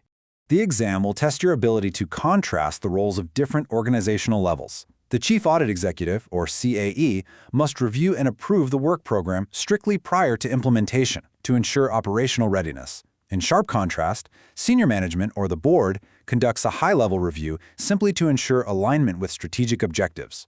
On the exam, never assign the board the task of operational approval, and absolutely never let an engagement begin without the CAE's prior sign-off. Next, we will analyze standard programs and highlight their specific exam triggers. The exam frequently tests your ability to apply the right tool to the right environment. Standard programs, often called pro forma programs on the exam, are perfect for repeated engagements at multiple locations with similar operations. Think of auditing 50 identical retail bank branches. Conversely, you must never use a standard program for a complex or rapidly changing environment. If the scenario involves a volatile, highly technical IT implementation, a standard program is automatically the wrong answer. Finally, we need to address the strict protocols required when omissions are discovered or modifications are needed during execution. Consider this scenario-based question, which matches the exact format you'll encounter on the CIA exam. What is the auditor's immediate next step if a significant area was omitted from the approved work program? You are in the middle of the engagement, and you realize something major was left out. Your immediate next step is not to panic, and it is definitely not to rewrite the document on the spot. Your first analytical step is to pause and evaluate whether completion of the engagement as originally planned will still be adequate to achieve your objectives without the omitted area. Always select the answer choice that prioritizes evaluating the impact on objectives before taking any physical action. It's also crucial to remember that work programs are inherently tentative documents. If you begin testing and discover that the actual controls in place differ from the prescribed controls, you cannot blindly follow the outdated program. You must follow this exact modification protocol. First, acknowledge the discrepancy. Second, consult your supervisor or the CAE.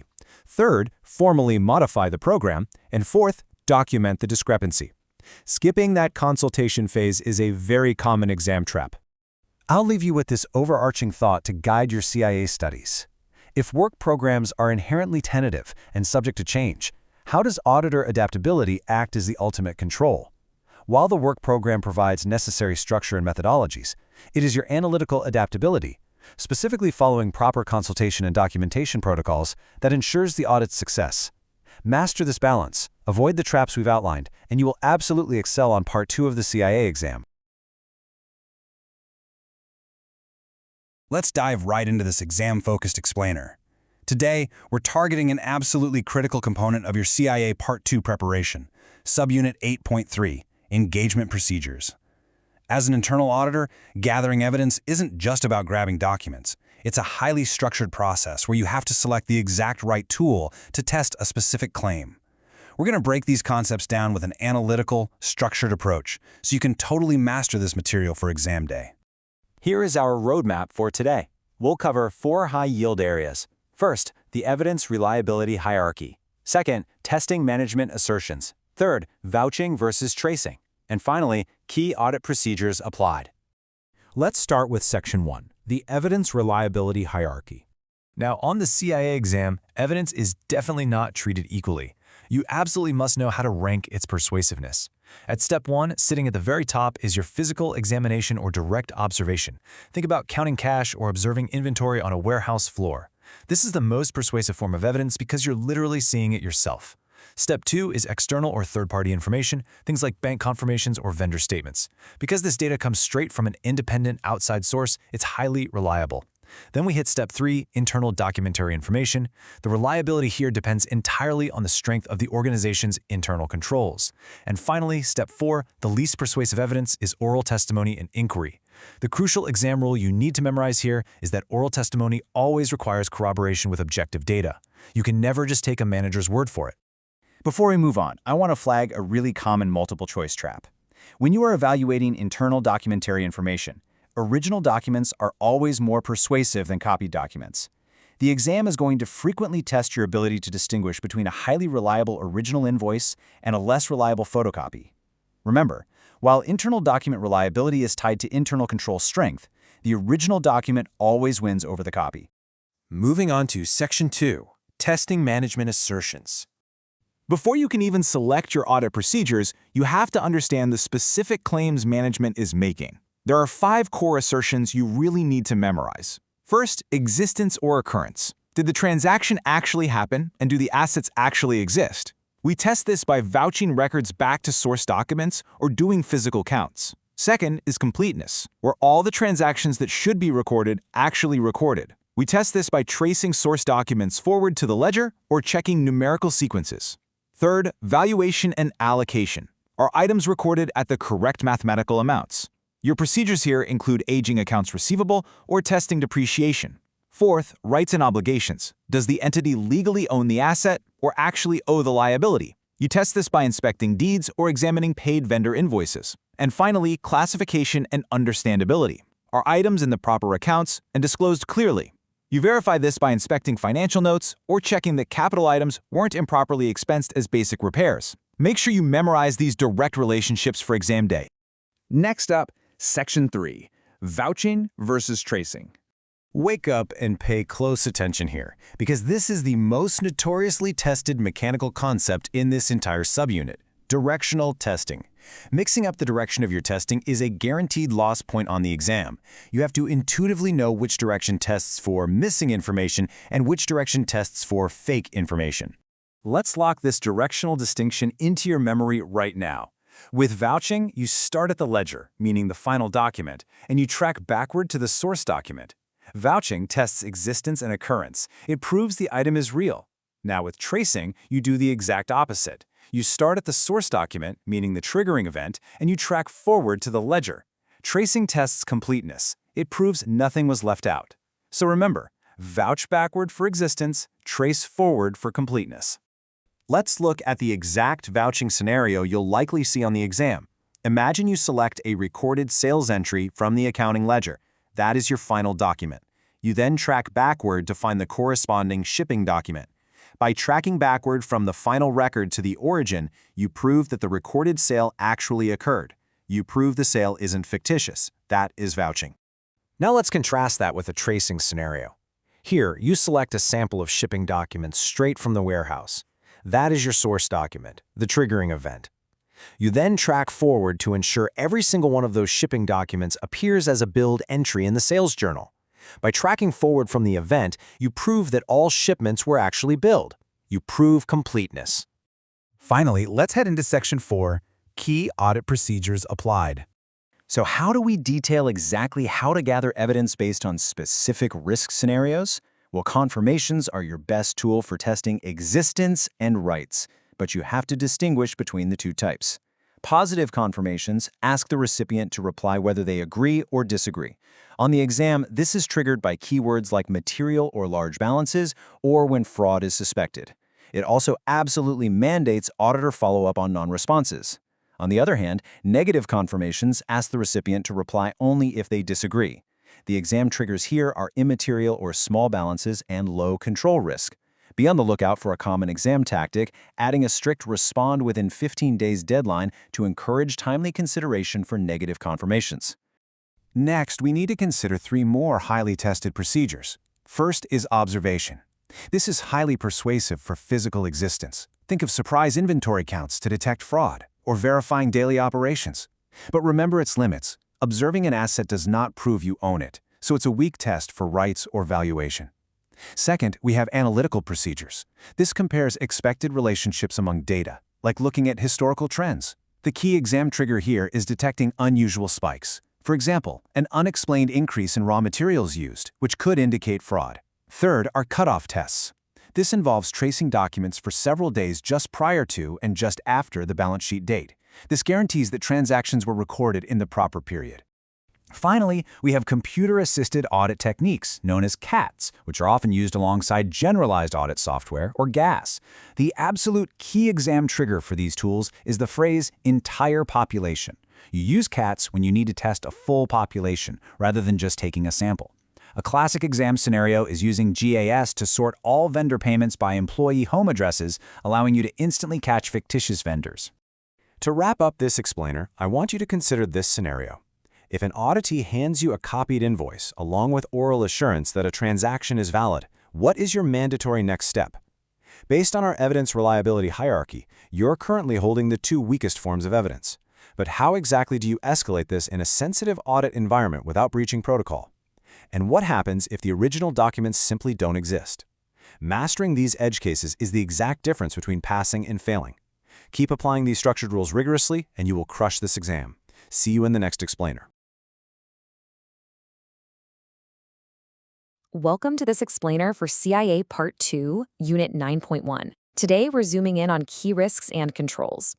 As an internal auditor, mastering how to assess risks and evaluate controls isn't just a nice-to-have skill, it's absolutely required for your everyday practice, and of course, for passing your exam. Let's get right into it and make these concepts crystal clear. Our agenda to master this subunit covers first, the risk and control matrix, then risk severity calculation, third, inherent versus residual risk, fourth, capacity and inventory, and finally, business process controls. All right, Section 1, the risk and control matrix. I need you to memorize this sequence exactly as it maps to your workflow. A risk and control matrix, or RCM, is a highly structured tool. It maps business objectives directly to inherent risks. Once that connection is locked in, the tool helps you assess the likelihood and impact of those risks. And finally, it identifies the key controls designed to mitigate them. Remember, it all starts with the business objective. But the RCM is more than just a map. It's an evaluation tool to test control design adequacy. Now here is a major exam trap for you. Look at that second bullet point. If your preliminary evaluation shows that controls are inadequate, you can't just document the failure and walk away. There is a mandatory action. You absolutely must expand your audit work to achieve the engagement objectives. You have to dig deeper and gather more evidence to understand the full impact of that weak control design. Moving on to Section 2, Risk Severity Calculation. This is the mathematical foundation you need to know. Risk severity equals likelihood multiplied by impact. Keyword alert here. When an exam question asks how to mathematically rank risks and prioritize audit resources, this is your exact formula. Likelihood is simply the probability of the risk happening, while impact is the magnitude of the damage if it does. Multiply them together, and you have a clear mathematical way to rank your risks. Section 3. Defining inherent versus residual risk. Risk management has a very strict before and after relationship. Inherent risk is the severity of a risk in the complete absence of any management actions or internal controls. Think of it as the raw, untreated state of your environment. Actual residual risk, on the other hand, is exactly what remains after management successfully puts risk responses and controls in place. For the exam, always clearly separate that untreated state from the treated state. Now let's compare two different flavors of residual risk. Actual residual risk is your current remaining risk level today. Target residual risk is the desired risk level management actually wants to achieve once controls are fully active. Here's another exam trap. Do not confuse your actual residual risk, which is your current reality, with your target residual risk, which is your goal. And remember this fundamental rule. Actual residual risk must never exceed target residual risk. If it does, your controls are falling short. Let's look at Section 4, Capacity and Inventory. You need to distinguish between these two enterprise-level concepts very clearly. Risk capacity is a ceiling. It's the absolute maximum level of risk an entity can sustain without facing a critical failure. It's your hard operational threshold. Risk inventory, however, is not a limit at all. It's a catalog. It's the total composite list of all identified risks across the entire enterprise. Think of capacity as how much weight a bridge can hold, and inventory as the comprehensive list of all the cars currently driving over it. Finally, Section 5, Business Process Controls. Let's map out some specific domains. For asset management, primary inherent risks include misappropriation, valuation errors, unrecorded depreciation, and outdated fixed asset registers. To mitigate these, your key controls will focus on asset tracking systems integrated with the ERP, regular reconciliations, and actual physical verifications. Now jump over to the supply chain domain. The inherent risks here are supplier unreliability, logistics bottlenecks, and poor vendor quality. Your controls for supply chain rely heavily on formal supplier evaluations, consistent performance monitoring, and keeping backup vendors on standby. Moving to inventory management, the inherent risks are things like overstocking, stockouts, theft, and inventory obsolescence. Keyword alert for the exam. To mitigate these, you're looking for automated tracking, physical counts, and specifically Pareto analysis. That's the 80-20 rule, to prioritize high-value inventory and stop obsolescence. Next up is accounts payable and procurement, where inherent risks are severe: fraudulent invoices, duplicate payments, and kickbacks. Your mandatory controls here are a centralized approved vendor list, strict approval workflows, and automated three-way matching. Keep an eye out for automated three-way matching. It is a highly tested concept for stopping accounts payable fraud. Our last domain is Customer Relationship Management, or CRM, and systems data. The primary inherent risks here are massive. data breaches, loss of customer trust, and unauthorized access. Because of this severity, the mandatory mitigating controls strictly require role-based access permissions and regular system audits. You cannot just rely on simple passwords. Role-based access is the structural control you absolutely need to prevent data breaches in these systems. As we wrap up this explainer, I want to leave you with the single most vital question an internal auditor has to ask when evaluating any process. Does your actual residual risk exceed your target residual risk? Because if the answer is yes, management has fundamentally failed to implement sufficient internal controls. That signals a critical deficiency that must be addressed immediately to protect the organization's business objectives. Keep this structured logic front and center as you prepare for your exam, and you'll do great. Welcome to this explainer focusing on Unit 9.2, Topical Requirements. If you're prepping for the CIA Part 2 exam, you are in exactly the right place. Today, we're going to deliver some high-yield, targeted analysis to get you ready. Our main goal here is precision. We'll be breaking down the definitions, frameworks, and integration rules using clear, straightforward language so you can walk into that exam feeling totally confident. Let's get started. Okay, here's our game plan for today. First, we'll define exactly what topical requirements are. Second, we'll look at the IIA Global Guidance Rule. And third, we'll cover the strict rules for integrating these requirements into your audit plan. Let's dive right into Section 1, defining topical requirements, specifically looking at specialized frameworks. So, when you see the phrase topical requirements on the CIA exam, I want your brain to immediately jump to two crucial keywords, specific and specialized. We are not talking about broad, overarching guidelines here. These are highly targeted frameworks that apply only when an organization is engaging in unique business activities or operating within very specific industries. Now pay close attention here because this is prime multiple choice testing territory. You absolutely must be able to match the exact framework to its corresponding industry subject. For example, PCI DSS strictly governs credit card data. ISO 9001 applies directly to manufacturing quality, and high-tech or HIPAA, those represent strict rules for healthcare privacy. So if an exam question mentions auditing a hospital, you need to immediately identify HIPAA as the relevant topical requirement.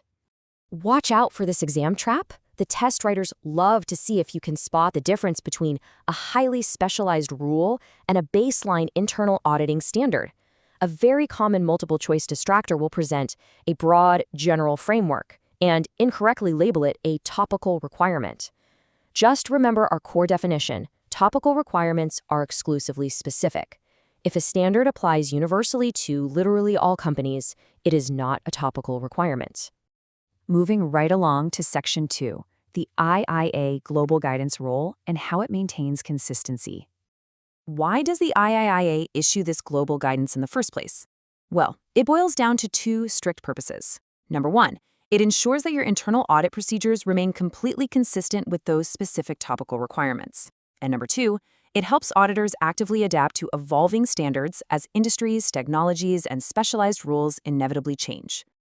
I really want to highlight a massive keyword for you here, evolving. The CIA exam frequently tests your understanding that topical requirements are totally dynamic. They are never static. Think about it. Healthcare privacy laws today are absolutely not the same as they were 10 years ago, right? Credit card data security requirements are constantly being updated to fight off new cyber threats. Because these standards are always evolving, your audit procedures have to evolve with them.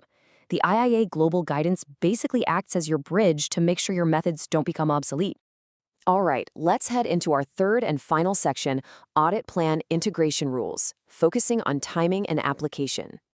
For the exam, you need to have this chronological sequence locked in. It's a mandatory three-step process based on IIA guidance. It begins with Step 1, a new or updated topical requirement is released by a governing body. That event immediately triggers Step 2. Internal auditors must conduct a regular review of these releases to figure out their impact. And finally, Step 3 mandates the actual integration of these new requirements into your active audit plans. You cannot skip around here. This sequence is highly testable. And here is another critical exam trap you need to dodge. Integration of these new topical requirements must happen as they are released. A very common exam distractor will suggest that you only need to integrate new standards during your next annual audit planning cycle. But that's incorrect. The IIA expects agility. Compliance is far too important to be deferred just for scheduling convenience. Let's test this out with a quick exam-style scenario. Imagine a major update to PCI DSS drops right in the middle of your fiscal year.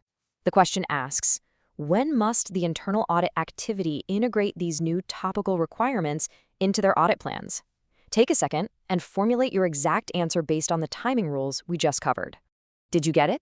The definitive exam-correct answer is that they must be reviewed regularly and integrated into audit plans precisely as they are released.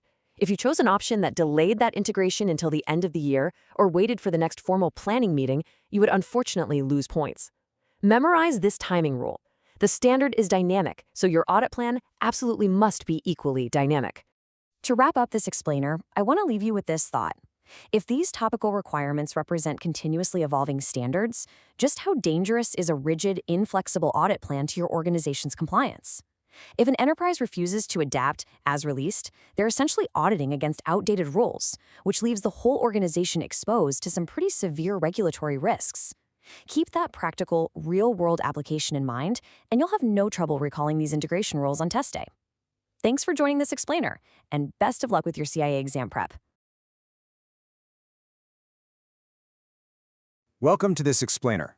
Okay, today we're diving straight into your CIA Part 2 exam prep, specifically focusing on Unit 9.3. We're going to apply a strictly analytical, highly focused approach to mastering pervasive and emerging risks. You know, as a certified internal auditor, your ability to identify and categorize threats accurately isn't just a nice-to-have best practice, it's a heavily tested competency. We're going to dissect the core concepts, the exact definitions, and the specific methodologies you absolutely need to memorize. Plus, I'll be pointing out the specific keywords and traps that the exam writers love to use. So get ready to take some focused notes. So here's our roadmap for this module. First, macro versus micro risk. Second, the 4 risk categories. Third, managing emerging risks. And fourth, identification methodologies. Let's get right into it. Section 1, Macro versus Micro Risk. We absolutely must distinguish the macro scale of risks from your isolated everyday issues. We're talking about pervasive risks. These are threats that affect the entire organization as a whole. They don't just live within a single isolated department. For the exam, you've got to look for specific, highly tested keywords. Things like overall ethical tone, enterprise cybersecurity, and liquidity crisis. Think about it. If a scenario mentions a failure in the organization's ethical tone, well, that's never just a single department's problem, right? It's a pervasive, entity-wide threat. Keep those exam triggers front of mind. Now watch out for this classic exam trap, confusing a pervasive risk with a local risk. Remember, a pervasive risk impacts the whole entity, while a local risk is strictly isolated to a single department or process. Exam writers love to try and trick you with severe but highly localized failures. Remember the rule of thumb. Unless the risk cascades across the entire organization, it's just a local risk. You really want to keep that distinction crystal clear. All right, moving on to Section 2, the 4 risk categories. Being able to precisely map a specific risk to its correct category is a super common matching requirement on the test. You literally need to memorize this exact matrix. Financial risks, that includes budget overruns, misstatements, and liquidity shortages. IT and cybersecurity risks cover your system outages, ransomware, data theft, and decentralized IT vulnerabilities. But here's where it gets a bit tricky. Notice how human error is categorized strictly as an operational risk, right alongside supply chain disruptions and process inefficiencies. And look closely at regulatory. Reputational damage categorizes strictly here, alongside legislative shifts and non-compliance fines. Exam writers know candidates almost always guess incorrectly on those two. Lock those specific categorizations into your memory right now. Next up, Section 3, Managing Emerging Risks. So, what exactly are emerging risks? Well, they're newly developing threats stemming from industry trends, technological shifts, or big geopolitical events. The key word here is developing. They aren't historical. If a test question mentions technological shifts like blockchain or telemedicine, those are your blazing red multiple-choice indicators. The defining characteristic here is high uncertainty because, frankly, there's a total lack of historical data, and that completely flips how the internal audit function has to approach them. Since we don't have that past data to rely on, Senior officials must use these exact 3 continuous steps to manage emerging risks. Step 1, stay informed on external developments. Step 2, update risk registers continuously, and I mean continuously, not just once a year. And Step 3, conduct scenario analysis. Now, scenario analysis is a highly tested keyword. It's the specific tool you use to actually model the potential impacts of those massive geopolitical or tech shifts. So if a question asks how management should evaluate the impact of a completely brand new technology, scenario analysis is your answer every single time. Okay, before we map out the formal identification methodologies, I want to test your active recall with a classic multiple choice trap. Take a look at this question. Which identification methodology visually locates control gaps? Take a quick second to think about your answer. We're looking for a direct keyword match between visually locating gaps and a very specific audit tool. Let's find out if you got it right. Section 4, Identification Methodologies. Here are the 4 primary methodologies you absolutely need to know: interviews and surveys, process mapping, historical data analysis, and focus groups or brainstorming. Each one serves a totally distinct analytical function and uses very different input data. The exam is going to heavily test your ability to look at a specific audit scenario and select the single most appropriate methodology. Let's explicitly contrast those top 2 methodologies. Interviews and surveys are designed for gathering direct insights right from the process owners. This relies completely on the knowledge and honesty of the people doing the work on the ground. On the flip side, we have process mapping. And yes, this is the exact answer to our previous question. It's the methodology used for visually mapping out workflow steps to locate control gaps. If an exam scenario says the auditor needs to visually identify where a breakdown is happening in a sequence of events, process mapping is the only correct choice. It takes the subjectivity right out of it by mapping the actual workflow. Similarly, we've got to strictly contrast historical data analysis with focus groups and brainstorming. Historical data analysis looks entirely backward. It's all about examining existing past incident logs and audit reports. It's fantastic for known recurring issues. Conversely, focus groups and brainstorming are forward-looking. They involve collaborative group discussions focused on potential, totally unknown threats. Think about it. If you need to identify an emerging risk, like a sudden new legislative shift, historical data is practically useless. You've got to rely on forward-looking methods like brainstorming. To wrap this all up and really solidify your understanding, I want you to chew on this critical analytical question. Does your organization's risk register merely reflect past incident logs, or is it actively predicting the next pervasive industry disruption? For the CIA exam, you absolutely must demonstrate that you grasp both reactive historical analysis and proactive emerging risk management. Mastering these precise definitions, the risk categories, and exactly when to apply these methodologies is going to be a real game changer for your success on this section of the test. Keep reviewing these slides, memorize those matrices, and go into your exam with total structured confidence. Welcome to this explainer. Today, we have a highly focused objective: mastering Unit 9.4 frameworks and exam triggers for the Certified Internal Auditor Part 2 exam. This subunit is entirely dedicated to how we evaluate and prioritize risks and controls. We're going to examine the precise definitions, methodologies, and analytical tools you absolutely need to pass this section. Let's get right into it. Here is our roadmap for today. We'll start with strategic evaluation frameworks, move into advanced modeling and assessment, then cover risk metrics and Pareto analysis, before visualizing risk and registers. Finally, we'll wrap up with key CIA exam contrasts. Starting with Section 1, Strategic Evaluation Frameworks, where we analyze the environment. The CIA exam will frequently test your ability to distinguish between the scope of 2 foundational frameworks. First, we have SWOT analysis. This evaluates both internal variables, your strengths and weaknesses, and external variables, opportunities and threats. In direct contrast, PESTEL analysis is strictly an external macro environment evaluation. It's a very common multiple-choice trap. If an exam question asks for a framework that assesses internal organizational capabilities, PESTEL is definitely the incorrect answer. Let's break down that PESTEL acronym, which defines distinct external macro-environmental factors. P is for political factors, which dictate government stability and policy. E stands for economic conditions driving market dynamics and capital costs. S is for social factors, reflecting demographic shifts in consumer behaviors. T covers technological factors, determining innovation and automation trends. E is for environmental factors, assessing ecological and sustainability impacts. And finally, L is for legal factors, encompassing regulatory compliance and employment laws. Moving on to Section 2, Advanced Modeling and Assessment, focusing on predicting risk outcomes. For the exam, you must match the assessment tool to the exact tested keyword. When you see Monte Carlo simulation, associate it immediately with probabilistic mathematical modeling. This uses algorithms to predict risk impact outcomes based on probabilities. On the flip side, when the exam mentions scenario planning, look for the phrase alternative future states. Scenario planning doesn't rely on strict mathematical probabilities. Instead, it develops distinct narratives to assess broad, uncertain variables, like shifting geopolitical or market risks.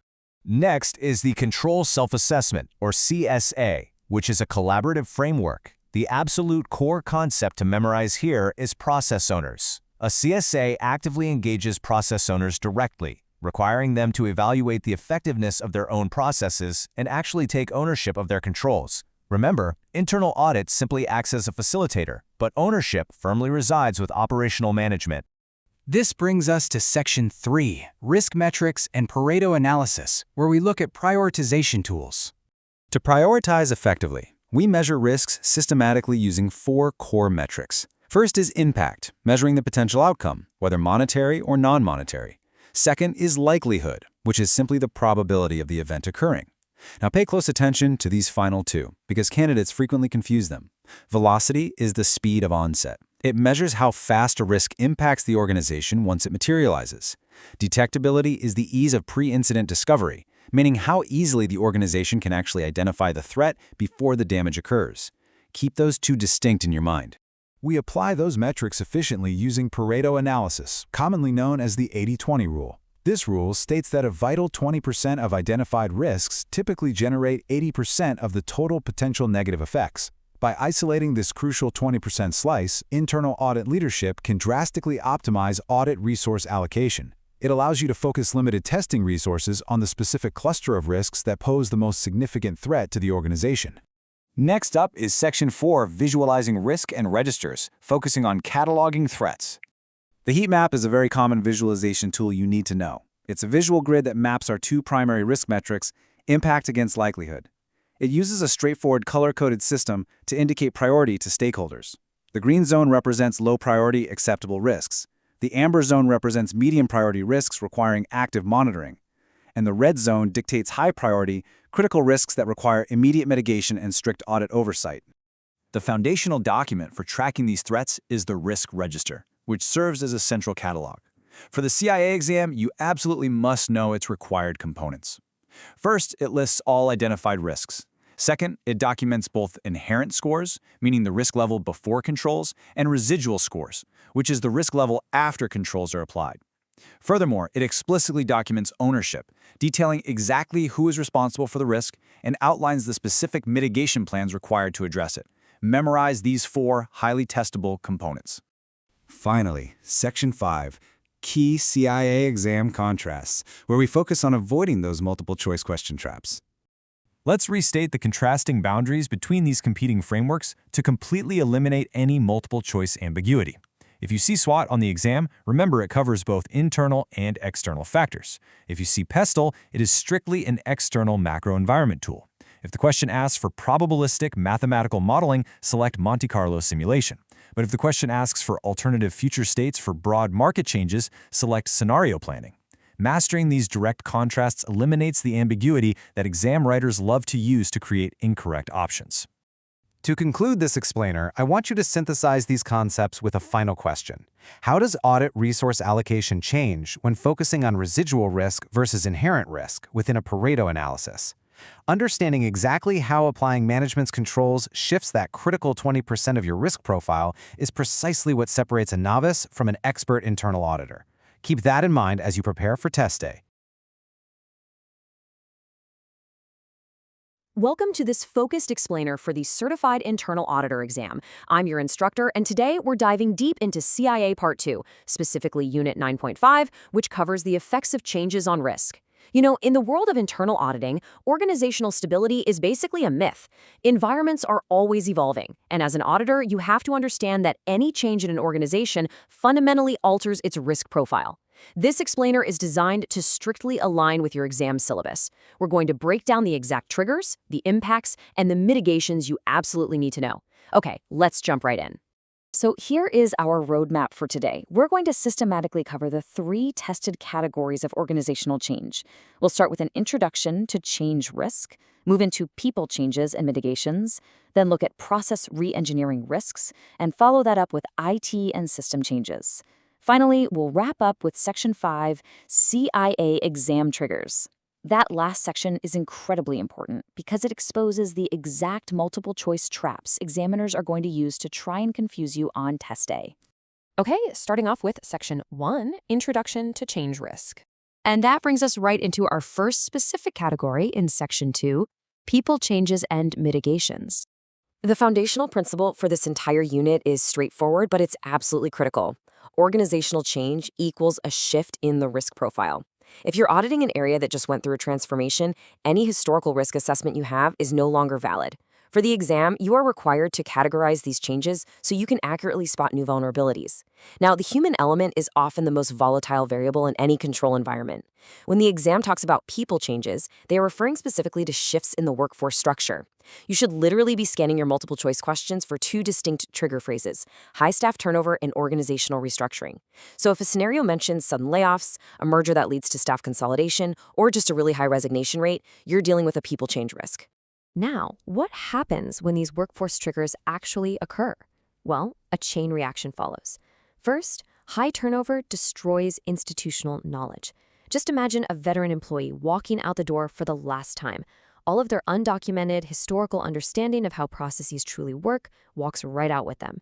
And that directly leads to our second point. It creates skill gaps. When new or reassigned employees take over those roles, they don't have that historical context.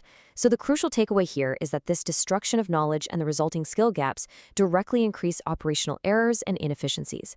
On the exam, they will absolutely test you on this direct cause and effect relationship. To stabilize a workforce during a restructuring, internal audit expects management to put precise mitigations in place.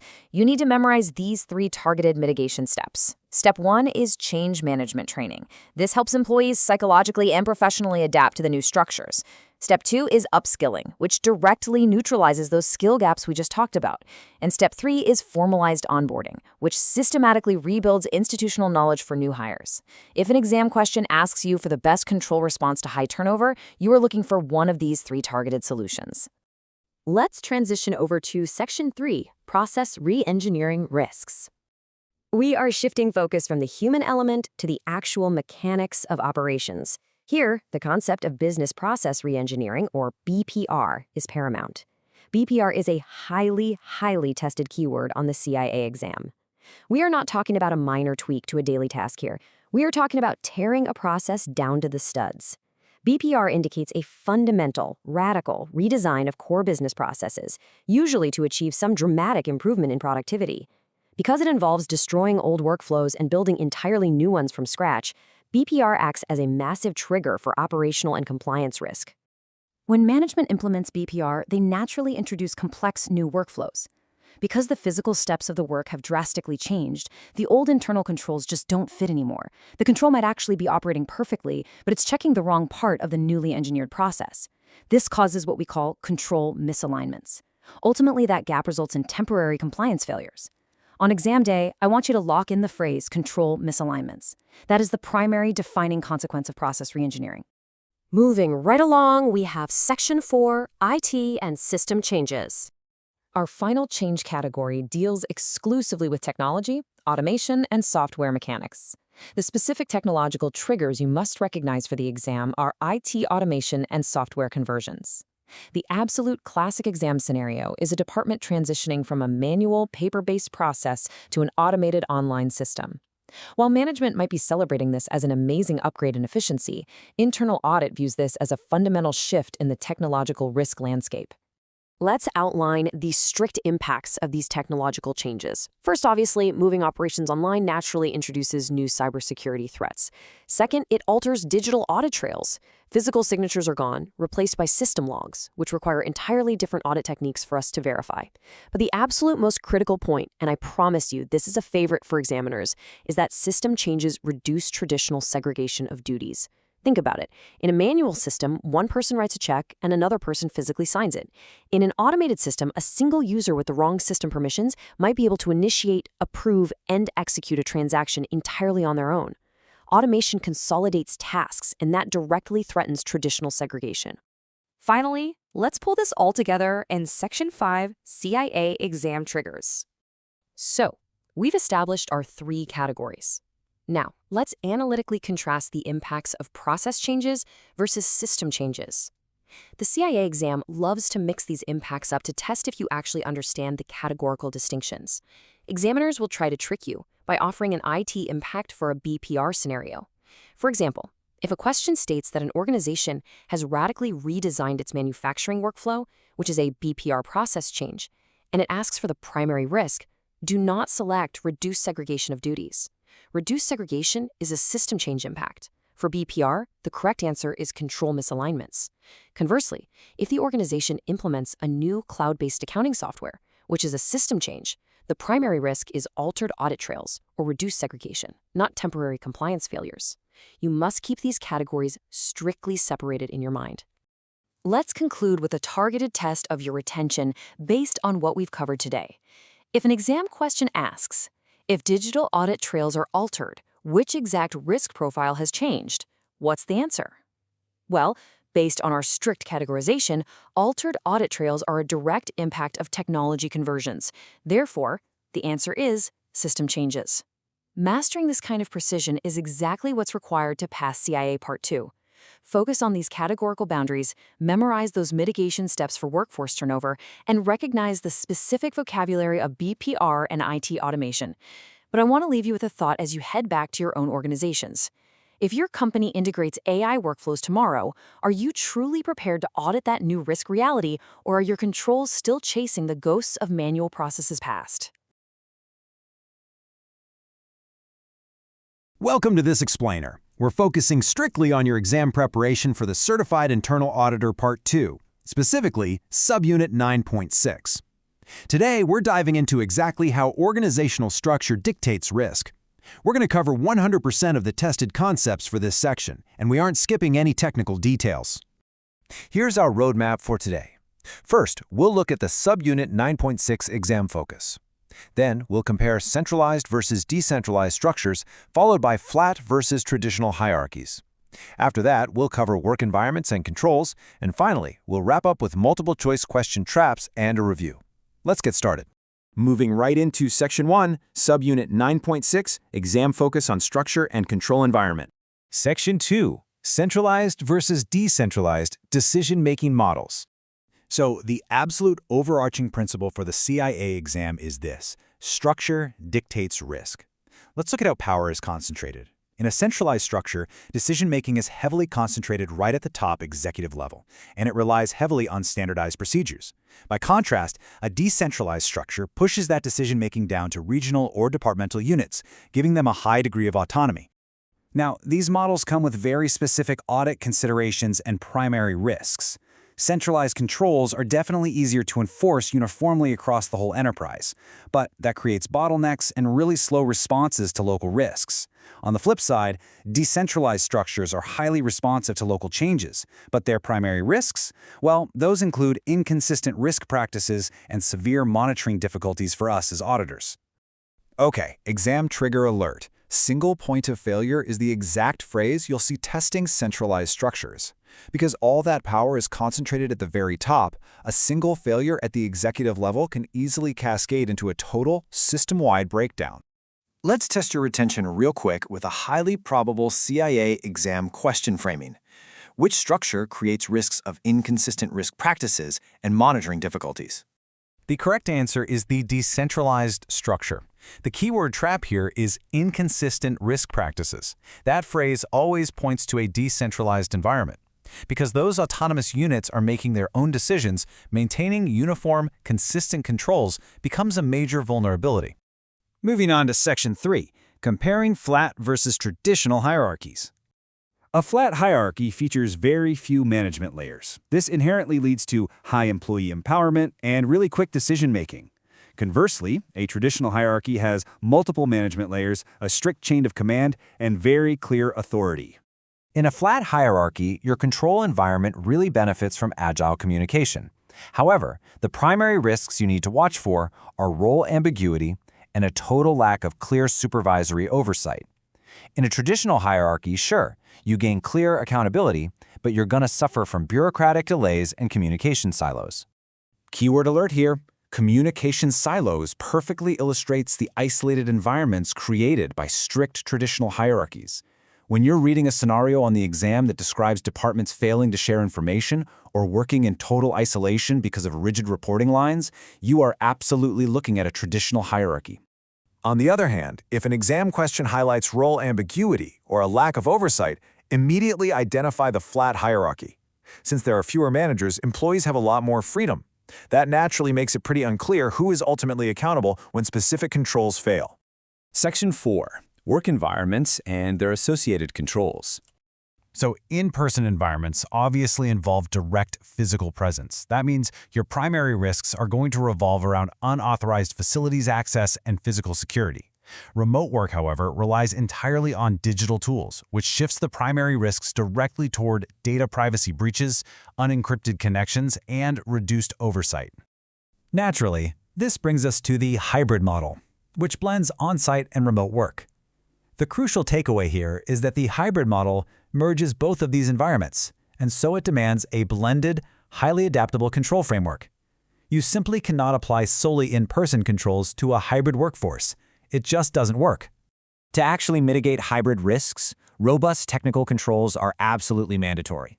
An organization has to implement virtual private networks, ensure strong endpoint protection, utilize data encryption, and consistently enforce these controls across both physical and digital settings. Spotting a lack of consistency here is very often the key to answering exam questions correctly. All right, Section That, multiple choice question traps and a quick review of those exam triggers. Lock this one into your memory. When the exam highlights uniformity, enterprise-wide standardization, or single points of failure, the correct answer is a centralized structure every time. Next, high responsiveness to local nuances, especially when coupled with the risk of inconsistent risk practices, is your definitive signal for a decentralized setup. The exam will often try to trick you by framing local responsiveness as a negative thing, but remember, it is a core characteristic of decentralization.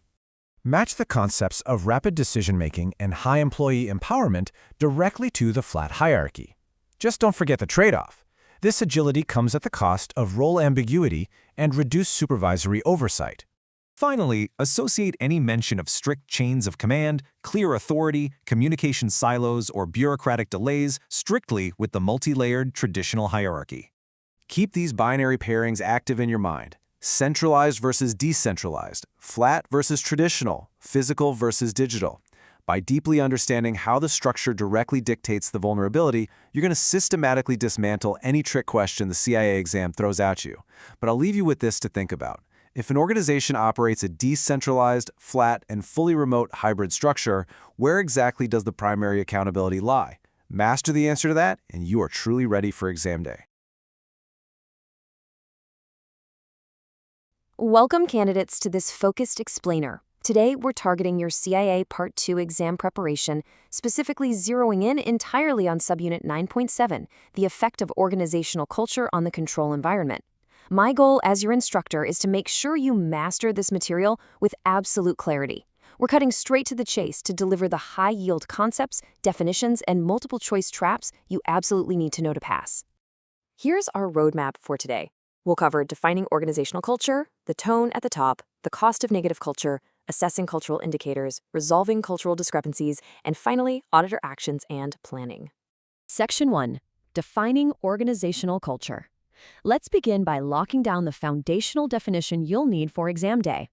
Please memorize this precise definition. Organizational culture is the collection of shared values, beliefs, and behaviors shaping how work is performed. When you're sitting for your exam, don't overcomplicate it. Just look for those exact keywords: shared values, beliefs, and behaviors. Ultimately, culture is that invisible force dictating how work actually gets done in practice. Now watch out for this classic multiple-choice trap. The exam writers absolutely love testing your ability to categorize concepts correctly. You must know that items like symbols and language are classified strictly as cultural components. They're not COSO control environment components. If you see a question asking you to identify a COSO control environment component and symbols or language as an option, eliminate it immediately. Keep these two categories totally separate in your mind. Moving on to Section 2, the tone at the top. Having defined culture, we now shift to its operational driver. The tone at the top is explicitly defined as senior management's visible support for ethics and internal controls. The absolute key word here is visible. It's not enough for management to just draft an ethical policy behind closed doors. Their support has to be actively seen and felt throughout the entire organization. This visible commitment is what forms the true bedrock of a strong internal control environment. So how do leaders actually maintain this tone? There are 3 key leadership roles you must know. First, leaders have to model ethical behavior themselves. Second, they must enforce rules consistently across all levels of the organization, meaning absolutely no exceptions for top performers. And third, they have to encourage open communication without any fear of retaliation. If an exam scenario describes a company where employees are terrified to speak up, you are looking at a direct failure of the tone at the top. Section 3, cost of negative culture. What exactly happens when that tone at the top fails? Be highly prepared to identify these specific negative culture effects on your exam. A weak or toxic culture promotes shortcuts, drives noncompliance, leads to the blatant disregard of formal policy, and creates a distinct lack of individual accountability. When you're analyzing an audit scenario in a multiple-choice question and you see employees bypassing controls just to meet their targets, recognize immediately that you're dealing with the real-world effects of a negative organizational culture. Section 4, assessing cultural indicators. Next, let's review how internal auditors practically measure this invisible force in the field. You need to lock these 3 highly tested audit tools into your exam strategy right now. First, employee surveys. These give you a broad, quantifiable metric of employee sentiment. Second, direct behavioral observations. Remember, auditors don't just read documents, they watch how work is actually performed on the floor. And third, reviewing internal whistleblowing and communication channels. The volume and the specific types of whistleblower reports you see are massive indicators of an organization's cultural health. Section 5, resolving cultural discrepancies. Let's see how this builds into real-world audit scenarios. Here is a sequential action plan you will very likely be tested on. Imagine a scenario where formal written policies heavily emphasize ethics, but actual employee behaviors constantly bend the rules. What's the internal auditor's move? Step 1, identify the discrepancy between the formal policy and the informal behavior. Step 2, interview staff to uncover the root cause of why those rules are being bent. Step 3, urge leadership to visibly model compliance. Notice how this circles right back to the tone at the top? You can't fix a behavioral discrepancy just by rewriting the policy manual. You have to address the visible leadership. Section 6, auditor actions and planning. Finally, let's outline the precise actions required from you during the engagement planning phase. Pay incredibly close attention to these 2 essential actions. As an internal auditor, you simply cannot use a one-size-fits-all approach. You are required to tailor your audit procedures to the specific cultural context of the department you're auditing. Furthermore, you must explicitly incorporate cultural risk mapping into your risk-based audit planning. If the culture is high risk, say it promotes shortcuts and noncompliance, your risk-based plan has to map those cultural risks and allocate audit resources accordingly to tackle them head-on. I want to leave you with this mock scenario to ponder as you continue your exam prep. If employee behaviors clearly contradict ethical policies, how exactly will your risk-based audit plan leverage cultural risk mapping? Think back to the audit tools we just discussed, like surveys and direct observations, and consider how you would urge leadership to visibly demonstrate compliance. Mastering the relationship between policy discrepancies, the tone at the top, and cultural risk mapping is absolutely vital to passing Subunit 9.7. Keep your focus sharp, review these core concepts, and you will be incredibly well prepared for exam day. Welcome, candidates. Let's jump straight into this exam preparation explainer covering Subunit 10.1, the qualities of information. I'm your instructor, and today we're going to break down the precise definitions, the core requirements, and those tricky multiple-choice triggers for Standard 14.1.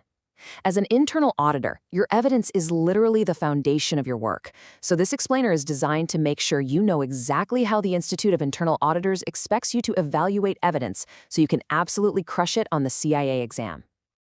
Here's our agenda for today. We'll cover 5 key areas. First, the standard 14.1 core requirements. Second, criterion 1, relevant information. Third, criterion 2, reliable information. Fourth, criterion 3, sufficient information. And finally, number 5, professional skepticism and how to handle incomplete data.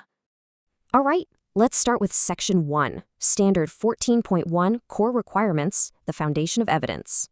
Standard 14.1 explicitly requires that we, as internal auditors, gather information meeting 3 very specific criteria to support our conclusions. The information must be relevant, reliable, and sufficient. Now pay close attention here for the exam. You cannot just have 1 or 2 of these. To formulate a valid audit conclusion, the information you gather has to hit all 3 of these standards simultaneously. Missing even a single one completely compromises the integrity of your entire audit engagement. Moving on to Section 2, Criterion 1, Relevant Information Alignment with Objectives. You'll want to memorize this definition perfectly. Relevance strictly means that your data must align directly with what your audit is actually trying to evaluate. Think about it. If your engagement objective is to test the efficiency of a payroll process, but you start gathering data on environmental compliance, well, that information might be highly accurate, but it is completely irrelevant to your objective. Relevant information always has to logically contribute to the specific results you're trying to achieve, strictly within your approved audit scope. Okay, watch out for this specific multiple choice question trap regarding directional testing. This is highly tested, so let's break it down. If your audit objective is to test for completeness, meaning you want to make sure all events that actually occurred were properly recorded, tracing forward is relevant. You trace forward from the source document like a shipping record straight to the final invoice to ensure it got billed. On the flip side, vouching backward, going from the invoice back to the shipping record, is not relevant for completeness. Vouching backward tests for validity or existence, not completeness. Grasping this directional difference is absolutely critical for identifying relevant procedures on your exam. Next up is Section 3, Criterion 2, Reliable Information, Factual Integrity. Reliable information has to be factual and current. Your key exam triggers for reliability are the phrases best attainable and appropriate techniques. If you rely on secondary, weaker evidence when primary evidence is right there available to you, you're violating this standard. You always have to seek out the absolute best attainable data. You most know how to rank evidence reliability for those scenario-based exam questions. Be sure to memorize these 4 strengthening factors. First, direct observation by the auditor is always stronger than hearsay. Second, independent external sources are way more reliable than internal sources. Third, corroborated data beats a single source every time. And fourth, data generated under effective internal controls is far more reliable than data coming from weak controls. Expect to be asked to rank these on the test. Let's look at Section 4 now. Criterion 3, Sufficient Information, Quantity and Persuasiveness. Go ahead and highlight the phrase prudent, informed, and competent person in your notes right now. This is the exact threshold they test for sufficiency. The IIA uses this specific phrasing to completely remove personal bias. Sufficiency isn't about whether you, the individual auditor, feel satisfied. It's a strictly objective test. Would a reasonable, competent third party look at the sheer amount and weight of the evidence you gathered and arrive at the exact same conclusion? If the answer is yes, your information is efficiently sufficient. Definitely recognize this specific exam trigger. The exam is going to frequently ask you how an auditor objectively ensures sufficiency. Your answer? Standard statistical sampling. Using mathematical formulas to figure out your sample sizes mathematically enhances that objective standard of sufficiency we just talked about. Sufficiency is essentially a sliding scale, and it's directly tied to audit risk. Higher risk scenarios, like a major executive fraud investigation, carry severe consequences. Because of that, they require far greater sufficiency, meaning a much larger volume of highly persuasive evidence.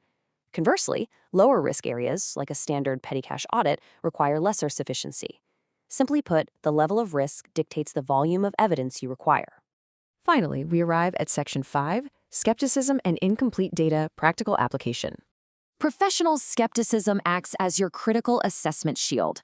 Now, it's not about being cynical or assuming everyone is lying to you. Rather, it's the professional discipline of critically assessing every single piece of evidence to make sure it's factual, current, and completely free from bias. We don't accept information at face value. We verify, we ask questions, and we corroborate. That's exactly how we guarantee the reliability of our data. This next procedure is highly tested on the CIA exam. Out in the real world, operational management might provide you with incomplete data, whether that's intentional or just an accident. If management withholds data, you need to memorize and execute these exact 3 sequential steps. Step 1, perform your analysis on the data you do actually have. Step 2, analytically assess the effects and the potential impact of the data that's missing.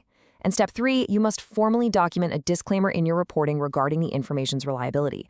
You can't just ignore missing data. You have to formally acknowledge exactly how its absence impacts your final audit conclusions. As you push forward with your exam preparations, I want you to continually ask yourself this vital question. If management actively limits your scope, how are you going to adjust your procedures to ensure your evidence remains relevant, reliable, and sufficient? Ultimately, defending the integrity of your evidence against scope limitations is the true test of a great internal auditor. Master these definitions, strictly apply these concepts, and you are going to do phenomenally well. Best of luck on your CIA Part 2 exam. Welcome to this explainer. We're diving straight into CIA Part 2, Unit 10, specifically Subunit 10.2, Sources and Nature of Information. We've got a lot of rules, hierarchies, and definitions to cover, so let's get right into the analytical frameworks you absolutely have to memorize for the exam. We're breaking the subunit down into 3 core areas to help you systematically prepare. First, we'll look at the classification of sources, which is all about reliability. Next, we'll cover the types of evidence, which determines persuasiveness. And finally, we'll run through the legal forms of evidence and the exact terminology you'll see tested. All right, Section 1, let's tackle source classification and the strict order of reliability. Reliability isn't just a guessing game. It completely depends on where the information comes from and the exact route it takes. The golden rule here, independence increases reliability.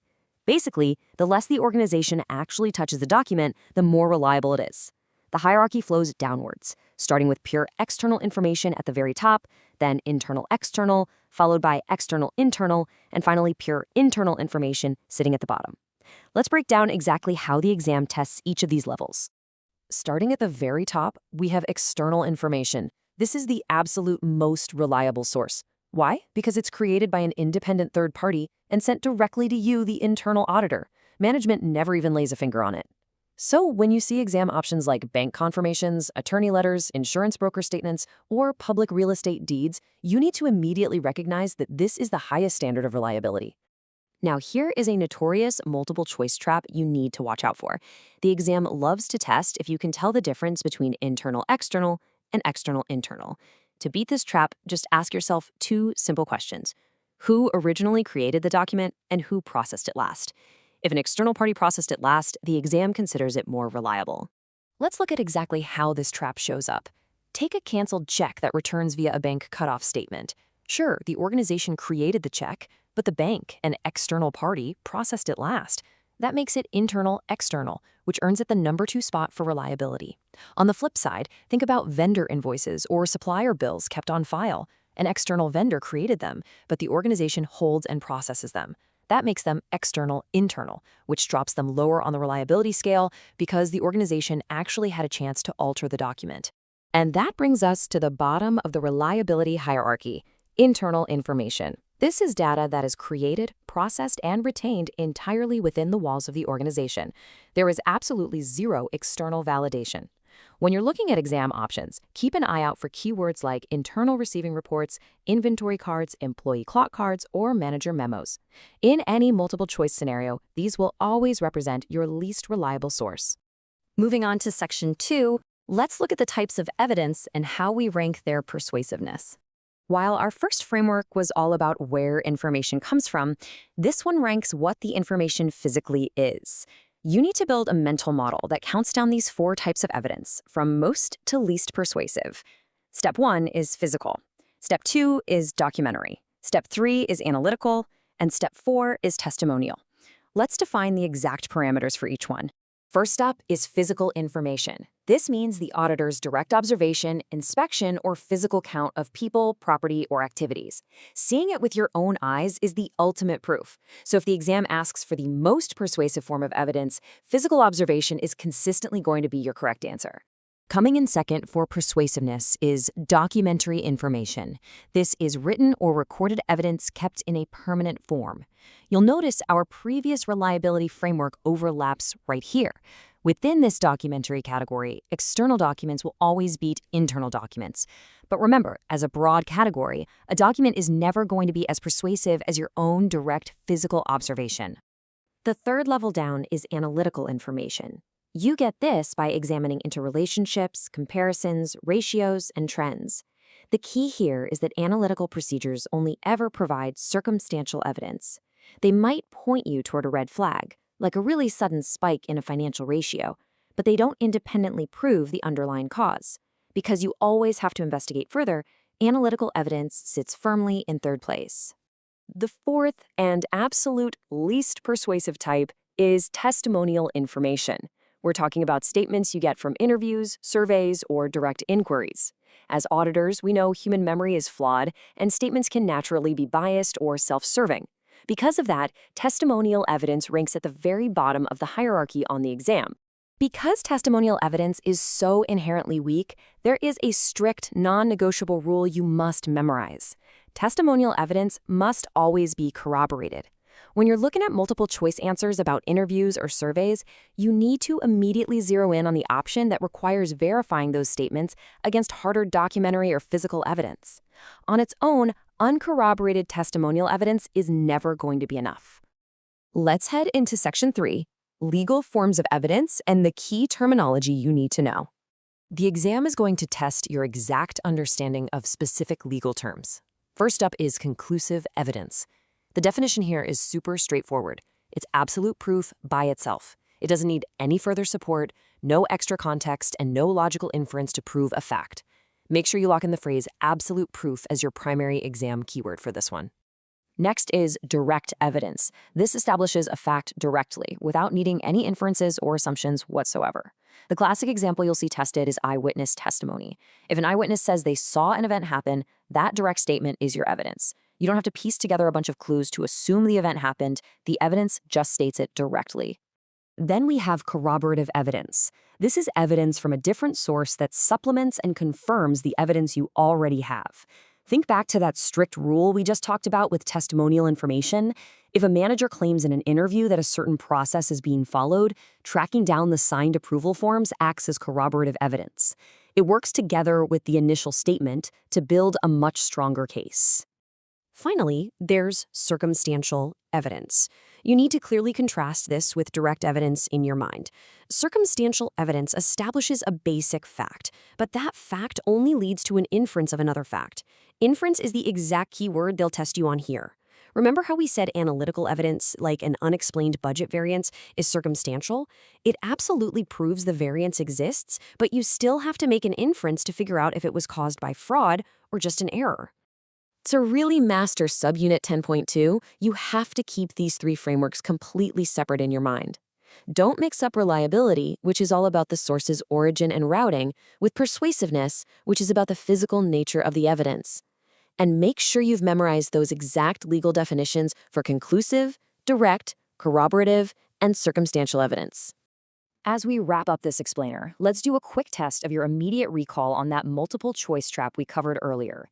Which source is going to be more reliable on the exam? An external vendor invoice held on file, or a canceled check returning via a bank statement? Think about who touched the document last. If you apply the routing rules we established today, you're going to navigate these questions with absolute precision. Keep studying, stick to the system, and you'll do great. Welcome back to our explainer series for the CIA Part 2 exam.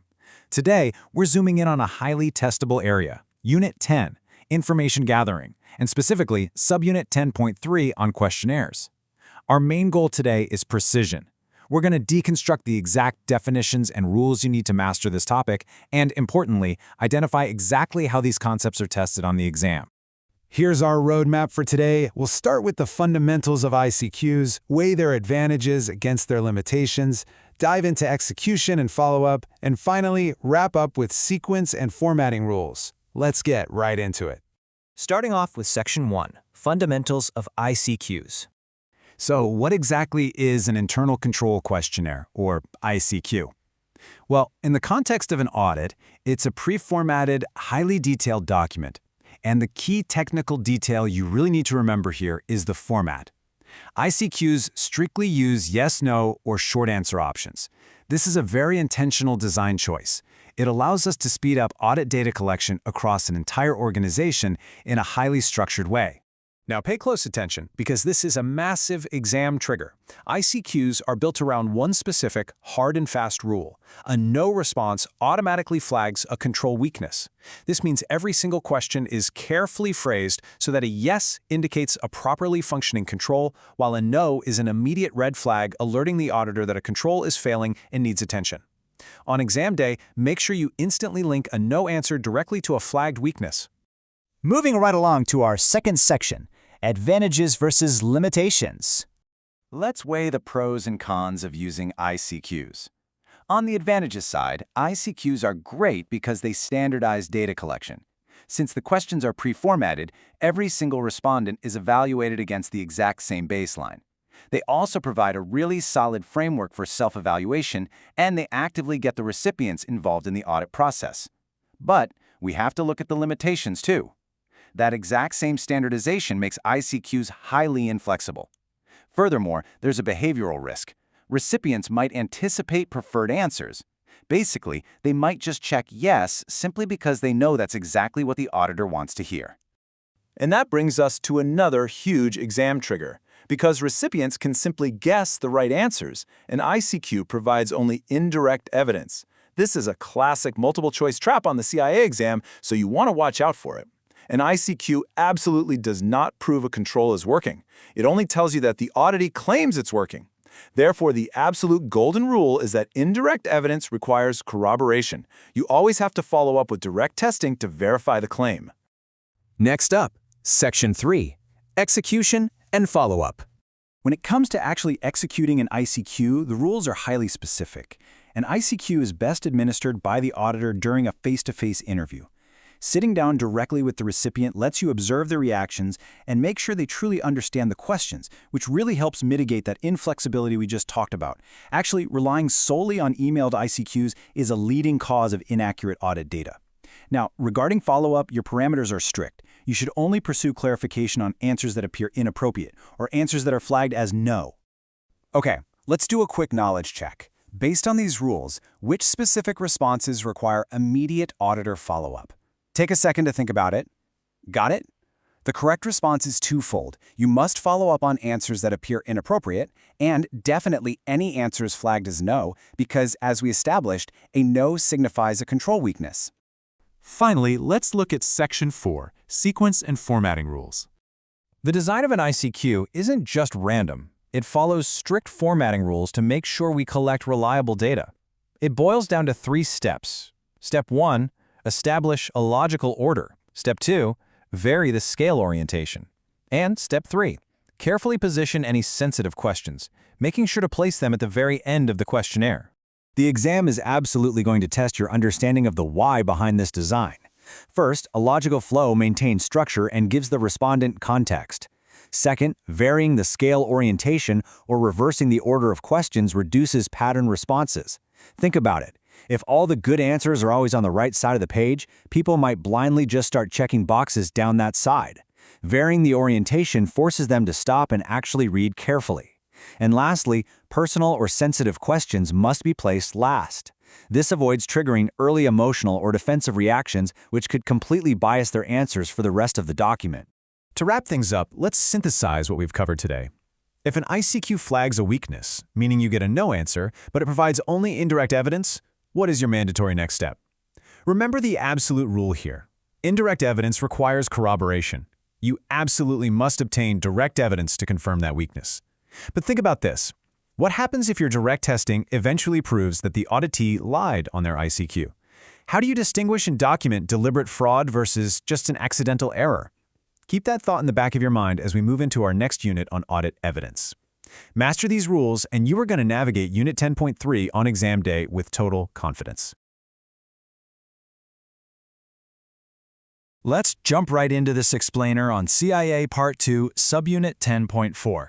Today, we're tackling self-assessment surveys. Now, for the Certified Internal Auditor exam, understanding the exact mechanics, the methodologies, and most importantly, the strict professional boundaries of control self-assessments, or CSAs, is absolutely critical. We're going to break down exactly what you need to know, and we'll be highlighting the highly specific vocabulary that examiners love to test you on. Here is our roadmap for this session. First, the philosophy and objectives of a CSA. Second, internal audit-specific role. Third, the 3 primary CSA approaches. Fourth, workshop formats. And finally, number 5, those high-yield MCQ exam traps you have to watch out for. Starting things off with Section 1, CSA Philosophy and Objectives.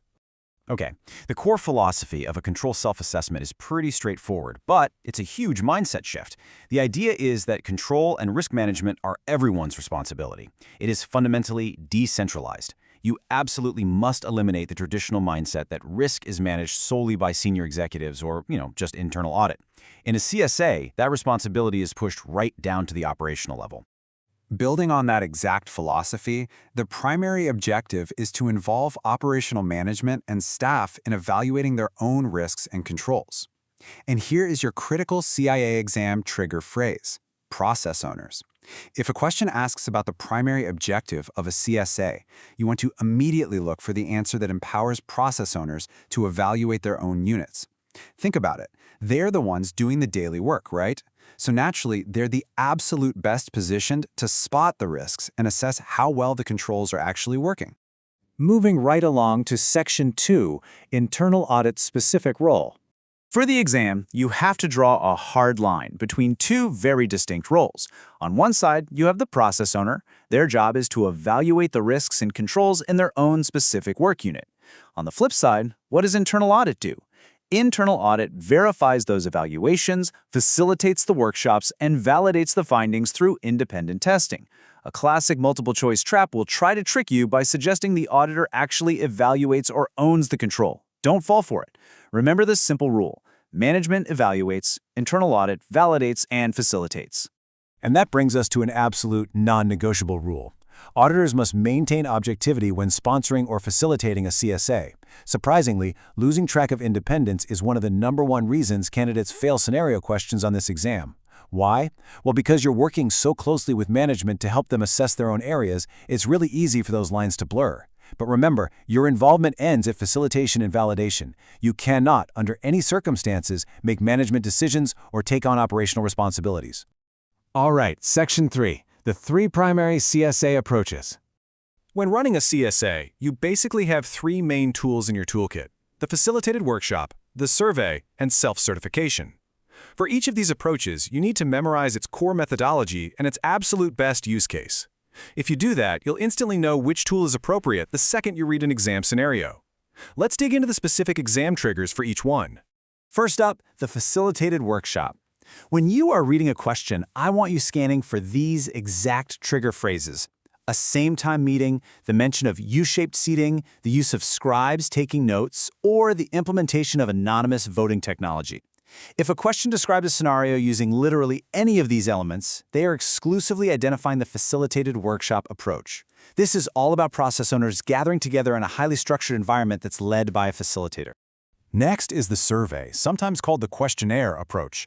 This tool utilizes simple, straightforward yes-no questions. You're going to deploy this when your respondents are too numerous or maybe widely dispersed geographically. But listen closely, because here is the most important exam trigger to memorize for this one. If the question states that the organization's culture hinders open discussion, a survey is your correct answer. If employees are too intimidated or afraid to speak up openly in a workshop, a confidential survey ensures you still capture that critical risk and control data. The third approach is self-certification. This relies entirely on management-produced analyses of processes, which are then used by staff teams to judge overall control health. On the exam, look out for scenarios that describe decentralized, management-driven reporting mechanisms, rather than those heavily facilitated in-person meetings. Now, for Section 4, 4 facilitated workshop formats. Within the facilitated workshop approach, there are 4 specific formats: objective-based, risk-based, control-based, and process-based. Examiners love to mix up the definitions of these 4 to confuse you. So, we're going to contrast them directly right now so you know exactly how to keep them separate. First, let's contrast objective-based versus process-based. An objective-based workshop focuses on the best way to accomplish a specific business goal, and then it evaluates if the residual risks attached to that goal are acceptable. On the other hand, a process-based workshop focuses strictly on an end-to-end chain of activities. Think of a procurement loop, right? From the initial purchase order all the way to the final payment, with the goal of streamlining that exact workflow. Please do not confuse a high-level business objective with a step-by-step operational chain.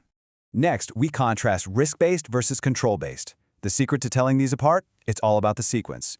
In a risk-based format, the team lists out all potential threats to an objective first. They start from 0, identify the threats, and then test if the existing controls actually mitigate them. But in a control-based format, the facilitator has already identified the key risks and controls before the workshop even begins. The team simply evaluates the gap between actual performance and their expectations. So remember, risk-based starts by finding the threats. Control-based starts with pre-identified controls.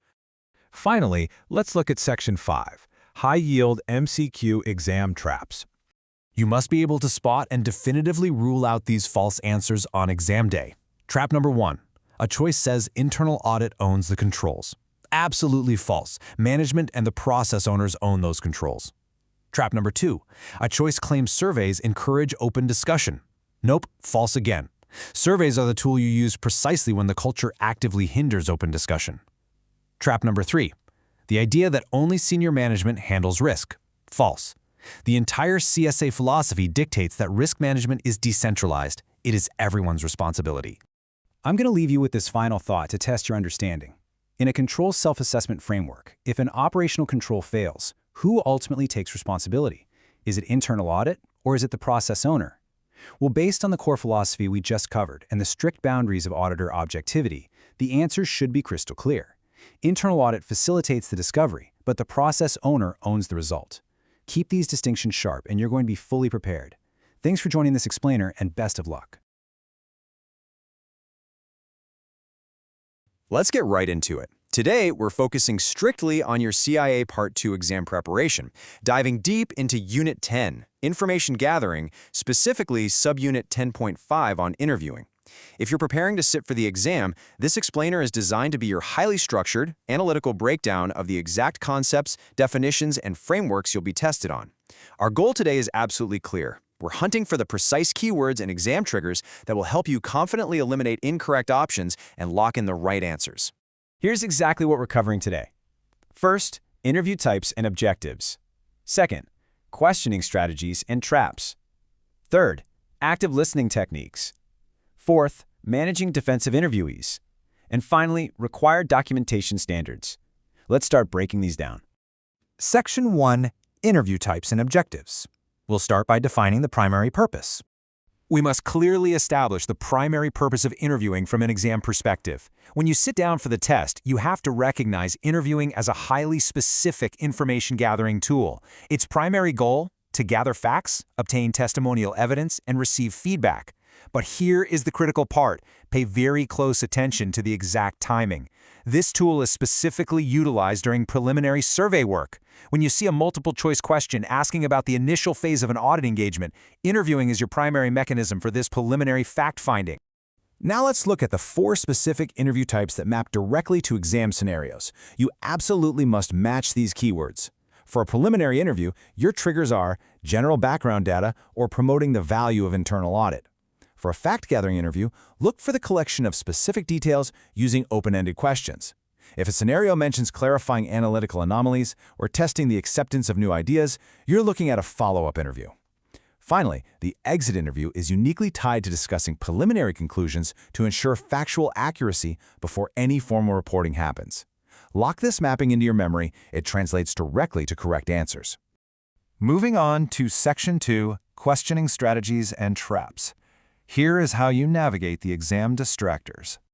The exam is going to frequently test your ability to distinguish between techniques an auditor should use and techniques an auditor must avoid. Let's contrast them.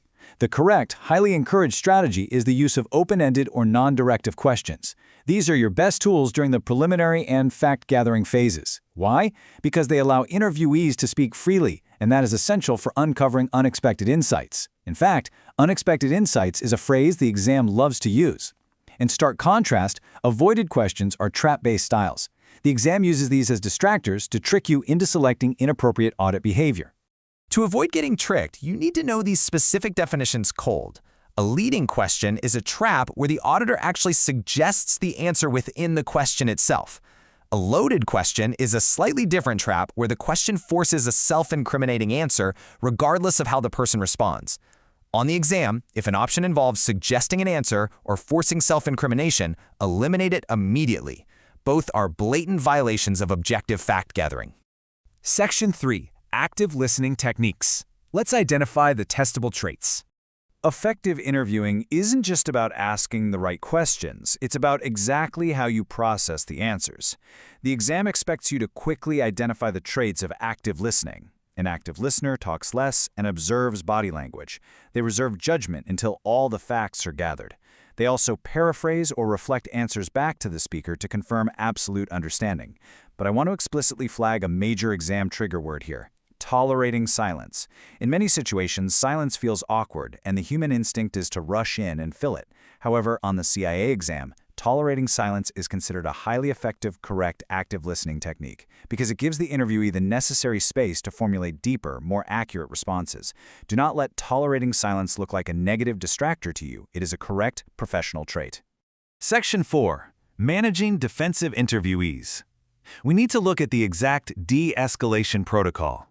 In multiple-choice scenarios, you are guaranteed to face uncooperative subjects, and the required chronological procedure for handling them is very strict. When faced with a defensive interviewee, step 1 is always to reassure them and clearly explain the precise purpose of the audit. Step 2 is to highlight shared team goals, carefully aligning the audit's objective with their own departmental success. Step 3 is a critical pivot in your strategy. You must switch to using indirect questions. This exact 3-step sequence allows you to continue gathering facts without creating an accusatory environment. If a question asks how to handle a hostile auditee, look straight for the option that follows this path: reassure, align goals, and use indirect questions. Finally, Section 5. Required documentation standards. Let's examine the procedural rules. The exam strictly enforces procedural rules for formal documentation, and you must master this mandatory chronological flow. During the interview itself, standard protocol requires you to inform the interviewee that notes are being taken. Transparency is an absolute requirement. Simultaneously, you must minimize the time you spend looking away from them, maintaining that active listening posture we just discussed. But the most heavily tested timeline rule is what happens next. You must write up formal interview notes immediately after the session while the information is fresh, not at the end of the day, not at the end of the week. Immediately after is the exact unyielding standard required by audit procedures to ensure factual accuracy and perfectly preserved testimonial evidence. We've now covered 100% of the core concepts for this subunit. You possess the structured, analytical frameworks needed to successfully dissect your exam questions. So think about the keywords for the 4 interview types. Remember the strict distinction between open-ended strategies and the dangerous traps of leading or loaded questions. Keep phrases like tolerating silence and immediately after front and center in your mind as key exam triggers. How will you apply these exact keyword matches and trap identifications to your CIA Part 2 practice questions today? Use this breakdown to study. Aggressively practice analyzing those distractors, and you'll be incredibly well prepared for this section of the exam. Keep studying smart, and best of luck. Hey everyone, welcome to this explainer. Okay, today we're diving right into some absolutely critical CIA Part 2 exam prep. Specifically, we're zeroing in on Unit 10, Subunit 10.6, which covers other information gathering methods. Look, if you're gearing up for this exam, mastering these methodologies and knowing the precise vocabulary is literally your ticket to passing. Here is our game plan for today. We're going to cover walkthroughs, checklists, observation, and then wrap it all up with those all-important core exam triggers. Let's get to it. Section 1. Walkthroughs. Focusing on tracing transactions. So, walkthroughs. These are absolutely foundational for us as internal auditors. It's how we build a rock-solid, factual understanding of how a transaction actually flows through an organization's systems. The strict definition here? It's tracing a transaction step by step, from initiation to recording. Now listen closely, because for the CIA exam, precision is everything. When you see a question asking to define a walkthrough, you want to literally scan those multiple choice options for the keywords step by step and initiation to recording. Honestly, that exact phrasing, that's your golden ticket right there. Okay, so what does this active process actually accomplish in the real world? Well, walkthroughs are designed to identify 3 critical elements: potential misstatement points, fraud risks, and control activities. You've got to memorize these 3 specific outcomes. No way around it. When the exam asks what a walkthrough is explicitly built to uncover, they are testing your recall of this exact list. It's really an active diagnostic tool. It shows us exactly where things might go off the rails and what safeguards are in place to stop that from happening. Moving right along to Section 2, checklists, their uses and risks. Now, the way we use checklists is totally different from walkthroughs, and you really need to keep these two separated in your mind. Checklists are simply reminder lists ensuring routine administrative tasks or audit procedures are completed. Did you catch that? The heavy emphasis there is on routine administrative tasks. You definitely aren't pulling out a checklist for complex problem-solving or deep, dynamic analytical auditing. No, you use it strictly to make sure standard, predictable, and repetitive steps don't just slip the audit team's mind. But there's a catch, and it's a big one. Relying too heavily on checklists creates what we call a false sense of security, and it can easily degrade into a mindless, rote exercise. And guess what? Examiners absolutely love testing you on the specific limitations of these tools.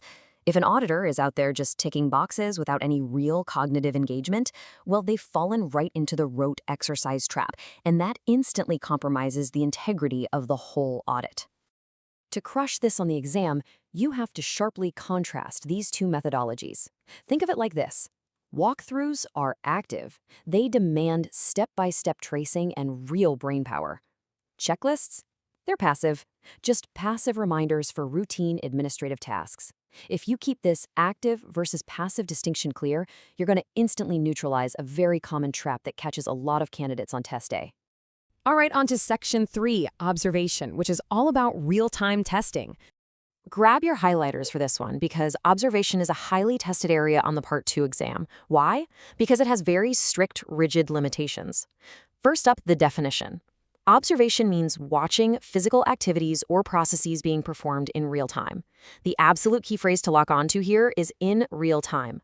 Observation means you, the auditor, are physically present, visually watching someone do the work right in front of you at that exact second. So when do we actually use this method? Well, it's best used for testing the existence or occurrence assertion. A classic example would be verifying physical assets sitting in a warehouse, or maybe watching how a bank teller physically handles cash. I need you to permanently hardwire the word observation to the existence or occurrence assertion in your brain.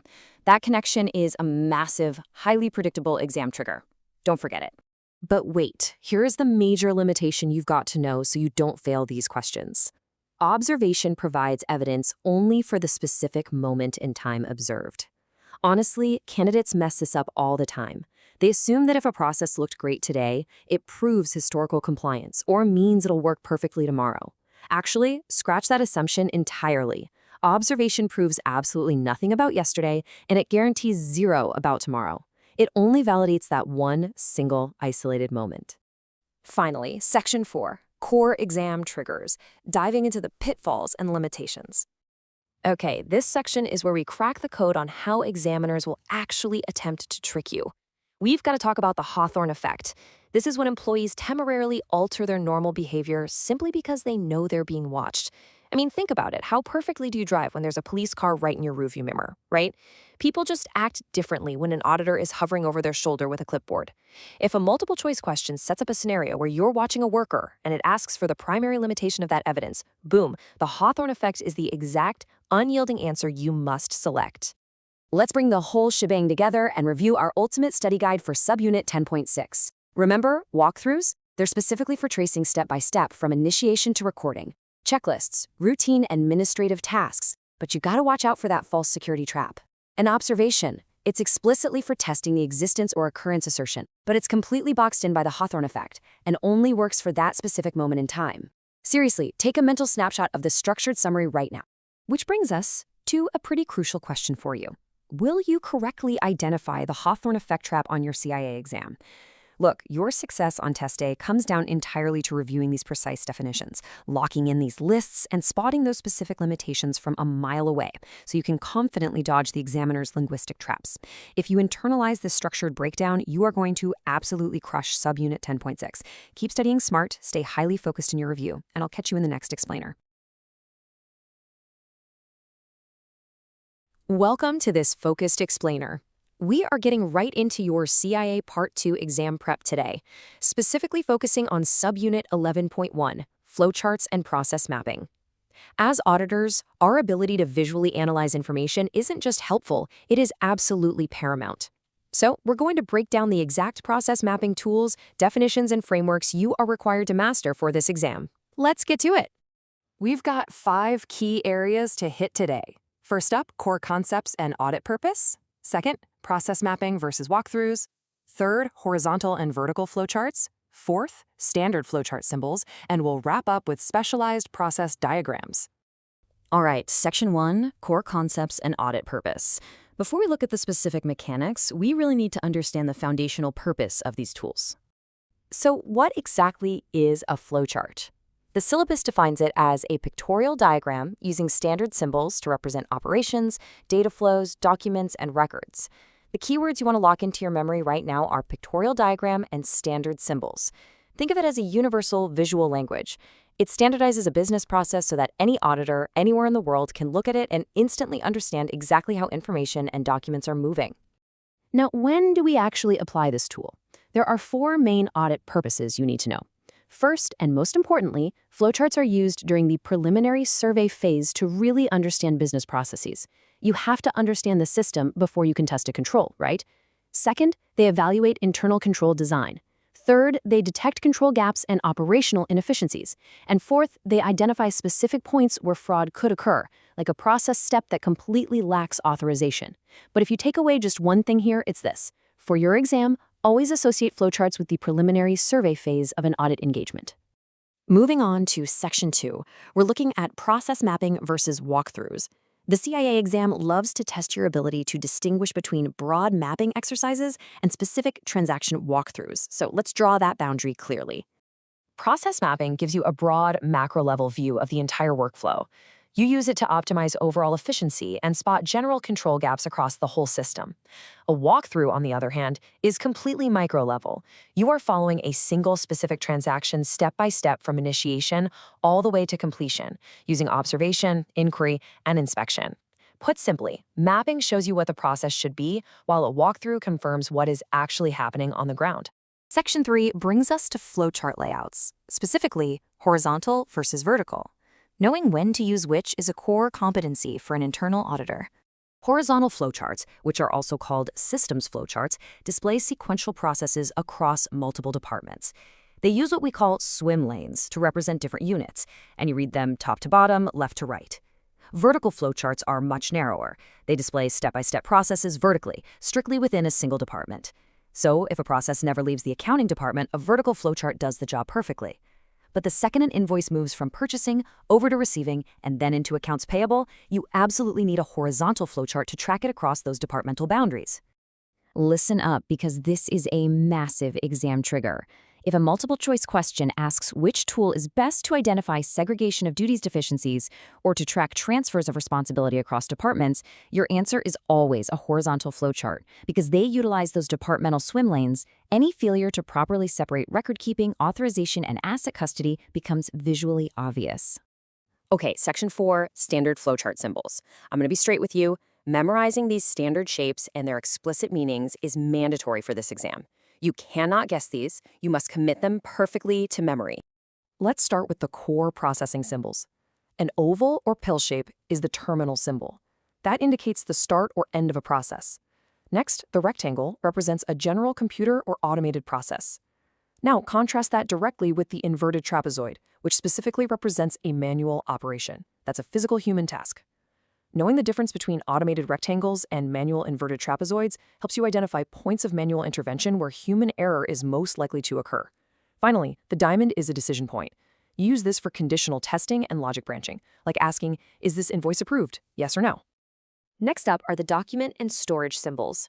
That shape resembling a piano top represents a document, and it strictly means a hard copy report, paper invoice, physical check, or printout. For storage, the cylinder represents a database or digital storage, like a hard drive or a digital master file. Conversely, the inverted triangle represents offline storage. This is physical storage, like a traditional metal file cabinet holding paper documents. By distinguishing between digital cylinders and physical inverted triangles, you can accurately assess physical security controls versus IT access controls. Finally, we arrive at Section 5, Specialized Process Diagrams. Sometimes standard flowcharts just aren't sufficient for our specific analytical objectives, so we have to use alternative mapping tools. Let's examine 4 that you need to know. First is the RACI diagram matrix. This is a responsibility assignment matrix that defines team roles across 4 categories. Responsible means the person actually performing the task. Accountable is the person ultimately ensuring correct execution. Now listen very carefully to this multiple choice question trap. There can only ever be one accountable person per task. If everyone is accountable, no one is. Remember that. Next, consulted refers to a subject matter expert providing two-way guidance, and informed refers to a stakeholder who is simply kept updated on progress, representing strictly one-way communication. Our next specialized tool is the spaghetti map. The syllabus definition states it's a diagram that traces the spatial movement of people, materials, and physical steps to highlight layout inefficiencies. When you map out the physical walking paths of factory workers on a floor plan, it literally looks like a tangled bowl of spaghetti. This tool is purely physical. It's entirely focused on optimizing spatial movement to reduce wasted time and physical effort. Now let's contrast the data flow diagram, or DFD, against the process narrative. A DFD visually maps the logical flow of information through a system, entirely decoupled from the physical reality of how that data is actually processed. On the completely opposite end of the spectrum is the process narrative, which is a written, sequential description. A narrative gives you incredibly deep context and explanation, but it completely lacks the immediate visual clarity you get from a flowchart or a DFD. All right, I need to explicitly call out a highly tested exam trap here. Data flow diagrams have no symbols for physical documents or paper outputs. I'll repeat that. A DFD traces logical, digital data, never physical paper. If an exam question mentions tracking paper invoices or physical checks, rule out data flow diagrams immediately. A DFD only cares about the information itself, not the physical medium carrying it. To wrap up this explainer, I'm going to challenge you with an active recall question to test what we just covered. Which diagram would you use to trace physical factory movement, and which would you use for digital data flows? Think carefully about the physical inefficiencies revealed by a spaghetti map versus the strict, paperless logic of a data flow diagram. Mastering these key distinctions is exactly how you pass CIA Part 2. Keep studying these frameworks, and I'll see you in the next explainer. Welcome to today's explainer. We are jumping right in, establishing a strict professional focus on mastering Unit 11.2 Analytical Review Methods for the CIA Part 2 exam. You know, this is an absolutely critical component of your exam prep. Our whole goal today is to build a rock-solid, rigid framework for memorization so you can confidently tackle those tricky multiple-choice questions on exam day. Let's get to it. To conquer this material, we're going to divide and conquer 4 syllabus-aligned sections. 1. The mandate, purpose, and limitations. 2. The 3 data structures. 3. The 4 categories of analytics. And 4 advanced analytical techniques. Starting right off with Section 1, mandate, purpose, and limitations. This ties directly back to Internal Auditing Standard 14.2. So let's first define our core mandate. As internal auditors, you literally have to analyze relevant, reliable, and sufficient data to develop your potential findings. And the primary purpose of these analytical procedures? It's simply to take that data and compare it against expectations. Why? Well, we do this to identify unexpected variances, potential errors, fraud, or maybe non-recurring items. Basically, you are comparing what is against what should be. Okay, pause right here. This is a massive exam trigger. Examiners absolutely love to trick candidates into overstating the evidentiary power of analytics. So the fundamental limitation you must memorize is this. Analytical procedures identify overall reasonableness and potential red flags, but they do not provide sufficient appropriate evidence by themselves to prove assertions. They are your starting point, not your final proof. Burn that limitation into your memory, for sure. Moving on to Section 2, the 3 data structures. These are the foundational data inputs you'll need to accurately classify on the exam. The first structure we have is structured data. Think of this as highly organized tables with predefined fields. Everything has its specific, neat little place. Now, the key tested terms you should immediately associate with structured data are aged accounts receivable schedules and SQL databases. When you see predefined fields in a strict tabular format, you're looking at structured data. Next up, semi-structured data. Now, this data contains organizational tags, but it completely lacks rigid database structures. High-probability keywords you're going to see in multiple-choice questions include XML and specifically XBRL, which is heavily used for financial reporting. You see, the tags organize the information, but it doesn't fit neatly into your traditional row and column database. You need to completely understand the strict boundary examiner's test here. Structured data relies on predefined fields and strict tables. Semi-structured data, that relies on organizational tags and flexibility. If an exam question mentions tags like XBRL, immediately rule out structured data and pick semi-structured. Easy points. And the final structure is unstructured data. This is complex information with absolutely no predefined format. You need to instantly recognize examples like emails, videos, surveillance photos, and audio logs. Because there's no structural framework or tagging system built in, this type of data requires advanced analytics to actually interpret. All right, into Section 3, 4 categories of analytics. Let's break down the progressive levels of data analytics. First, descriptive analytics. This answers the question, what happened, or what is happening now? The focus here is on standard reporting, scorecards, and dashboards. Second, diagnostic analytics asks, why did it happen?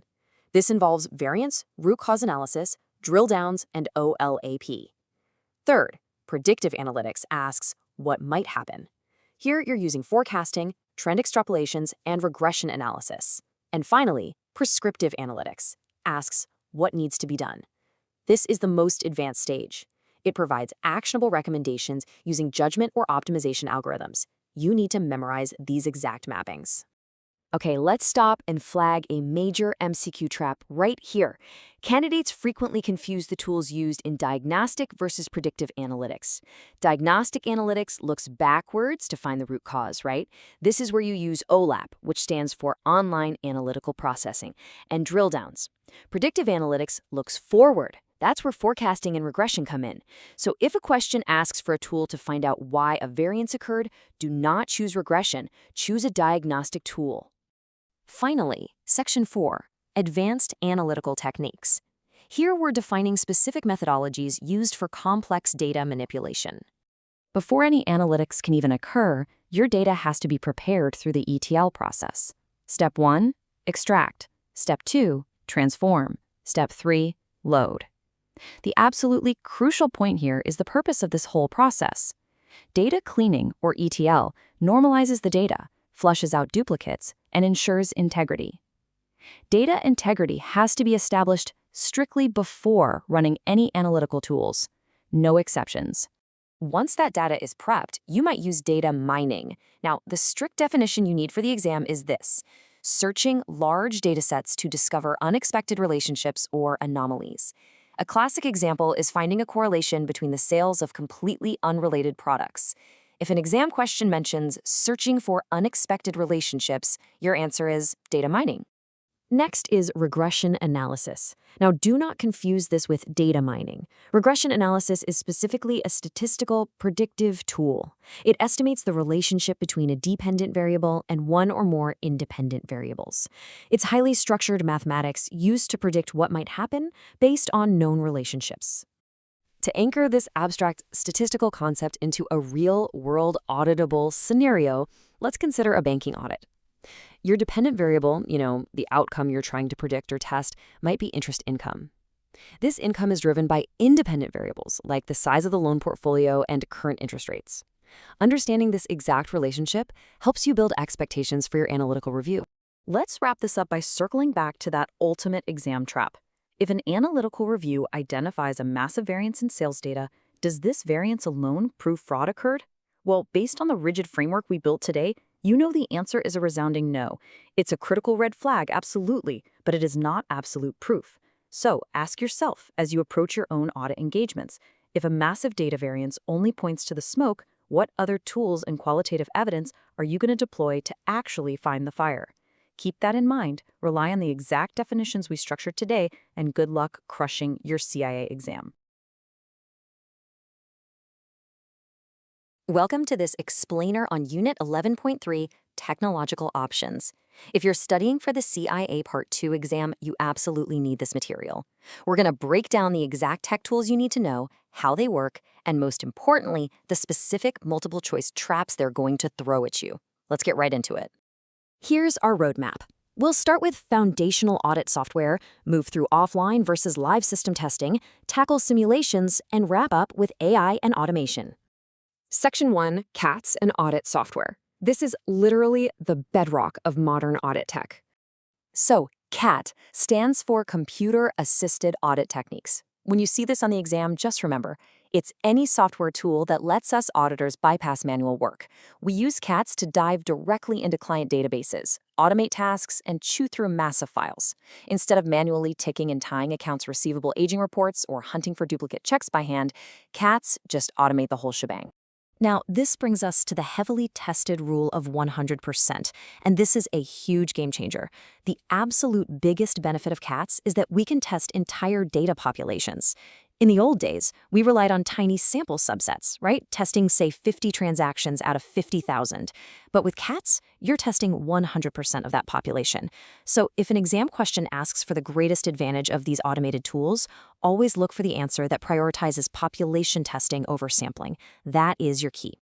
Now, a very specific, highly tested type of CAT is Generalized Audit Software, or GAS for short. Think of popular off-the-shelf packages like ACL or IDEA. The exact phrase you want to hunt for on the exam here is without requiring deep hardware or programming knowledge. That's the trigger.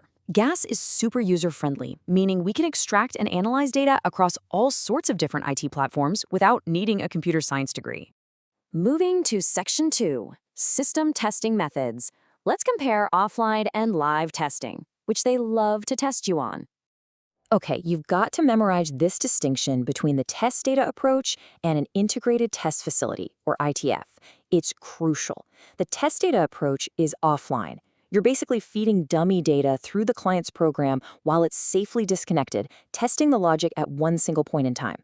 ITF, on the other hand, is alive. You create a dummy record, often called a mini company, right inside the live production database. So ITF tests the logic continuously, in real time. Remember, test data is offline, ITF is live. So let's put that to the test with a classic multiple choice trap. Between these two, which one runs a high risk of actually contaminating live financial data? If you guessed ITF, you hit the nail on the head. Because the integrated test facility operates constantly inside the live database, those dummy transactions are mixing right in with actual financial data. The critical exam limitation here is that all those dummy transactions absolutely must be purged before the client runs their financial reports. If you forget to purge them, well, you've just contaminated the live financial statements, and that's a massive problem. All right, Section 3, Simulation and Modules. We're diving into two advanced CATs, Parallel Simulation and Embedded Audit Modules. With parallel simulation, the auditor actually has to write a program that mimics the client's application logic. You take the client's real historical data, run it through your simulation, and see if your results match theirs. It's powerful, but the downside is it's really expensive to build. Now flip that to an embedded audit module. This actually drops audit code, often called audit hooks, directly inside the client's own software. This lets us capture high-risk transactions continuously as they happen. But watch out, because there's a huge multiple choice trap for embedded audit modules. You need to memorize this exact phrase. It requires auditor involvement during initial system design. Since those audit hooks have to be hard-coded into the software, the auditor has to be in the room when it's being built.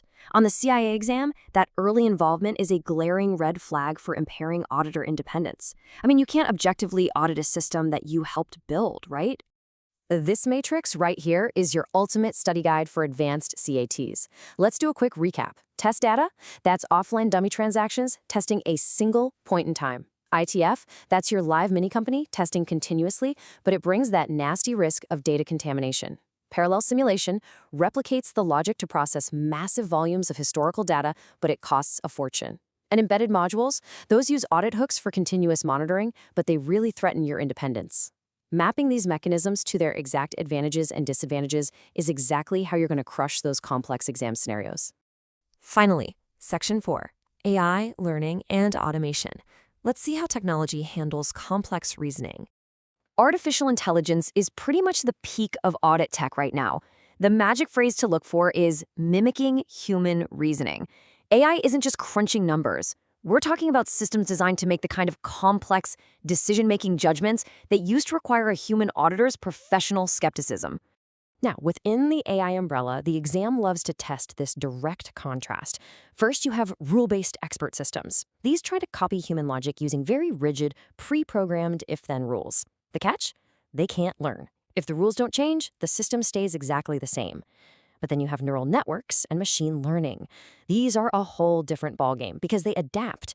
They actually learn from historical data and past mistakes to hunt for completely new anomalies. So expert systems are rigid, neural networks are adaptive. Here is a crucial distinction. Do not confuse AI with robotic process automation, or RPA. RPA is strictly for automating those routine, mind-numbing, rule-based tasks. Think invoice matching or basic data entry. RPA is essentially just a digital worker following a script. It completely lacks any analytical judgment or human reasoning. It just executes commands really, really fast. Think of it as a hierarchy of automation. Level 1 is RPA, perfect for routine execution, zero judgment. Move up to level 2 and you introduce AI with expert systems. They apply pre-programmed logic but still can't evolve. Finally, level 3 brings the heavy hitters, neural networks and machine learning, providing that true adaptive learning for complex anomaly detection. Get this hierarchy straight in your head and you'll easily eliminate the trap answers on exam day. As we wrap up this explainer, I want you to chew on this final question. How do these tools fundamentally shift our core approach to auditing? Well, by leveraging CAT's live ITF monitoring and machine learning, we aren't relying on tiny sample sizes anymore. We're analyzing 100% of the data, continuously, with systems that actually adapt. If you master these definitions and respect those multiple choice traps we covered today, you are absolutely ready for Unit 11.3. Good luck studying, and I'll see you in the next explainer. Welcome to this explainer covering CIA Part 2, Unit 12.1 on Workpapers. If you're preparing for the Certified Internal Auditor exam, this session is designed to help you master the definitions, frameworks, and multiple choice traps you're going to face on test day. Let's begin building your understanding of a defensible audit trail. Our agenda is straightforward. We'll cover 1. Core purpose and ownership, 2. 5 key workpaper functions, 3. Anatomy of a workpaper, 4. Distilling data into summaries, and 5. Managing electronic workpapers. Section 1. Core Purpose and Ownership. Please look closely at this definition. The replicability standard mandates that your documentation must be sufficient so another professional could repeat your exact steps and reach the exact same conclusions. Here is a major exam trigger. Memorize the exact phrase, informed, prudent internal auditor. This is the highly tested benchmark for the replicability standard. On your exam, you will likely see distractors using synonyms or different phrasing, but informed, prudent internal auditor, or similarly competent person is the precise terminology you must select. Now, observe the strict distinction between primary ownership and control.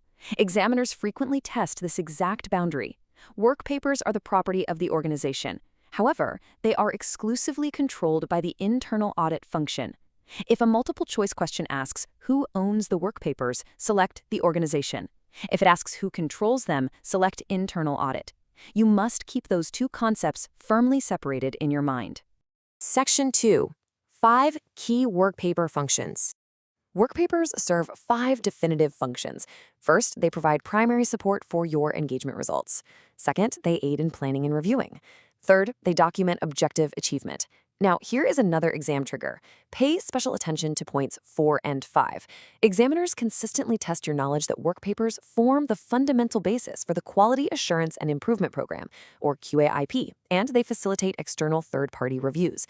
Simply put, you cannot pass a QAIP assessment without compliant workpapers. Section 3. Anatomy of a workpaper. Every work paper must contain specific elements required by the Chief Audit Executive. A header establishes identity and accountability, including the engagement title, date, and your initials. Standard templates improve efficiency and consistency. Indexing provides unique reference numbering. Crucially, cross-referencing creates your defensible audit trail. If management ever disputes your final report, your thoroughly cross-referenced work papers provide the factual rebuttal. Building directly on that anatomy, we have to discuss tick marks. These are verification symbols indicating the specific audit tasks you performed, such as tracing, vouching, or recalculating data. Here's a major multiple-choice trap. A tick mark is completely meaningless without context. The absolute requirement is that every single symbol must be explicitly defined in a localized legend or footnote on that specific work paper. Examiners will present scenarios where an auditor uses standard tick marks but forgets the legend, or puts the legend in a completely different file. That is a documented error. The legend must be present right there to satisfy the replicability standard. Section 4. Distilling data into summaries.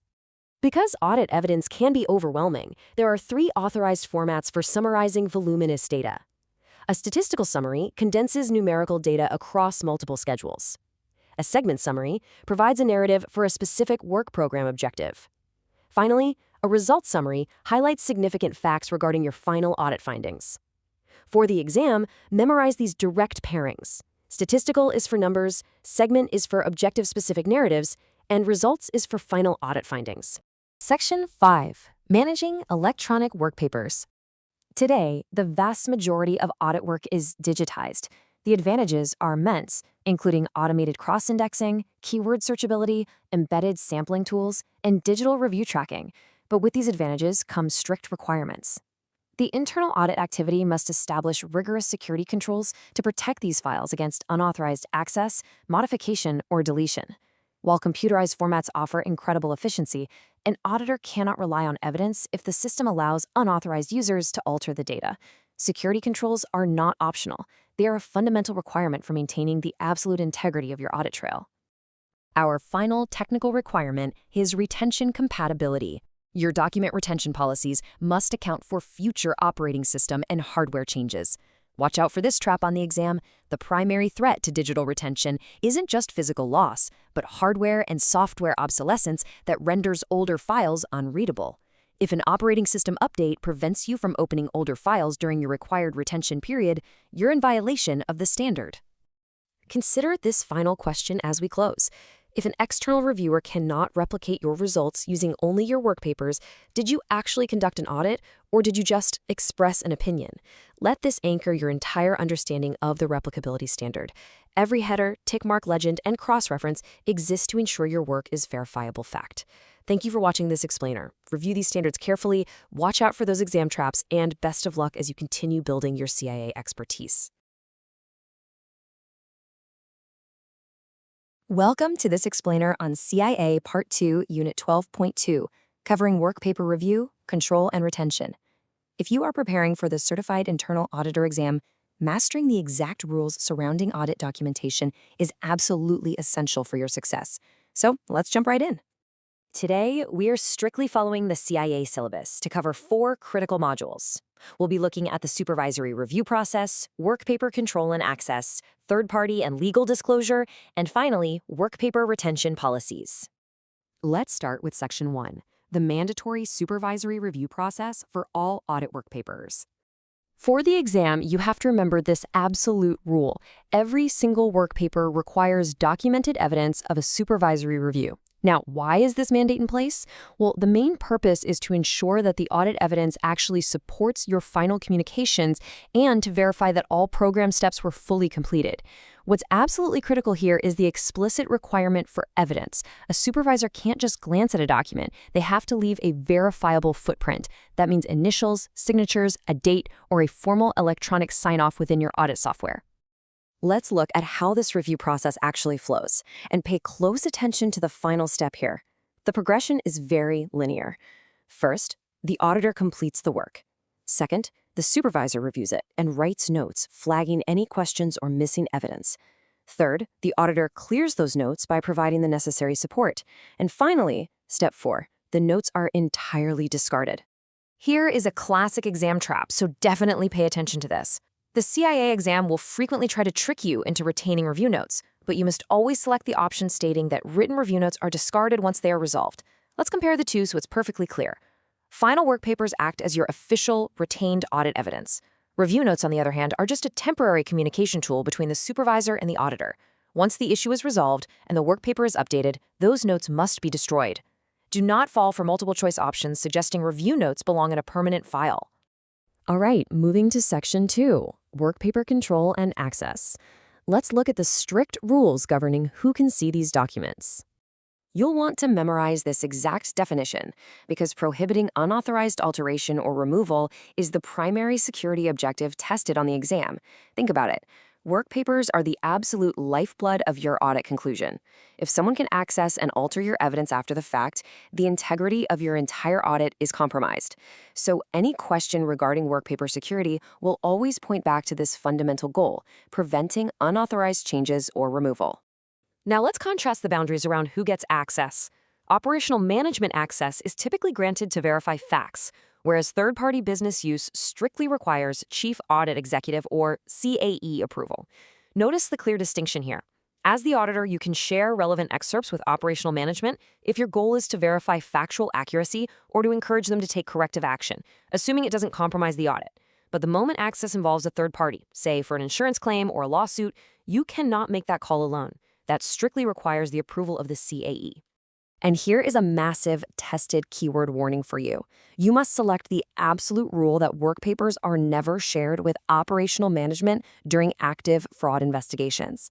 This is a black and white rule on the exam. While we just established that management can sometimes view excerpts to check facts, fraud completely flips the script. Because management themselves could be implicated in the fraud, sharing work papers could literally result in the destruction of evidence or witness tampering. That brings us to Section 3, Third-Party and Legal Disclosure, which is all about external court proceedings. This is absolutely crucial to understand. Internal audit files are not legally protected secrets. They generally lack attorney-client privilege. In a lot of corporate cultures, people just assume that internal documents remain internal. From a legal standpoint, that is completely incorrect. Unless an internal audit was specifically directed by legal counsel under very strict legally privileged circumstances, your standard work papers are entirely open to legal scrutiny. Because they lack that privilege, you have to know the legal reality. Work papers are fully subject to mandatory disclosure in both civil and criminal court proceedings. If a judge issues a subpoena, the organization cannot just hide behind internal confidentiality policies. Your documentation, your evidence, and your conclusions can absolutely be examined in a court of law. And this just reinforces exactly why those review and control processes we discussed earlier have to be so incredibly rigorous. So let's test this with a very common exam scenario. Imagine a work paper relates to a proven internal fraud case. How long must it be kept? It's human nature to assume that documents proving a crime or a severe policy violation should be locked away in a vault until the end of time, right? Well, the answer is 0. No files, not even proven fraud files, are kept indefinitely. This is a highly tested concept specifically because it goes against our common intuition. The exam will try to throw you off with choices like 10 years, until the employee dies, or indefinitely. You must confidently select the principle that no audit work papers are kept forever. Which transitions us perfectly into our final module, Section 4, Work Paper Retention Policies. Let's see how organizations actually put that rule into practice. The syllabus requires you to know exactly what the CAE is responsible for here. The CAE holds the ultimate responsibility for establishing written retention policies, and they must consult legal counsel to do so. The CAE doesn't just guess how long to keep files. They have to establish formal written policies. And because document retention is heavily influenced by laws and regulations, which obviously vary wildly across different jurisdictions and industries, the CAE absolutely must consult with legal counsel. That final policy has to seamlessly align with legal, regulatory, and organizational criteria. And that leads us to this definitive rule. All work papers are systematically destroyed once they have served their regulatory and organizational purpose. This perfectly illustrates the end of the work paper life cycle. Whether you're looking at a routine operational audit or a high-stakes fraud investigation, once that legally mandated retention period expires and the organizational purpose is fulfilled, the documents do not just sit around collecting dust in an archive. They are actively and systematically destroyed according to policy. So, as we wrap up this explainer and you finalize your exam preparation, here's a question to consider. How will you apply these strict rules to ensure your work papers withstand legal scrutiny without violating your organization's retention protocols? By mastering the distinction between review notes and final papers, understanding the strict access controls, recognizing the reality of legal disclosure, and knowing the CAE's exact role in retention, you are perfectly positioned to conquer Unit 12.2 on the CIA exam. Keep this structured framework in mind, and you will navigate those multiple choice questions with absolute precision. Good luck with your studies. All right, let's dive right into this explainer for Unit 12.3 of your CIA Part 2 exam prep. Today, we're zooming in on a highly tested area, the methodology for documenting, evaluating, and drawing audit conclusions. You see, as an internal auditor, how you document findings and interpret them isn't just up to you. It's governed by strict professional standards. We're going to break these concepts down with clear, hard and fast rules so you can absolutely nail those multiple choice questions when exam day comes. Here's a quick look at our agenda. We'll be covering 3 distinct sections. First, findings versus engagement conclusions. Second, the 5 elements of findings. And third, the root cause analysis standard. Let's start right off with Section 1, findings versus engagement conclusions. Now, the absolute biggest exam trigger on this slide is the stark contrast between an objective statement of fact and a subjective evaluation. Think of an audit finding, which we also call the condition, as purely objective. It's a fact derived straight from your test work. On the flip side, an engagement conclusion is an opinion. It's your subjective judgment based on all those collective findings. So the golden rule to keep in mind: finding equals fact and conclusion equals judgment. Let's break down the functional differences here. When we look at the nature of a finding, it just describes what is. For instance, if you find that 5 out of 50 sampled invoices are missing approval signatures, that's just a factual statement.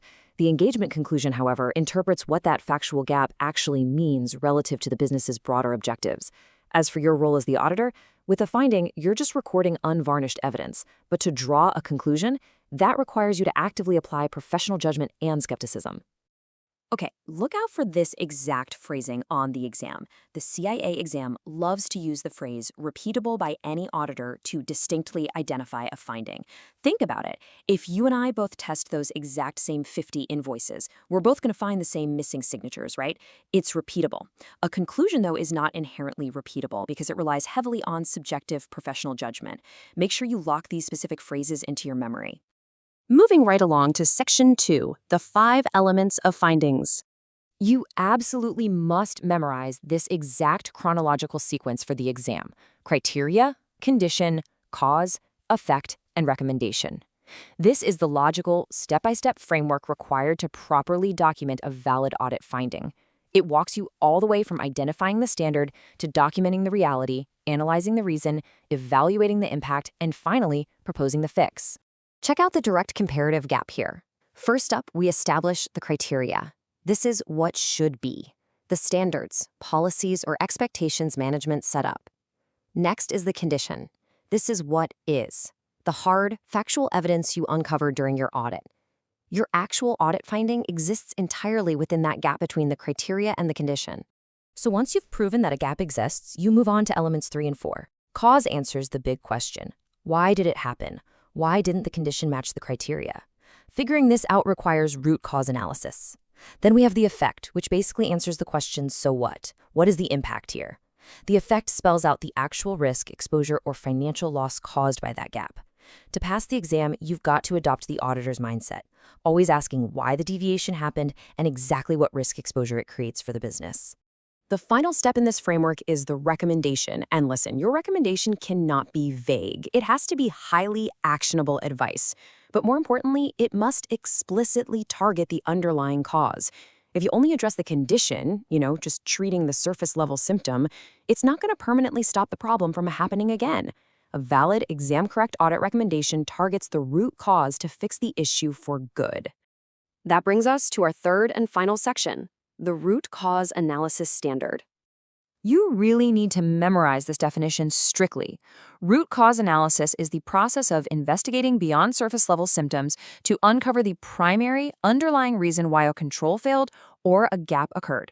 The exam is going to heavily test your ability to tell the difference between a surface-level symptom, which remember is just the condition, and the primary underlying failure, which is the actual root cause. Now, pay very close attention to the word collaborate here. This is a classic multiple choice trap. The standard explicitly says that auditors must collaborate with management to identify root causes, evaluate potential effects, and assess issue significance. As an internal auditor, you should never, ever determine the root cause in total isolation. Management owns these processes, meaning their operational insight is mandatory for getting this right. If you see an exam option suggesting the auditor independently decides the root cause without management's input, that is a wrong answer. So, what is the ultimate value add of doing all this? Well, by properly executing root cause analysis, auditors shift from offering temporary symptom relief to providing durable, long-term recommendations. For instance, the surface symptom might be a broken control step, but the root cause? That might actually be a lack of employee training due to incredibly high turnover. By collaborating with management to figure out that turnover is the real culprit, your recommendation can address the systemic failure rather than just patching up one broken control. Let's wrap up with something crucial to think about. If you confidently recommend a fix for a surface-level symptom, and you do it without any collaborative root cause analysis, have you actually fulfilled your professional standard of care? Well, the answer is a definitive no. Misidentifying a mere symptom as the root cause won't just fail an actual audit engagement in real life, it's practically a guarantee that you'll get the answer wrong on your CIA exam. Stick to those 5 elements, remember the critical difference between a repeatable finding and a subjective conclusion, and always collaborate to find the true root cause. Master these concepts, and you are going to be fully prepared to conquer Unit 12.3. Welcome to this explainer on CIA Part 2, specifically Subunit 13.1, Supervision and Coordinating Work Assignments. This is a highly testable and central area for the Certified Internal Auditor exam. Today, we're going to build a rigorous analytical framework so you know exactly how the Institute of Internal Auditors defines, tests, and expects you to apply supervisory standards. Grasping these concepts is absolutely mandatory because the exam requires you to differentiate between planning, supervising, and quality assurance tasks with complete precision. So, let's jump right in and establish the foundational rules of engagement supervision. Here is our agenda for today. We will be covering core responsibilities and QAIP, planning phase supervisory tasks, fieldwork and execution, reporting and closure duties, and finally, task allocation and conflicts. Let's start with Section 1, Core Responsibilities and QAIP. You really need to internalize the specific term, ultimate responsibility. For the exam, remember that ultimate responsibility for engagement supervision belongs exclusively to the Chief Audit Executive, or CAE. The crucial detail to retain here is that this accountability applies equally to internal audit staff and external service providers. In practice, this means if an internal audit department uses a co-sourcing arrangement to bring in external subject matter experts, or even if the entire function operates under a full outsourcing model, the CAE retains total, non-transferable accountability for how those engagements are supervised. Bottom line, the CAE simply cannot outsource ultimate responsibility. Now, it's critical to understand the exact distinction between that overarching accountability and the delegation of daily duties. While ultimate responsibility resides permanently with the CAE, they routinely delegate daily supervisory tasks to an auditor in charge or an audit supervisor. But pay attention here, the IIA standards require this delegation to be based strictly on 3 specific criteria. First is staff proficiency, which refers to the technical skills and specific competencies your team actually possesses. Second is auditor experience, meaning the practical years they have spent in the audit field. And third is engagement complexity, which looks at how difficult the audited area is, for example, a highly complex derivative trading process versus a straightforward payroll review. Any delegation has to mathematically account for these 3 variables. Watch out for this specific CIA exam trap. Preparing a preliminary work program is strictly categorized as a planning task. It is not a supervision task. Exam questions love to hide preparing the preliminary work program inside a multiple choice list of supervisory duties just to distract you. The chronological logic is very precise here. Planning dictates the scope and outlines exactly what will be done. Supervision is the subsequent act of managing the execution of that previously established scope. Make absolutely sure you categorize the preliminary work program correctly under the planning phase. Supervision is a continuous process spanning the entire audit lifecycle. It starts in the initial planning phase, sets up the framework for fieldwork, and continues relentlessly right through performance and the final reporting stages. Furthermore, effective supervision is a fundamental structural component of the Quality Assurance and Improvement Program, commonly referred to as the QIAP. Specifically, supervision satisfies the IIA requirement for ongoing monitoring. In practice, ongoing monitoring means daily supervision routines, systematic work paper reviews, and accurate time tracking to guarantee that quality is maintained at the engagement level on a continuous basis. Moving on to Section 2, Planning Phase Supervisory Tasks. During the planning phase, there are specific actions that are mandatory before any fieldwork actually begins. First, a supervisor must review the established engagement objectives to guarantee they align perfectly with the preliminary risk assessments. For resource management, the supervisor is responsible for allocating budgeted hours among the staff and assigning formally qualified personnel to the right sections of the audit. But the most highly tested rule in this phase relates to the work program. The supervisor must approve the engagement work program strictly prior to execution. That phrase, prior to execution, is key. If a work program isn't approved beforehand, auditors risk scope creep, spending unbudgeted hours on areas outside the preliminary risk assessment, and wasting vital resources. Prior approval is absolutely mandatory. Let's transition to Section 3, Fieldwork and Execution. Active execution requires active daily management. Supervisors have to coordinate individual tasks and continuously monitor the team's progress against the established time budgets. They are also responsible for addressing unexpected findings or necessary scope adjustments promptly. For instance, if you discover a massive systemic control failure within accounts payable during your initial sample testing, that unexpected finding requires immediate supervisory intervention to authorize an expanded sample size. This ties directly to program adherence. The supervisor must ensure the approved work program is completed exactly as written unless changes are explicitly authorized. Remember, unauthorized deviations are strictly prohibited in internal auditing. Next up is Section 4, Reporting and Closure Duties. The reporting and closure sequence requires strict adherence to 3 distinct steps. First, the supervisor meticulously reviews all generated work papers. They need to ensure the documented evidence undeniably supports the final findings and conclusions. Second, the supervisor must verify that final communications meet specific IIA criteria. They must be accurate, clear, concise, constructive, and timely. To excel on your multiple choice questions, you must know these exact definitions. Accurate communication is strictly supported by documented work paper evidence and is free from distortion. Constructive communication provides actionable logical insights that actually help the audited operational area improve its processes. Finally, Step 3. The supervisor must close the loop by providing documented post-engagement feedback and performance reviews to the audit team. Finally, we reach Section 5, Task Allocation and Conflicts. Task allocation requires a very calculated analytical strategy. The absolute first step is skill alignment. You must match the specific skills, certifications, and competencies of the internal auditors with the exact needs of the engagement before you assign any tasks. For example, you wouldn't assign a general financial auditor to review complex cybersecurity protocols. You'd need to assign a specialized IT auditor. Second, supervisors must use a deliberate pairing strategy. Unfamiliar or junior auditors must be paired with experienced senior team members. This protocol serves a dual purpose. It maintains strict audit quality control for the engagement while simultaneously building capacity and fostering ongoing learning for the junior staff members.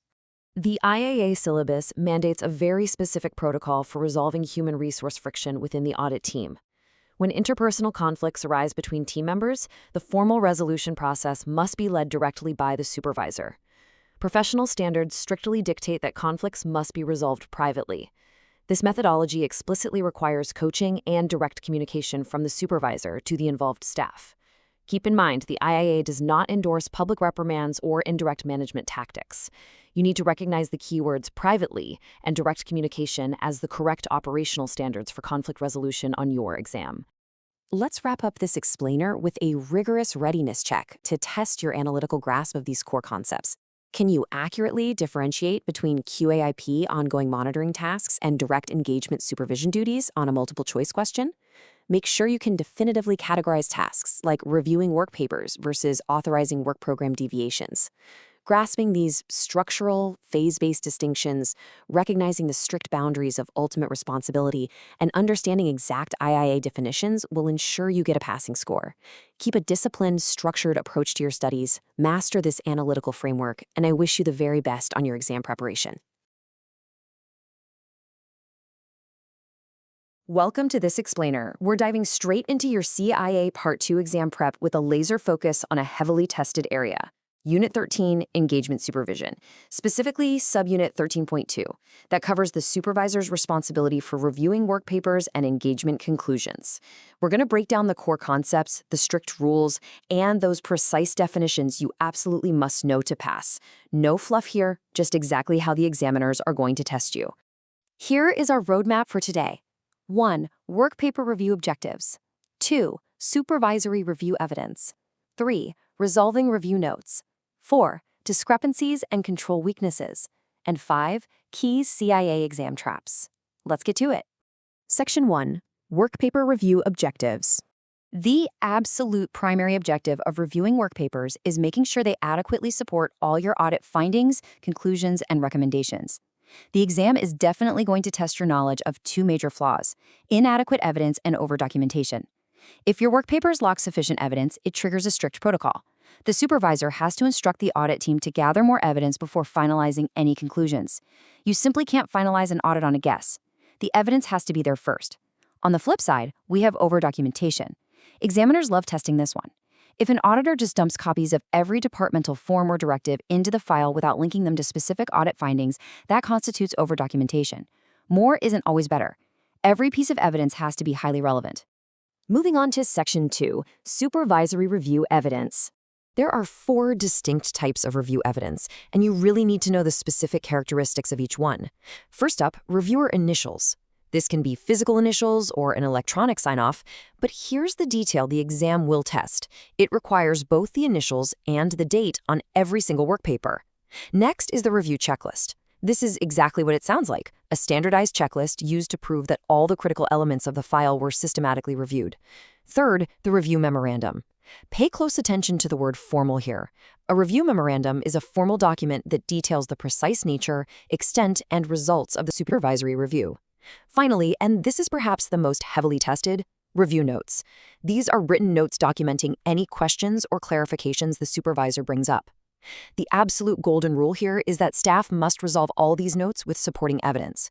We're actually going to talk more about the life cycle of these notes next because it's a huge focus for the exam. Section 3, Resolving Review Notes. Let's explicitly contrast two concepts that examiners constantly use to trick candidates: review notes versus performance appraisals, starting with review notes. As we just established, these are specific to a single work paper file. They've got to be completely resolved by the audit staff using adequate supporting evidence. And here is your major tested keyword. Once resolved, review notes are discarded. They do not stay in the final permanent file. In total contrast, we have performance appraisals. Sure, an appraisal might mention the high quality of a staff member's work papers, but performance appraisals evaluate the individual staff member. They do not constitute sufficient evidence of supervisory review for a specific work paper file. So, if a multiple choice question offers a performance appraisal as proof that a specific file was reviewed, recognize immediately that it's a trap. It is never valid evidence for a file review. Section 4. Discrepancies and control weaknesses. Let's map out the exact required actions for potential breaches. If an auditor uncovers a critical discrepancy during fieldwork, say something pointing to a data breach or a serious legal violation, the standard reporting timeline gets entirely suspended. Step 1 is simply discovering that critical discrepancy. Steps 2 and 3 dictate the supervisor's required response. They must immediately report the issue to senior management, and they must immediately report it to IT security. The absolute keyword for the exam here is immediately. You don't wait for the final audit report. You don't wait until the end of the engagement. You escalate these specific critical breaches the very moment they're verified. Let's test this knowledge right now with a simulated CIA exam scenario. What is the primary recommendation if a supervisor notes that one person is approving billings and verifying payments? Think about the underlying concept being violated here. The primary recommendation absolutely must be to assign different individuals to those conflicting roles. Why? Because having one person approve billings and verify payments is a complete breakdown of segregation of duties, or SOD. In any scenario where roles conflict, allowing a single person to both perpetrate and conceal an error or fraud, your corrective action as an auditor is always to separate those duties among different individuals. Bringing it all together in Section 5, Key CIA Exam Traps. Here is your ultimate review checklist for Subunit 13.2. You'll want to memorize these points. First, you must gather adequate evidence before finalizing any conclusions. Second, including irrelevant departmental directives is the textbook definition of the over-documentation flaw. Third, review notes are strict. Staff must resolve them with evidence, and then they are permanently discarded. Fourth, watch out for the major trap. Performance appraisals are never valid evidence for a specific file review. Fifth, if you spot a data breach or legal violation, the rule is immediate escalation to senior management and IT security. And finally, fix any segregation of duties weaknesses by explicitly assigning those conflicting roles to different individuals. I want to leave you with this final challenge. Can you confidently navigate these strict documentation and reporting protocols on your next practice exam? By mastering the exact definitions, the precise sequence of reporting steps, and the explicit differences between valid and invalid review evidence, you're entirely prepared to eliminate the wrong answers and secure your points. Trust your preparation and go conquer those practice questions. Welcome to this explainer. Today, we're examining the strict parameters set by the IIA for evaluating auditor performance. This is specifically engineered for your CIA Part 2 exam preparation, and we're going to cover Unit 13.3 with absolute precision. There is zero room for ambiguity when it comes to the standards of engagement, supervision, and performance evaluation. Your success on the exam really requires a master-level understanding of these specific supervisory responsibilities. Okay, let's dive into this. We'll master this subunit by following a precise 4-part blueprint. First, appraisal timing and goals. Second, performance appraisal best practices. Third, recognizing the halo bias. And finally, an exam readiness summary checklist. Let's kick things off with Section 1, Appraisal Timing and Goals. Keep in mind, the CIA exam tests both the strict timeline and the strategic purpose here. For the exam, you need to understand that appraisals aren't just administrative chores you check off whenever it's convenient. They follow strict timelines and have a real strategic purpose. Look at the timing rules. Written staff performance appraisals absolutely must be completed at the conclusion of every major audit engagement. On top of that, personnel must be formally evaluated at least annually. You must memorize these two distinct timing triggers. Now, as for the CAE's utility, the Chief Audit Executive leverages these specific evaluations to assess current staff abilities, precisely identify future continuous professional development or CPD training needs, and make definitive, evidence-based hiring or promotion decisions. Moving right along to Section 2, Performance Appraisal Best Practices. So, knowing when to execute an appraisal is really only half the equation. The CIA exam specifically tests your operational knowledge on how to properly deliver these evaluations to your audit staff without violating professional standards. And this brilliantly illustrates the 3 non-negotiable principles you need to apply. First, feedback must be constructive and specific. This means a supervisor has to cite concrete facts, specific examples, and actionable insights. You must actively avoid broad generalizations. Second is balanced feedback. The supervisor needs to acknowledge the auditor's achievements while clearly communicating the specific areas that require professional growth. It can't skew entirely negative or entirely positive without solid justification. And third is private delivery, which actually has massive exam implications that we need to look at right now. Pay incredibly close attention to this privacy rule because it is a massive exam trigger.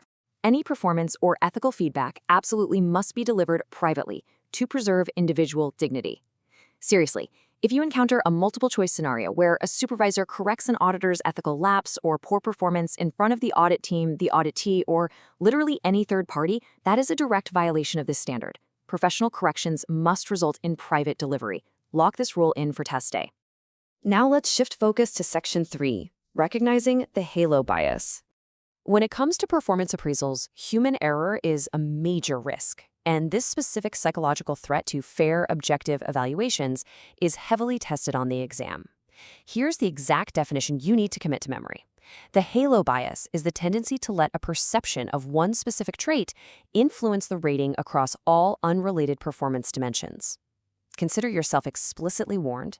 If a supervisor is consistently rating an auditor entirely high or entirely low across the board, simply based on a single isolated characteristic, that is the absolute hallmark of the halo bias error. Let's analyze this through a simulated multiple-choice scenario. If a supervisor rates an auditor highly in all technical areas solely because they are punctual, what appraisal error occurred?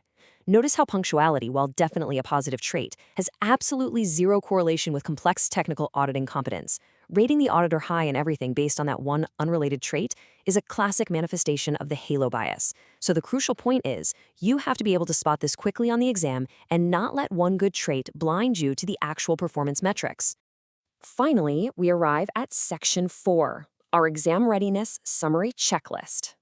Let's do a rapid-fire review to consolidate your retention of these high-yield exam keywords and concepts for Unit 13.3. Here are the foundational rules you absolutely must master.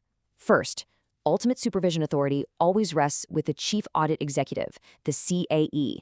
Second, regarding work program approval, the program must be approved by the supervisor or CAE strictly before execution begins. Third, the primary purpose of work paper review is always to verify that the documented evidence actually supports the final findings and conclusions. And fourth, performance appraisals must be completed post-engagement. Why? To accurately assess immediate training needs and proactively stop the halo bias from skewing annual reviews. Let's move on and see how this builds into the correct handling of review notes. This is a highly testable, sequential three-step process. Step 1, resolve any questions raised by the reviewer. Step 2, amend the work papers to accurately reflect that resolution. And Step 3, discard the review notes. I want to explicitly highlight Step 3 here. Retaining review notes in the final audit file is a major CIA multiple-choice question trap. Once that work paper is properly amended, the review notes serve absolutely no further purpose and must be discarded. I'll leave you with this final definitive evaluation of your readiness. Have you completely memorized the exact sequence for discarding review notes and the strict timing triggers for written appraisals to guarantee your success on the CIA Part 2 exam? Master these precise parameters, recognize the multiple-choice traps we just discussed, and you will absolutely secure your passing score. Ensure you review these rules until they become second nature. Welcome, candidates, to this explainer on Unit 14.1, Communication Methods. Let's set a highly structured, analytical tone for today's session, because for your CIA Part 2 exam preparation, mastering communication is absolutely crucial. We are not just talking about soft skills here. We're talking about a rigorously tested framework governed by specific internal audit standards that you need to know precisely. Here is our agenda for today. We will cover objectives and the communication process, formal versus informal channels, planning phase communications, fieldwork phase updates, the exit conference, and finally, final reporting mandatory rules. Let's jump right in. Starting with Section 1, Objectives and the Communication Process. This covers the foundational principles established in Standard 11.1. There are three primary purposes of engagement communications that you absolutely must memorize for the exam. First, to inform. This means sharing your factual audit findings objectively. Second, to persuade. You need to convince management of the validity, worth, and importance of those findings. And third, to get results. This means actually motivating management toward operational change and improvement. And keep in mind, it is the Chief Audit Executive's overarching responsibility to guide the internal audit function in establishing these communication channels to build trust. Now, these purposes are executed through a very specific 5-step communication process flow. Step 1 is the sender, who originates the message. Step 2 involves symbols, which the sender uses to encode their idea. Step 3 is the medium, the actual channel used to transmit that message. Step 4 is the receiver, who decodes and interprets the message. And finally, Step 5 is feedback. This is the response confirming whether the message was accurately understood. I want you to pay very close attention to an explicit exam trap regarding Step 2, symbols. Symbols are simply the tools or methods used to encode ideas into a format you can deliver, like words, numbers, or images. So what's the trap? Using internal audit jargon. If you use jargon, it leads directly to poor encoding and immediate miscommunication. It is a highly tested cause of communication failure on the CIA exam, so watch out for it. Consider this slightly counterintuitive exam rule. What would you say is the ultimate metric of success in communication? It is not just sending a perfectly formatted report. Communication is only deemed truly effective if the receiver's behavior actually changes in the desired direction. Think about it. If management doesn't take the necessary corrective action, your communication simply didn't fulfill its ultimate purpose. Let's move to Section 2, which contrasts the two primary categories of organizational communication channels tested on the exam: formal versus informal. There is a stark line between these two networks. On the formal side, you have official organizational channels. We're talking about written audit reports, audit committee presentations, budgets, technical manuals, the official stuff. On the informal side, you have what's widely known as the grapevine. This operates entirely outside of official reporting lines. You must be able to categorize examples into these two buckets accurately on exam day. Now, that grapevine network breaks down into 3 specific patterns. First is the cluster pattern, which involves sharing information with selected friends or allies. Please flag this in your notes. Cluster is the most common informal pattern and a highly tested keyword. Next is the gossip pattern, where one single person shares information with an entire group. And finally, the daisy chain pattern, which is just a sequential pass along from person to person. How does management effectively mitigate these grapevine rumors? By providing accurate, timely information through formal channels. Moving right along into the applied audit life cycle, we begin with Section 3, Planning Phase Communications. During the planning phase, auditors use standard communication tools, advance notice, pre-engagement letters, and the planning memorandum. The primary purpose here is to inform operational management of the audit scope and timing so they can ensure resources and staff are available. But pay very close attention to the exception here. These advanced communications are strictly omitted for surprise audits. If you're doing a cash count or a fraud investigation, prior notice would completely compromise the objective. Okay, let's look at a classic, highly tested scenario designed to evaluate your knowledge of audit resource management. Here is the exam trap. What happens if an auditor performs a preliminary survey and the results show absolutely zero control deficiencies? Think about the precise operational requirement in this situation.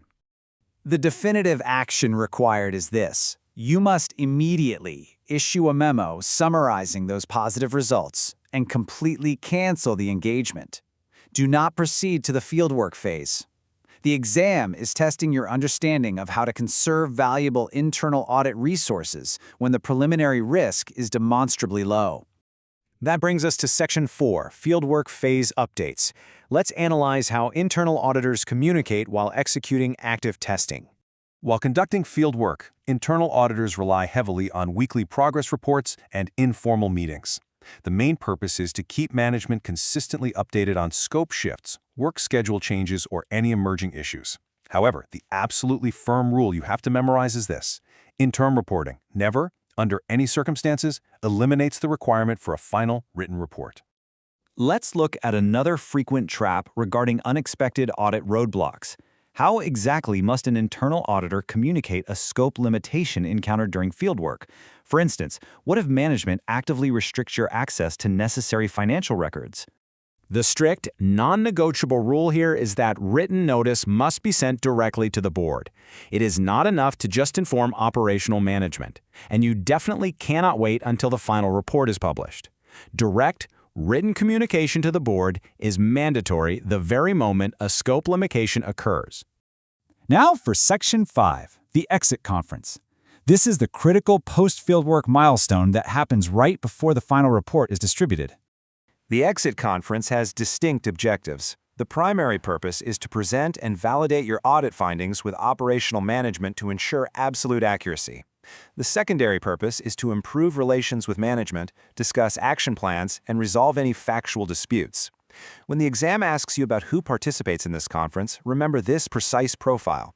Attendees must be operational managers who are knowledgeable about the operational details and who possess the actual authority to authorize corrective action.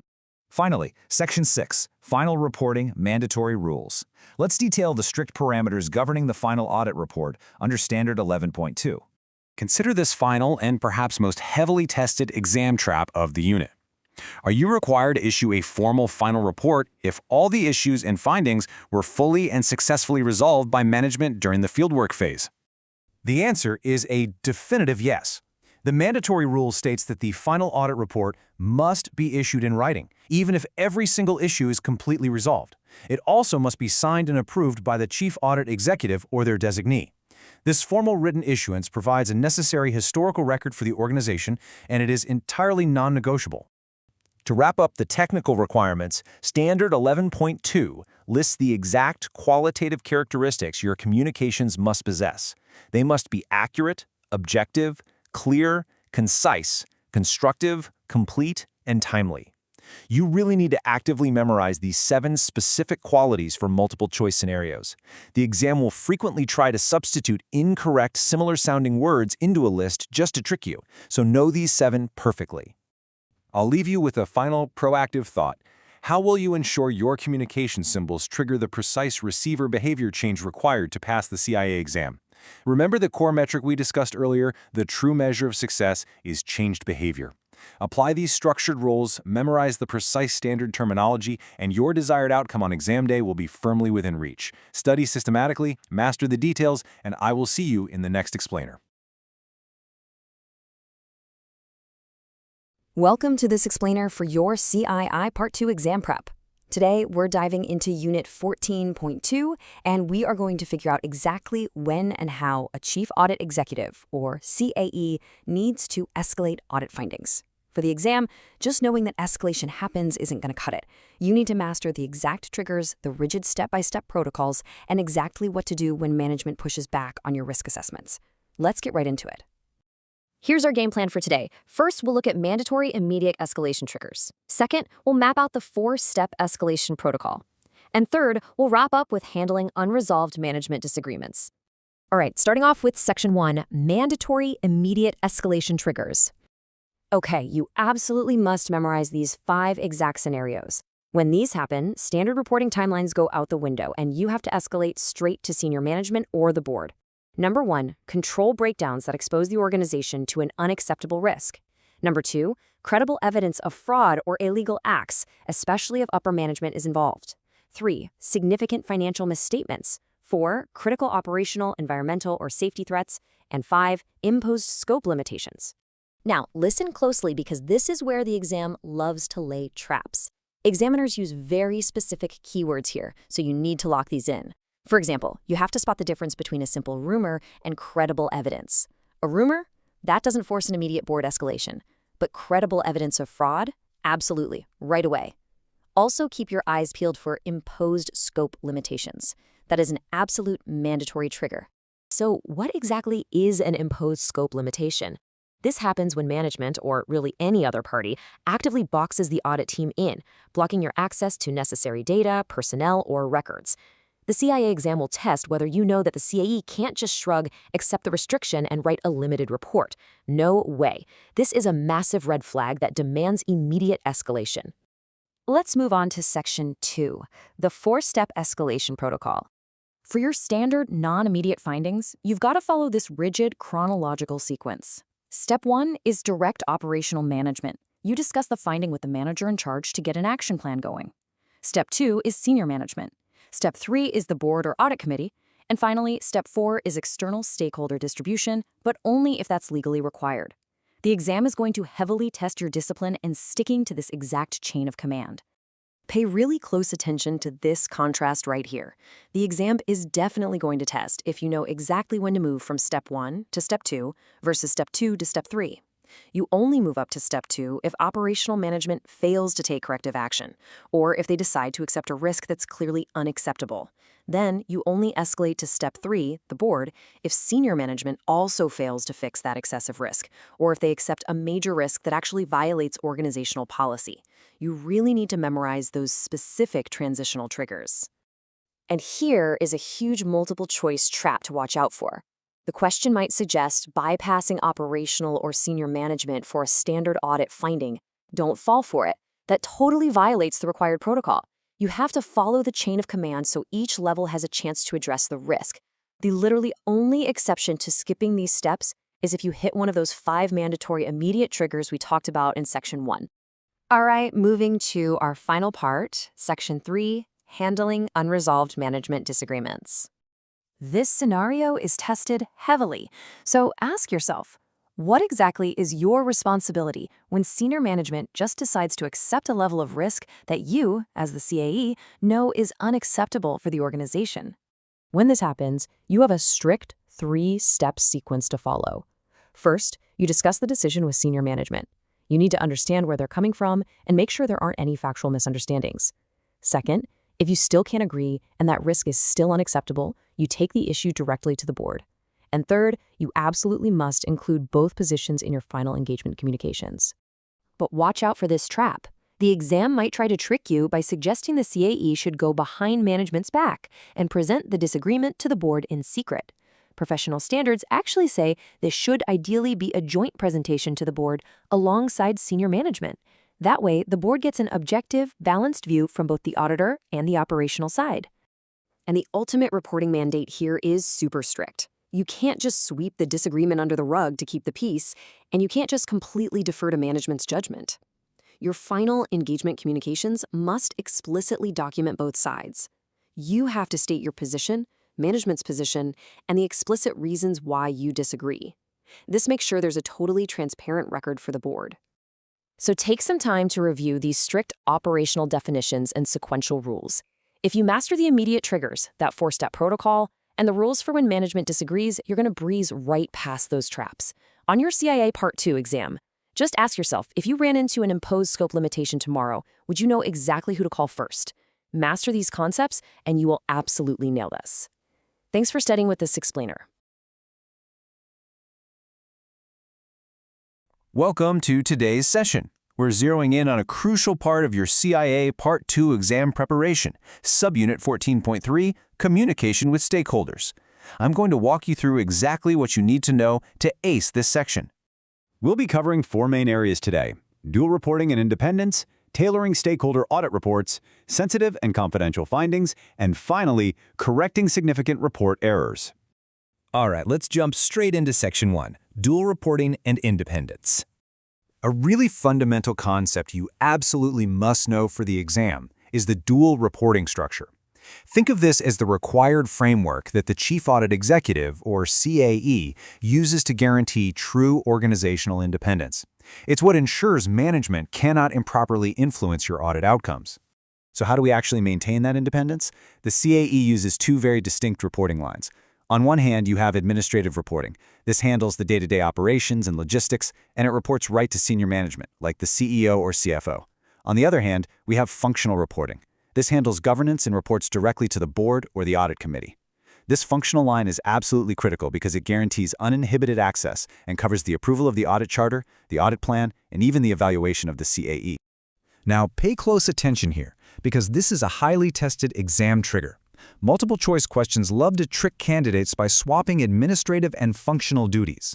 Remember this trap. It's the board, not the CEO, that approves the audit charter and evaluates the CAE. Functional reporting exists exactly for this reason, so management can't just bury an unfavorable audit report by threatening the CAE's job or budget. Keep that straight and you'll easily pick up these points on the exam. Moving right along to Section 2, Tailoring Stakeholder Audit Reports. You need to know that different stakeholders require completely different levels of detail based on what they actually do. Operational management, they need detailed audit reports so they can act on specific line item findings, understand root causes, and execute immediate action plans. Senior management and the board, however, just need executive summaries. They're looking for a concise, high-level overview of key findings, overall opinions, and strategic implications. And then we have external auditors. They require full final reports because they need the complete evidence to evaluate internal controls and figure out how much they can rely on your work. Let's look at Section 3, Sensitive and Confidential Findings. Normally, your communication process is going to be strictly governed by a default distribution list. This is a standardized list that the CAE maintains, and it specifies report recipients based entirely on their operational responsibility. Simply put, if a manager doesn't have operational responsibility for the specific area being audited, they aren't on the default list. This keeps information secure and highly targeted. But what happens when things go wrong? This right here is a major exam trigger. When your findings involve sensitive or confidential issues, specifically things like fraud, illegal acts, or senior management misconduct, you do not use the standard distribution list. Instead, these findings are issued in a separate, restricted report that completely bypasses normal distribution and goes straight to the board. This is vital to ensure bad actors cannot intercept or hide evidence of their own wrongdoing. Finally, Section 4. Correcting significant report errors. Imagine a final report has already been issued to your stakeholders, and then, later on, a significant error or omission is discovered. The CAE cannot just ignore it. They are strictly mandated to immediately initiate an official error correction protocol. We have to ensure our stakeholders aren't making critical business decisions based on faulty information. And that brings us to another critical exam trigger. The exact syllabus vocabulary you will be tested on here is the word all. When correcting a significant error or omission, the CAE must send the corrected information to absolutely all individuals who received the original communication. No exceptions. Don't fall for multiple choice options that try to tell you to send it only to management or only to the board. If they got the first report, they must get the correction. So, let's wrap up with a scenario based on the rules we've just covered. If a final report contains a significant omission regarding an internal control failure, who exactly receives the correction? The answer is every single individual who received the original communication. As an internal auditor, your ultimate responsibility is to the truth and to the stakeholders who rely on it. Review these concepts, master those reporting lines, and you'll be perfectly prepared for these questions. But let me leave you with this thought. If the integrity of the audit report is ever compromised, can the organization truly trust any of its internal controls? Keep that in mind as you study.